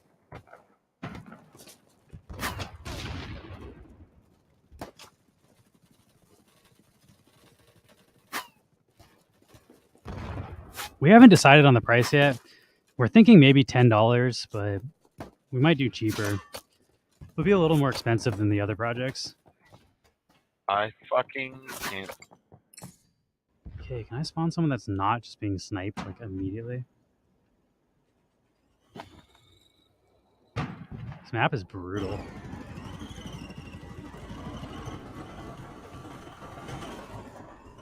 We have to sell them for enough money that we make enough money to manufacture our next line of physical goods. We're trying to use the money to kickstart the ability to make pins and stickers. So our next actual like collectible set will be VRL, and it like we'll have VRL for every single artwork. But in order to do that, we need to raise money. So this PFP thing is to raise money for that. So we do have to sell them for a decent amount of money. Which, if we sell them for $10 and we sell 800 of them, that's $8,000, and that should be enough money to manufacture some stuff. And then we can start going to conventions and selling stuff at conventions. Oh, jeez, Rick, where you going? The next thing we're trying to do for our brand. Fuck, missed.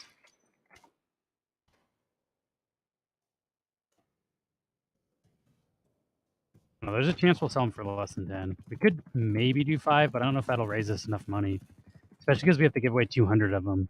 Like 200 we can't sell, we drop to our people, so 20% of our sale money goes to our community. Of course, that guy got shot by my teammate right before I shot him.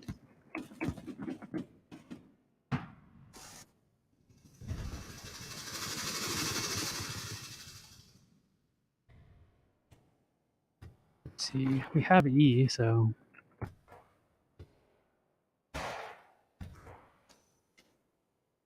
they're just watching me fail hard as a sniper. I'm missing all these shots by like a mile. Also, there's a grub fish in the background, exclamation point neon. After this round, which who knows how much longer this will take, it's gonna be over pretty soon. We're losing badly. Once this is over, I'll do the grub fish and then give away a Sune pack, and then I'll open up a new form for the next round.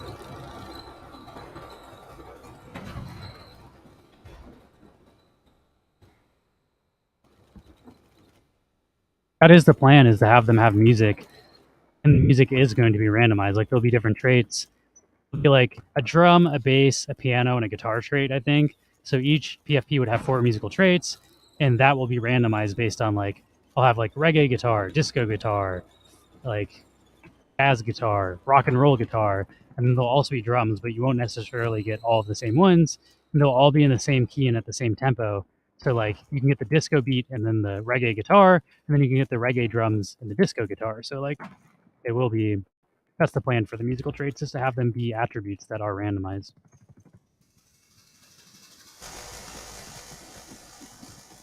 Like I'm about to get sniped. I'm like, don't see anybody near me. This match is about to be over. I'm 3-9. I'm doing horrible. That's a .33 kill death. Oh my god, and it just died again. What the fuck?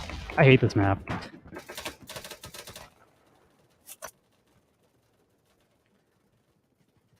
feel like I should just run the grubfish now. This is going to be over by the time I respawn. Alright, let's do grubfish. And then I'll play one more map and hopefully not do so horribly. I'm doing awful. Last call, exclamation point neon. And this is if you would like to win a San Diego 2023 promo pack from the Sune collection.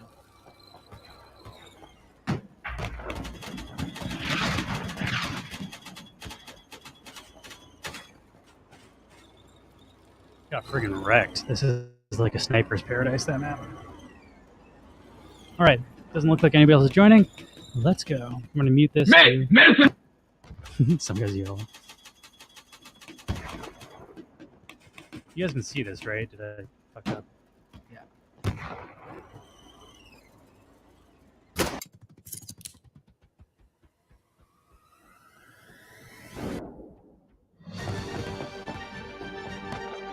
I feel like that was a bad demonstration of that game. Normally, I really love this game, the battle bit, but that map was just rough for me. I was just getting wrecked. Normally, I can hold my own. I try to go like 1-1. That means next time I need to kill 6 more people than I die if I want to maintain my 1.0 kill death ratio. I believe in myself. Oh my gosh, that was a brutal one. Got, 420 John Weed. Congrats.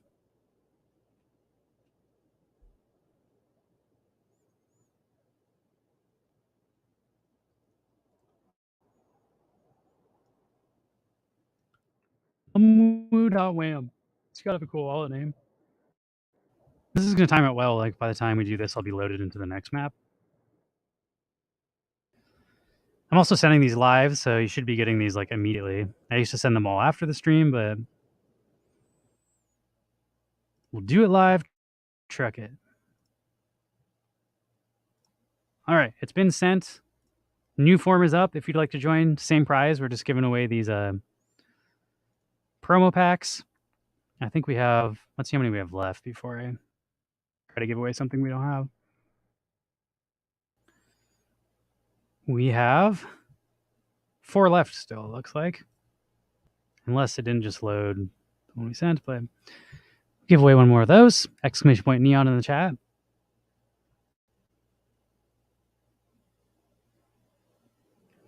And I'm going to go back to battle bit, but this will be going on in the background, and we'll see. Maybe I'll do a full round, maybe I won't, but we will pretty soon here. Go back to another giveaway. I just want to play some more game. Super Dope is on my team. Let's go. I don't know if Super Dope's still in the chat, but I'm in Juliet again, it looks like. This is also a friggin' horrible sniper map. Let's see. I'm going to try being the friggin' assault or the medic, but honestly, this map is rough for not playing sniper. Let's go, boat. I've never been in the boat before on this map. I guess we're going to go under the bridge.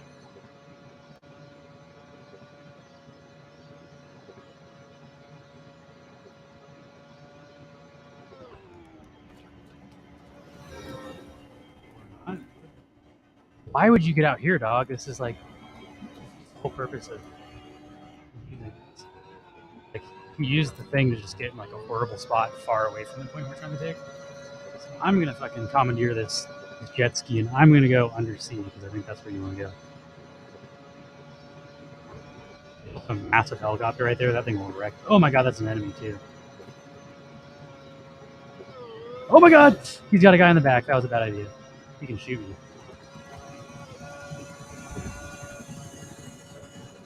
If I go under the bridge, because I think I can climb up the bridge from under the bridge.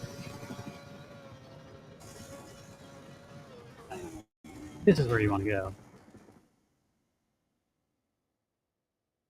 Not though. I don't know how to get up there.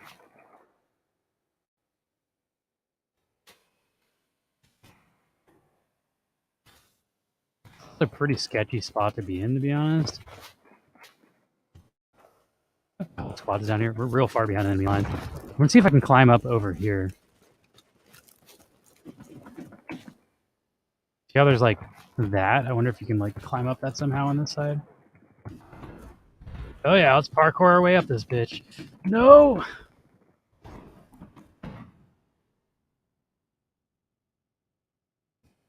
Okay, you cannot climb up that. There's got to be a way up here. Okay, this looks like a way up. Here we go. Here we go. This is looking promising.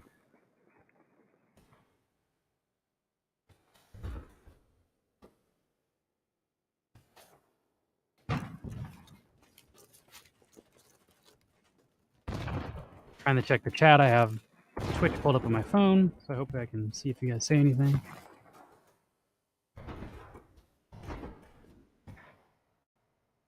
Where is everybody? This is like a ghost town.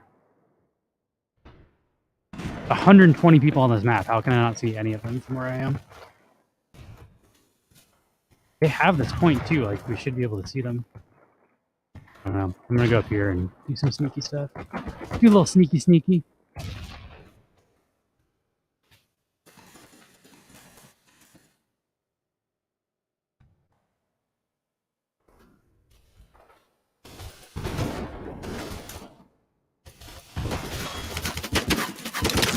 Got one. Let's go.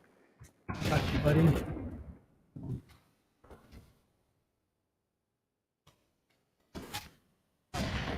They know we're here now, though. Shoot.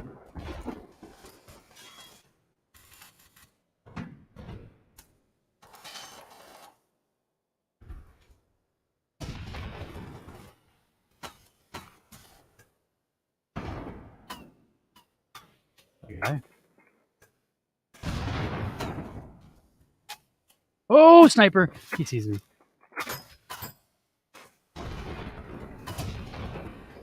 Shit's exploding all over where you are. That's not a good sign.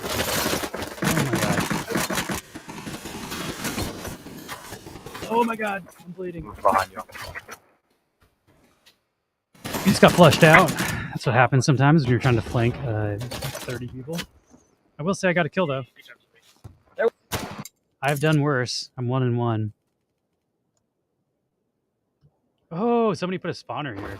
I don't know if we want to spawn here though, to be honest. Like, we just got wrecked. I'm gonna try it. YOLO. Oh my god, they're already on. I'm jumping. Oh, and I think I might die. Fuck, that was stupid. I thought I might be able to make that landing. Turns out, fall damage, it's a thing. I shouldn't have spawned there. That was a bad idea. I said it as I was spawning there. It's like, yeah, I'm probably gonna die immediately if I spawn here, and then guess what happened? I can't spawn here because it's flashing. I can't spawn here because it's flashing, so now we're just screwed. We can't spawn anywhere near any of these points. I might just wait until they flush the enemy out. Here we go. I'll spawn it deep. It's better than like spawning farther away than having to run for like 3 minutes.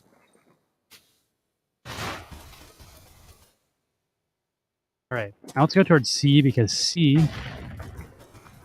is being infiltrated. Oh God, who's shooting at me?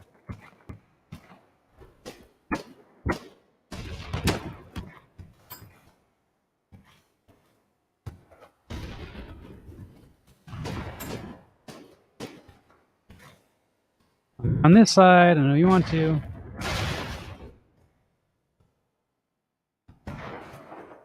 Oop, there's one.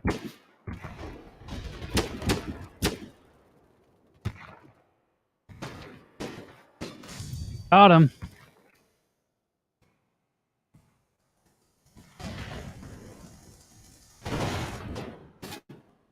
They're incoming hard from over there. I should get a better vantage point. Some defend if they're coming for us. Oh God, they see me. Treat.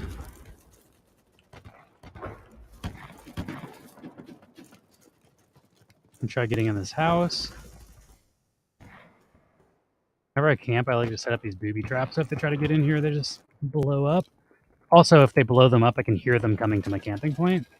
So it's kind of like a built-in alarm system at the very least. All right.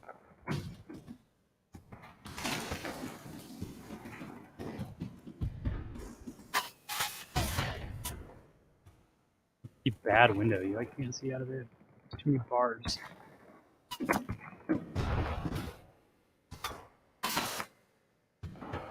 Yeah, way over.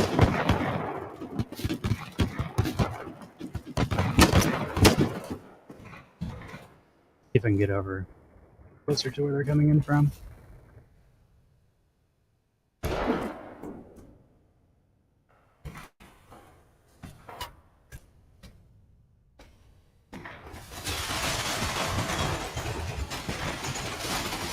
Parkouring through windows.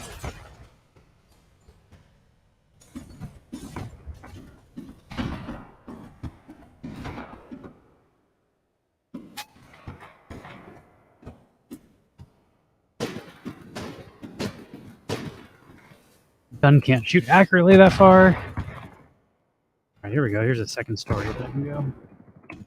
What, you can't see out of these windows? What's the freaking point? Oh, you can jump through those windows. That's the freaking point. I'm gonna try to get into this one. It seems like a thought they exploded the crap out of it, but oh my gosh, blew up the stairwell. High ground.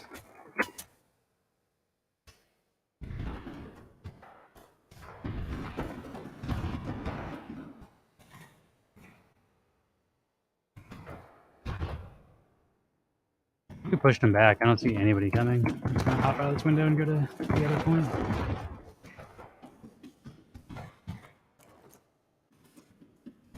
Looks like we successfully defended that point. Time to go for a seek. Oh God, that just exploded. Wow, they blew up our entire tower. That's nuts. Oh God, we got you, buddy.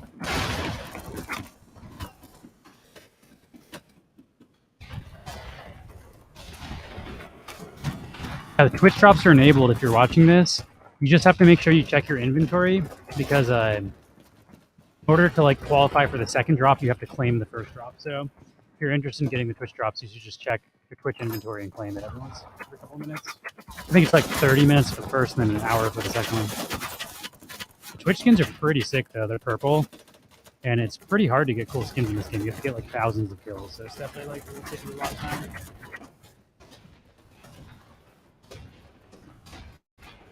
Oh no, buddy! Oh shit, they were in here. Fuck, that was a bad idea.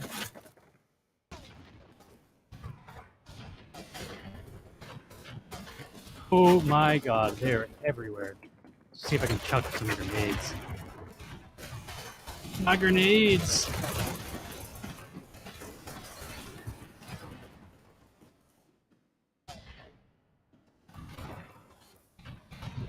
peek. There.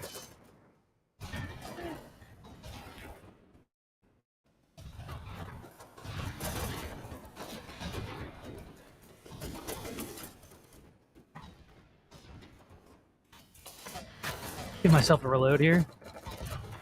This is super intense.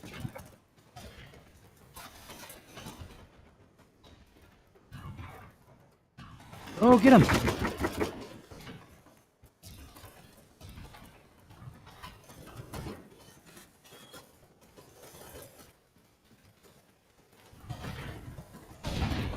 Oh my god, there's a helicopter.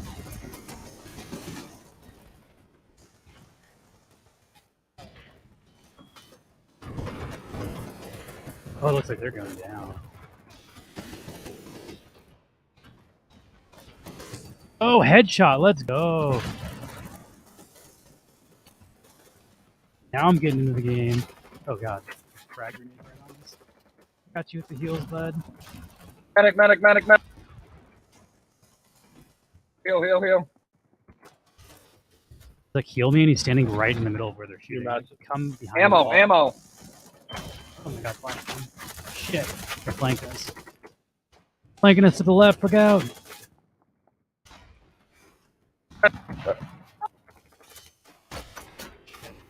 Coming. You got me, I need you. Yeah, they're flanking us hard. I'm sorry, I couldn't, my boy. Ooh, and they're taking D, that's not good. I guess I'll spawn at E and we'll try the push back to D.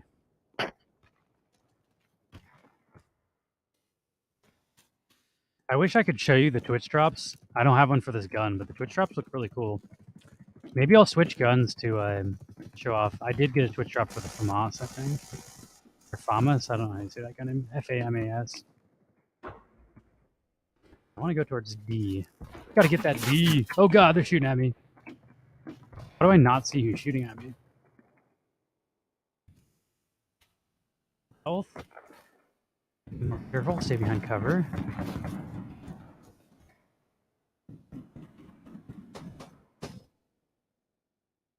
Run through the train yard.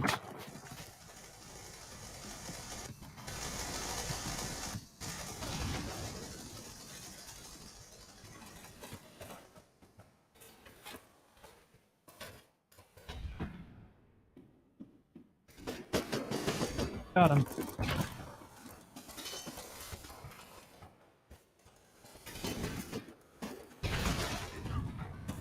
Sometimes you can camp people's dead bodies because their homies trying to help them up. Oh god. Kill their homie trying to help them. Oh, they got me.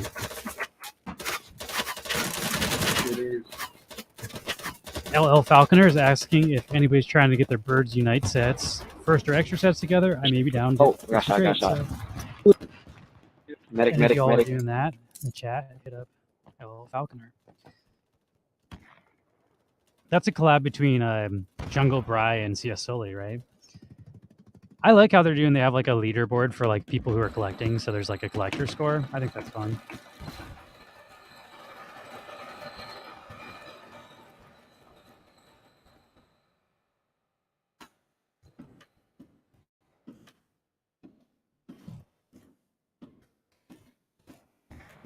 I'm gonna run through the jungle. Run through the jungle. How did I not hit that guy? That's some crap.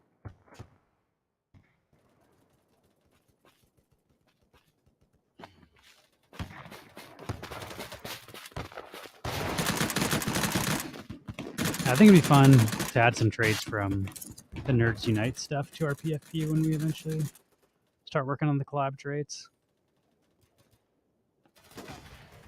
Honestly, I think like all of my favorite collections on Wax right now are kind of just the smaller collectible brands like Sune and Jungle Bry and a few Nerds Unite, like Soli stuff. Like those people are doing the best at just not overselling and like keeping decent min counts and like catering to their collectors directly and not just going crazy. I've also gotten kind of burned out on the clicker games. I don't know if y'all are in the same spot, but I've been playing clickers on Wax for like 2 years. I'm just sick of clicking buttons. Got him.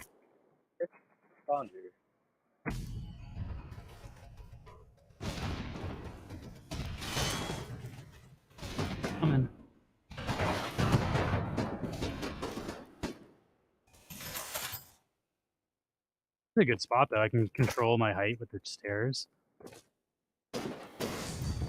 Headshot.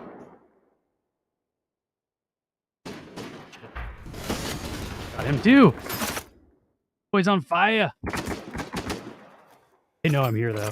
Oh shit, they're taking the spot too. I got you with the bandage, bro. Oh god, they came from behind.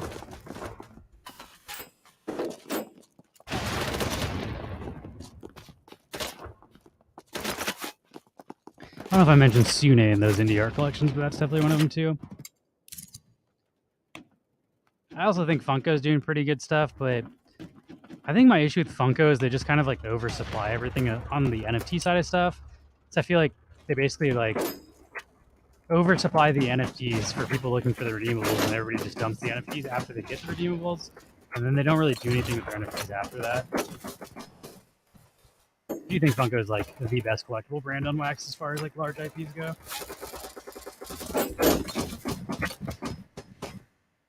I feel like because the smaller communities can cater to so many less people, and you kind of get the like less ridiculous NFT mint structures. Like they're not minting like thousands and thousands and thousands of NFTs.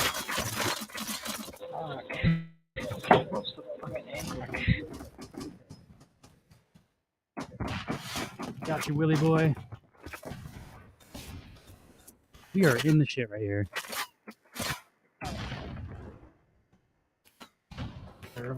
Oh no, he got me.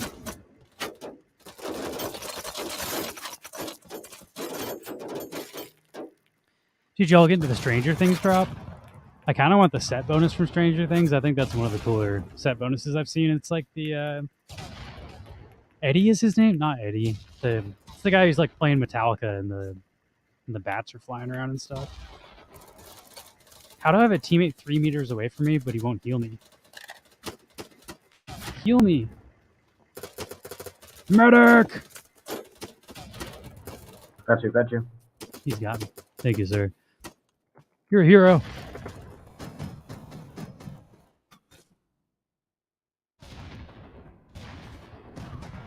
I didn't rip Paps for that. I might just look for like the after it drops like the redeem coin. Oh my god, I just got shot again.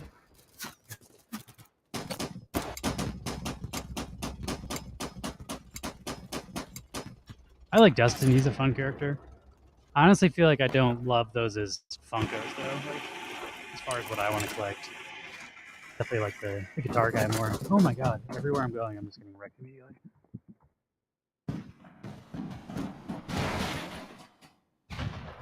Oh my gosh.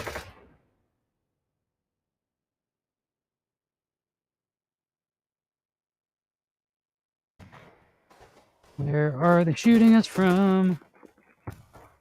That's like when you know you're doing bad in this game is when you just don't even know where the enemy is and you just keep dying. A lot of it's understanding the positioning and understanding where they're coming from. There's one. Shoot around through his dead body in case someone's trying to revive him.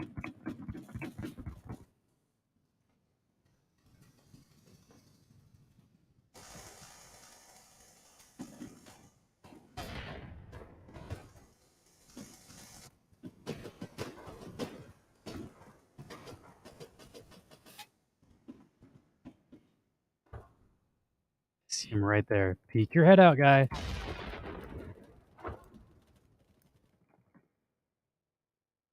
My team might have gotten him. I got you, guy.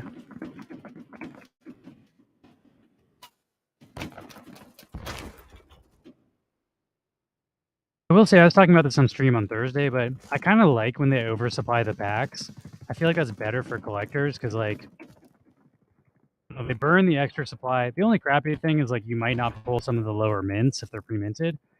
But I actually think it's better to, like, let all of the collectors get what they want instead of having the flippers buy out the supply and then gouge the prices on the aftermarket before the collectors. So I kind of like when the sale's open for a couple hours and anybody who wants to buy a pack has an option to buy a pack. Although I do think the mints were pretty high on that set.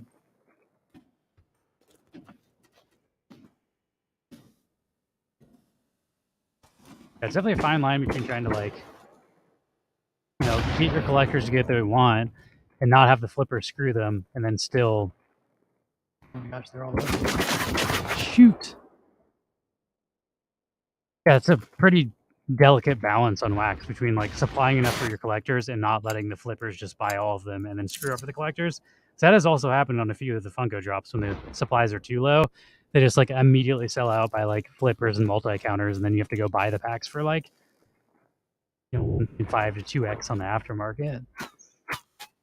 That's not ideal for collectors either, so it is easy to criticize them and say they mint too many, but then also if they don't do that, then their collectors get screwed because they can't buy the cards they want. So I don't know like the exact solution for that. It's hard when you're such a big property because that's the thing that like flippers target that.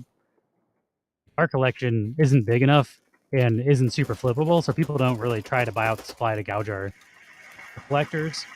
But when you do have a big IP, then you have that problem because people are opportunistic. How did I not kill that guy? How many bullets can you take? Okay, I got an assist. I'll take it.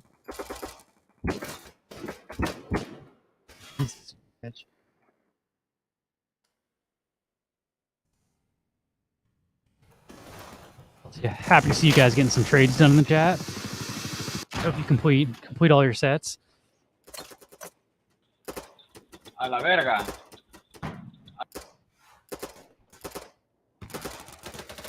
I can't tell if I'm doing well or poorly this round. I'm 10-9. That's okay. Super Dope's 13-1. He's crushing me. I feel like my team's doing really poorly, myself included. Also the worst spawn for this gun that I could have chose. I'm going to go back towards our spawn. Let's hope they're not watching this flank. Oh my god, of course they were. Hail!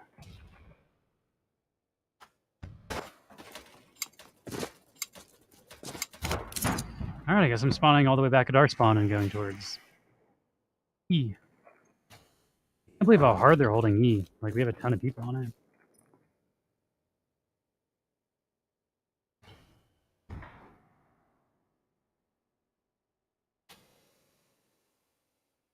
wonder if Sully would be in this game. So I know he does like Fortnite and stuff, right? I know he's into some FPS. It'd be great to get like a wax crew of streamers together. Super Dope and I are both wax streamers and we're playing together right now.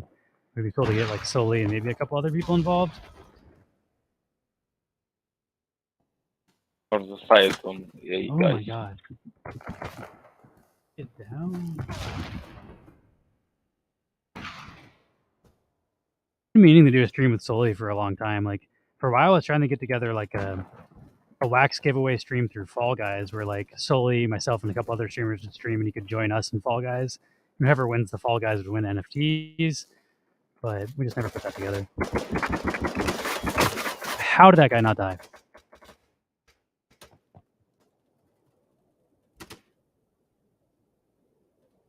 Quadrella, you should definitely get it too. I'd also be down to do the Forest again at some point. That game was fun. You're definitely like, oh no, I shouldn't have given up.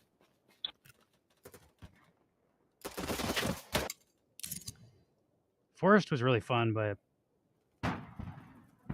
Sully's a console gamer. Does he stream his console through his PC? Is that how he does it?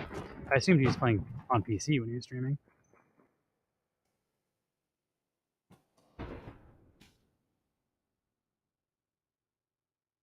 I'm kind of a wuss. The horror survival games scare the crap out of me. I had fun playing with you, though. It was fun playing the Forest with homies. I felt like I was just like running around in the middle of the night swinging wildly at like worm monsters and crap. I was just like died so many times that like got desensitized to dying because you can revive each other. How am I just always getting shot? Like on assist somehow. Probably that guy that I shot like 15 times that didn't die. What? That was a crazy jump. Follow him.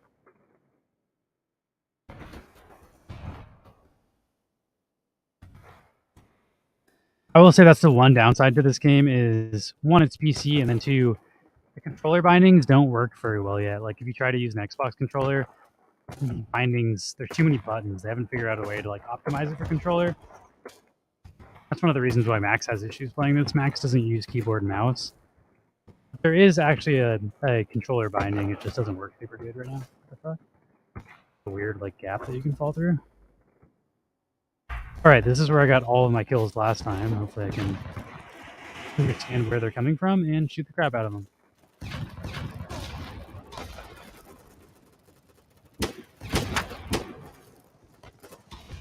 This game is super fun, Quadrell. You should try it out. It's only $15. I feel like it's... I mean, I've played it for so many hours already. It's well worth the $15 for me. I will say there's a bit of a learning curve. Like, you can just get absolutely wrecked in this game over and over and over until you kind of learn what you're doing.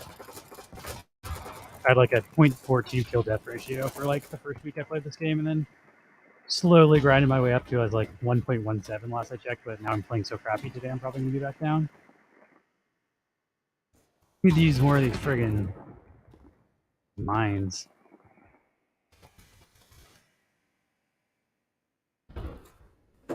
That guy's crawling. I should probably be crawling too.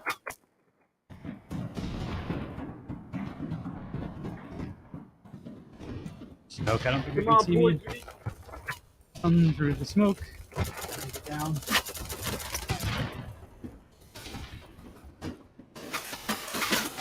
Oh, fuck, back.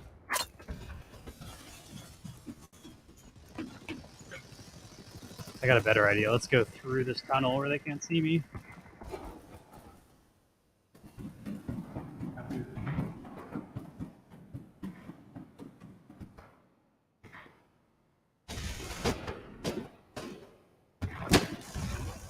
Can you guess where he's running?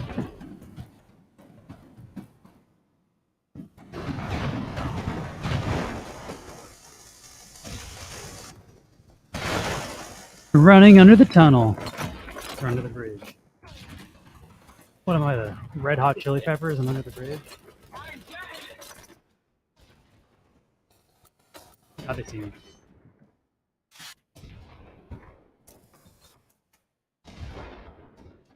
I think they're above us right now. I hope they smoke the crap out of us. Gotta kill everybody. Oh no, I'm reloading at the bad time! Bad time to reload.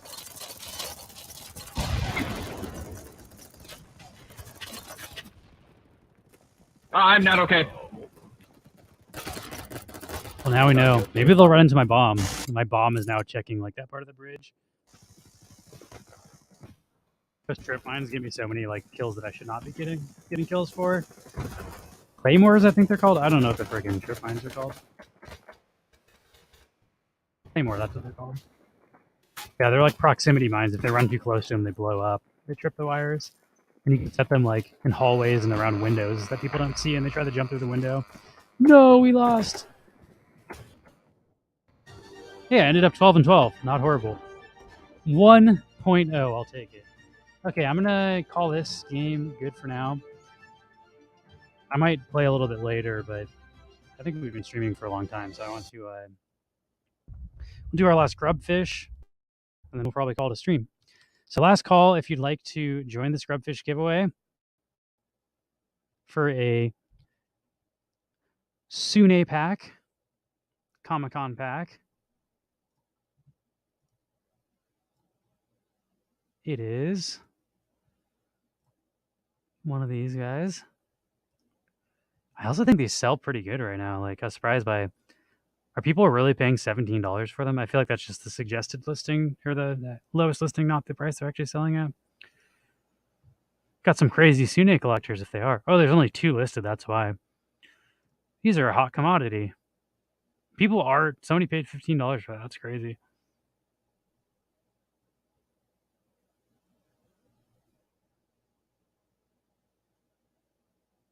People want their Sunes, I guess. I wonder if we can tell who bought it. It was by Banksa, but... Oh, this is a War Damn Eagle. It's going hard. It is cool to see people buying with credit cards because it's so hard to buy wax in the United States right now that you can use the Banxa wallet, which just lets you use your credit card. Got 12 contestants in. Get your exclamation point neon in the chat if you want to join. Holy crap, have we really been going for 4 hours and 40 minutes? This has been quite the marathon. Thanks for hanging out, everybody. I feel like I'm fucking running out of voice. I've been talking too much. Started out playing NFL Rivals, went into Dinkum a little bit. I love Dinkum. And then we played some Battle Day. Also wasn't really planning on showing off the sneak peek of our profile picture, but I'm pretty excited about that. I don't know, we've been talking about it for so long that like even just having the concept art is huge for me.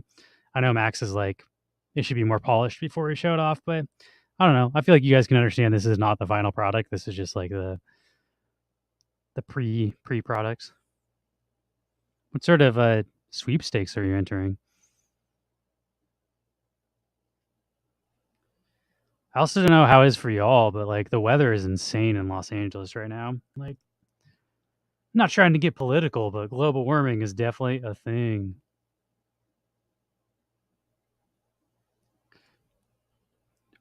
Weather, Los Angeles. I'll show y'all. It's probably like it's 74 degrees right now, but if you look, hey, it's actually getting a little cooler this week, but it's been 90 degrees every day for like the past 4 or 5 days. And it's 91, 88, 89, 90, 88, 89, 89, 89. It's just like, ugh.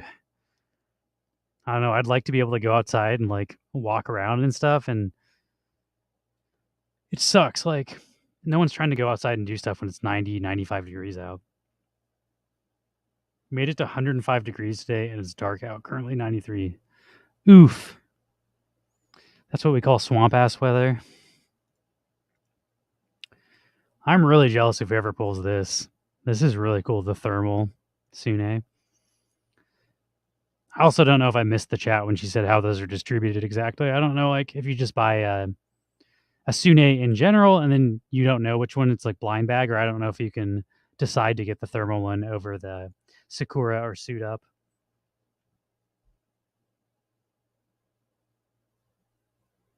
Ooh, I didn't see this one either. This one's really nice. Also, like, what great photo work with like there's like waffle cones around it.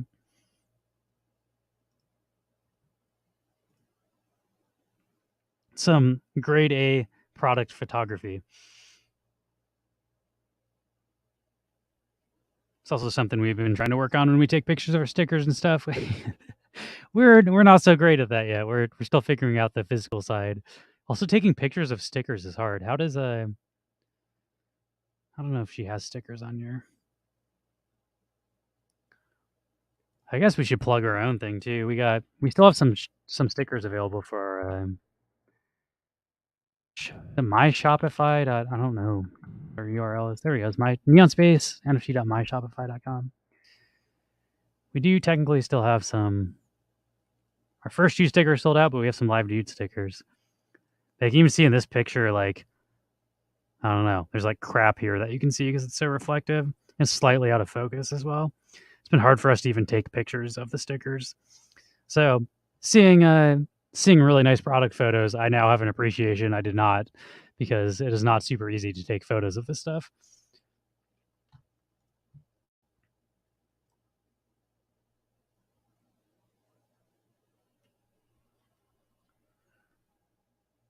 The hard part with the stickers is the reflective. So like if you do the light on the sticker and the camera's at the wrong angle, you get the reflection of the light over the actual sticker. So you have to do it in an angle where the light's not reflecting. But I don't know. Max is our photographer. Max also has a really nice filter for lenses. That's a good, I don't know. That'd be a Max thing. I don't know how to work cameras. I know like refraction and stuff is that what they call it? Refraction lenses?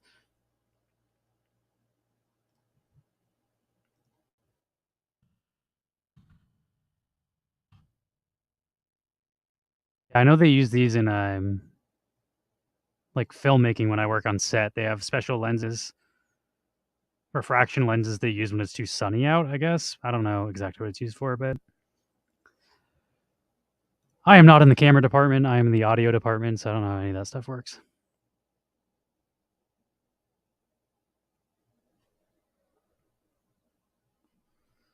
Yeah, we actually have new stickers coming soon for our what ended up, it's Cut My Life into Pizza. So if you're interested in those, how sometimes I do not understand the search on it said nothing found, and then I hit enter and they're all found. Oh my gosh, there's so many of these. Oh, that's because we're looking at the NFT, not the template.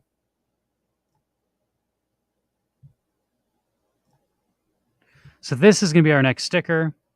It'll be a sticker version of our neon sign. We already ordered them. They're mailing them to us. We had a DAO vote. We have a Neon Space DAO, and we let our community vote on which sticker is made next. So this went up against 3 other artworks, and people wanted this one as a sticker. So this will be our next sticker. And we give away 20%. We mint like 100 of them, or manufacture. I call it mint, but we manufacture like 100. 20 of them we give away as VIRL. So if you have Neon Blend tokens, you can trade the Neon Blend token for a physical sticker. And we pay for the shipping and everything. So you can just basically effectively blend into it with our blend token. And then the rest of the 80 of them will be sold. We sell, I think, like 70 of them on Shopify, and then we save 10 for when we start going to conventions. We want to kind of have a like backlog of artwork, so we have stuff to sell people at conventions, so we don't have to show up with like one piece of artwork at the convention. So we're kind of building an inventory right now, and hopefully eventually going to start doing that con life, but we're not quite there yet. We're still working on it. And that's another thing that's coming up for Neon Space. This will be our last call for exclamation point play. You can hold a white piece of paper like above the right angle and it'll stop the reflection. That's a good idea too.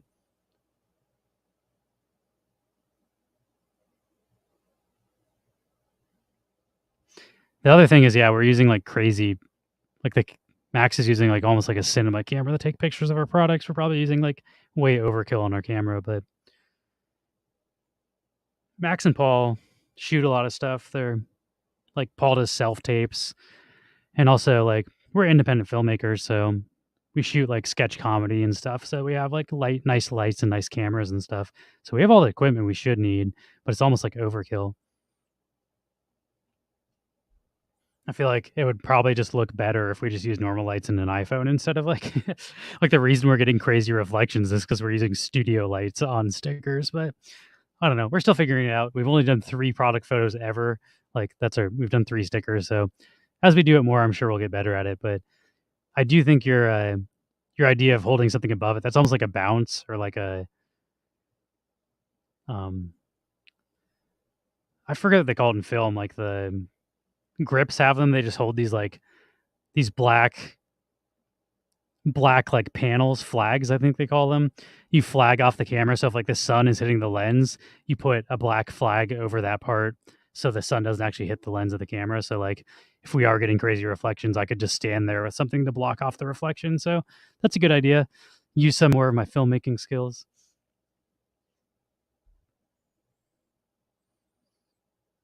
We were talking about this on I think Thursday as well, but Hollywood is totally on strike. If you guys didn't hear about that, there's the Writers Guild has been on strike for like about a month, and the WGA, and then or on Thursday, that was yesterday. I don't know what day it is. Just yesterday was voted for the SAG, which is the Screen Actors Guild. They're striking in solidarity with the WGA, and I think this is the first time in 40 or 50 years they've been striking simultaneously.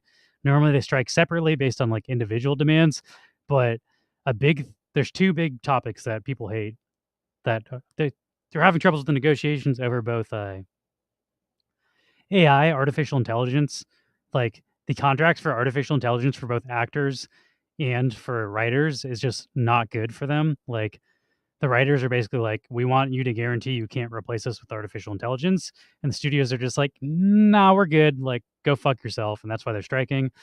And then same with actors. Like they can pay a background actor, $200 to use their likeness forever. So they can like take a 3D scan of an actor and then they can just put that actor in movies for the next 50 years and they never have to pay a background actor again. So like the actors are just like, no, that's not cool. Like you're taking our jobs and replacing it with computers. So that's the big thing number one. And the big thing number two is new media contracts. Like Netflix and Hulu and Amazon, all those people pay people way less than TV and film, and they don't give them residuals. A big thing about actors is if you or writers is if you wrote or acted on a TV show that goes for over 100 episodes, you then get paid every time they play that on TV forever. Like you get royalties for that. And they basically have cut the royalties out of the contracts for new media. But now that new media is basically not like people watch Netflix more than they watch normal TV, and they watch like Hulu and that stuff is becoming as big. They're like, we need to renegotiate these contracts because we made new media contracts when we were talking about people making short films on like YouTube. This is not like YouTube level stuff anymore. This is like media giants exploiting actors and writers and not paying them anything and then making bank and playing their stuff forever over and over and over on demand, and they get nothing for it. So that's the big second thing that they're fighting about. But people like myself are also affected because even though those contracts do not affect me, we're always day players. When you work in the sound department, you do not get royalties on films when you work on them. You get paid your day rate and then you have to go find your next job. You don't get royalties, which I think is fine. I'm not writing and I'm not acting. I'm not like, my work is a one-time thing. It's a gig economy. But how it affects me is I now can't work because none of the actors are working and none of the writers are writing new stuff. So people just stop shooting everything in Hollywood. Like everything is just shut down. So the only things being filmed anymore are like maybe like true crime documentaries and reality television, which is kind of a different gig than doing scripted stuff. And I kind of hate working on reality TV stuff. It's kind of garbage as a sound person. You have to mic up like 15 people at once and you have to hear them all talking at once. And they'll just be like, nope, just record it. And I'm like, I can hear people have conversations in different rooms at the same time. Like, and it sounds like my head's getting scrambled. Not a fan of reality TV stuff, but yeah, like most of the stuff is just not happening right now. So it does also affect crew, and I am part of the crew. So people like myself are out of work until they figure this shit out. And it's kind of a bummer, but yeah, I don't know. I'm also like, I don't know. I didn't cancel my Netflix subscription. I didn't cancel Hulu. Like, I'm still going to keep watching The Bear on Hulu and like the shows I like. So I'm part of the problem. I'm supporting the streamers, even though they're fucking over my coworkers. But I don't know. I just wish the executives would pay the people more so I can ethically watch this stuff and not feel bad about it because streaming is awesome and the streamers are great. Like there's a reason why they've grown to such popularity. The problem is the executives make all the money and they fuck over the artists. Like the person who created Squid Game, in order to get Squid Game on Netflix, they had to sell Netflix the rights to the IP. So the person who wrote that and created the concept for it does not own it, and they get no royalties or anything. Like I think they got a one-time payment, and then it wasn't even good. Like if you look what they got paid, it was really bad, and it's one of the most profitable shows on Netflix, like of all time. So it's like, I don't know. Does that seem right? Like the person who created everything has to sell it just to be able to get it because the streamers won't pick it up unless you give them the rights to it because they have all of the negotiation for new directors and new actors and stuff. They're like, yeah, you can not be on TV or you can sign this shit contract. And people sign the shit contracts because people just want to be on Netflix. So I don't know. It's definitely a nuanced situation, and there is less money from streamers than there is in TV and film.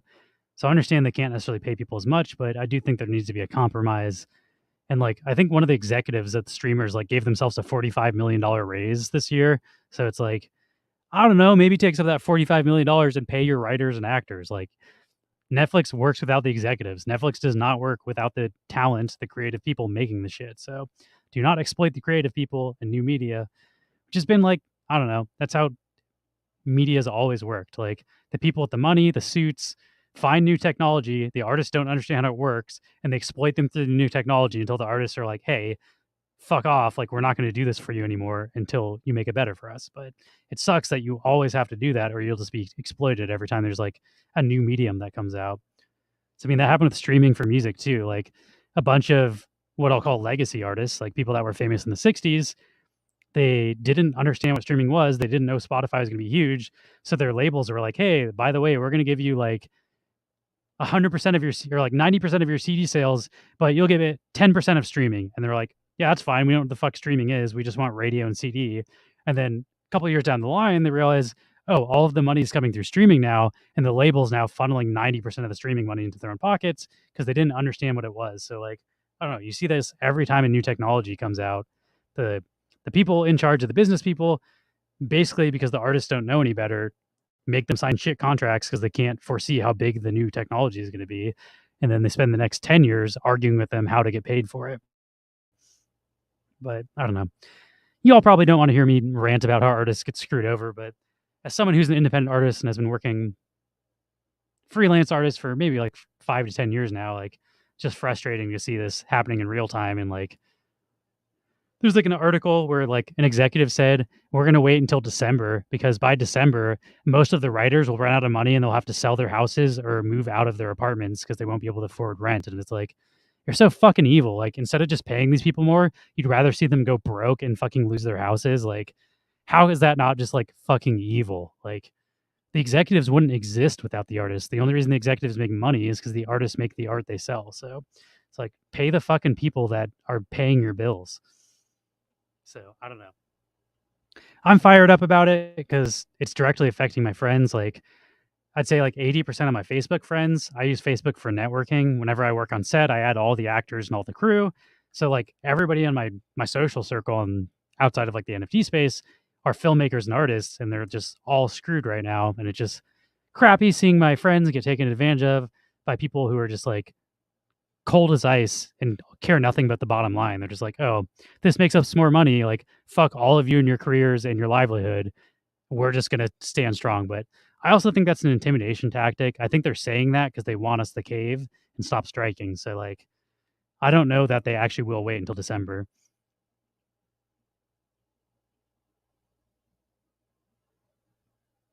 But I don't know.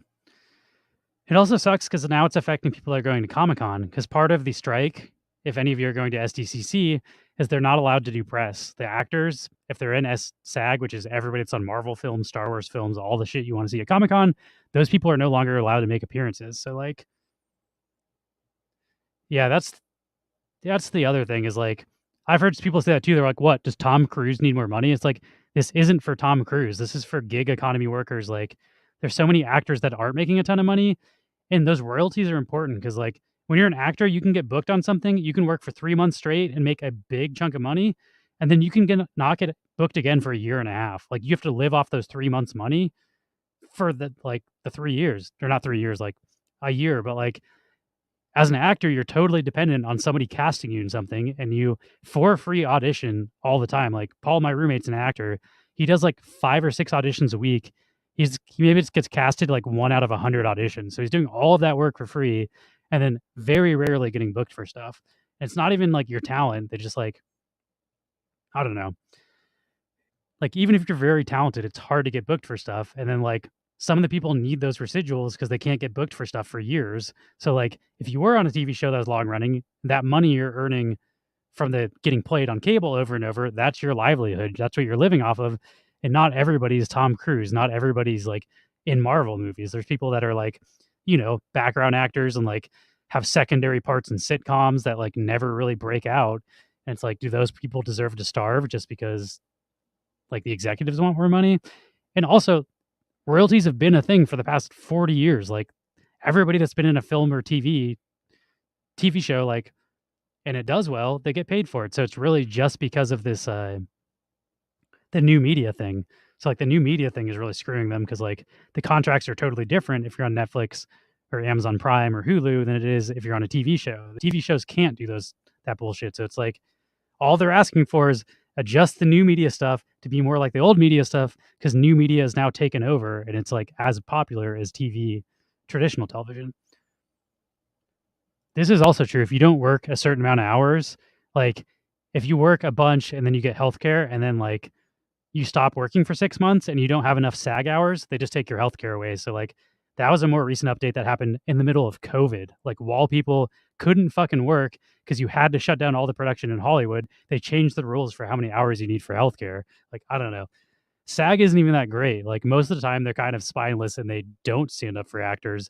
So it's actually kind of great they're striking right now, because the actors, if they didn't, it would have been insane. They voted 98% the strike, like all the SAG members. So there's already been complaints about SAG the members for the leaders, because it's up to the leaders to decide the strike. Even though 98% of the members authorized, if the leader said no, they could have just not done it. So I'm glad they're actually standing up and fighting for the rights, because they deserve like to be paid fair wages for their work. And it's like the money's there. It's just going to executives. It's not going to artists. And the executives' jobs wouldn't fucking exist without the artists. That's my whole thing. But before I get too salty, let's run this Cratercraft and let's support independent artists like Priscilla and Valor and Vellum Sune Collection, because artists need support, because the money people aren't going to support them. It has to be, unfortunately, Patreon style, where individuals have to support artists they love.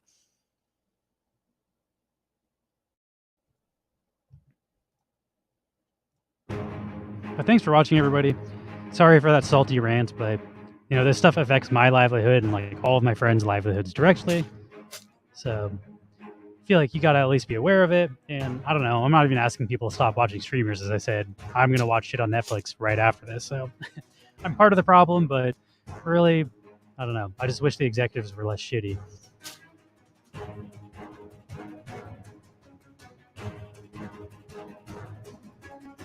I hope y'all are having a good night. It's evening here. Hope you had a good work week. Hope you're excited for the weekend. I'm excited for the weekend. The Neon Boys are probably going to be playing some Diablo in our Discord on Saturday and Sunday. We probably won't stream it, but we will have room in our party. If anybody's playing Diablo 4 and they'd like to party up, feel free to join our Discord and hang out in the voice chat. We'll be playing some Diablo. But our next actual scheduled stream will be next Tuesday. And that'll be a tech stream where we go over to Wax DeFi stuff like Alcor liquidity pools, Taco liquidity pools, and that sort of stuff. Pablo Neen, congrats. Yeah, our next time we'll go live is Tuesday at 2:30 p.m. We stream on right now Tuesday, Thursdays, and Fridays. But again, we're happy to hang out, and I'll be chatting in Discord. I'll be playing more BattleBit tonight, so if anybody wants a game or hang out and talk NFTs, like, we won't be on stream, but we're happy to hang out and chat in our Discord. I'll get you a link to our Discord in case y'all aren't in there. But also, if you just want to hang out on Twitch, we're happy to see you again next time. I know it's daunting being on every NFT project Discord. There's about, like, I always have to clear my Discords because I'm in 100 and I don't have the nitro that lets me be in more than 100. So I get it if you want to join another Discord, but we do give updates every time we go live. So if you're interested in watching our live streams, we post about it in Discord. And then also we talk about NFTs and gaming and stuff. So if you're interested in that, consider joining our Discord. Here's the link. Thank you, Eric. And otherwise, yeah, let's see who we can raid into. I don't know who's streaming right now. Are you about to stream, Quadrell? I feel like you're usually streaming about when you come hang out in our chat. Ooh, NFT Gamer TV is streaming. We can raid into them.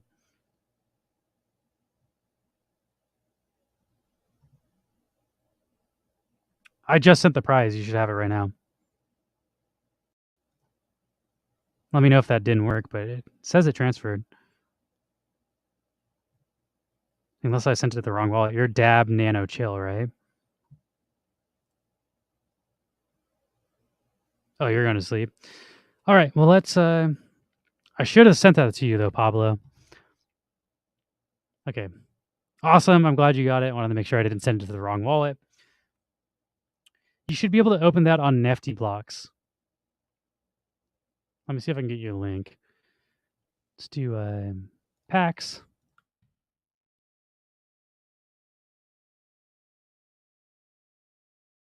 That's the Sune collection and the packs. And then she has a blend available as well, but I do think you need to go in person to get an autograph to do the blend. So you might not be able to do the blend. And she's also in Wombat, so this is a new template, so it might not be in Wombat immediately, but if you do play Wombat Dungeon, the Sune collection is available there.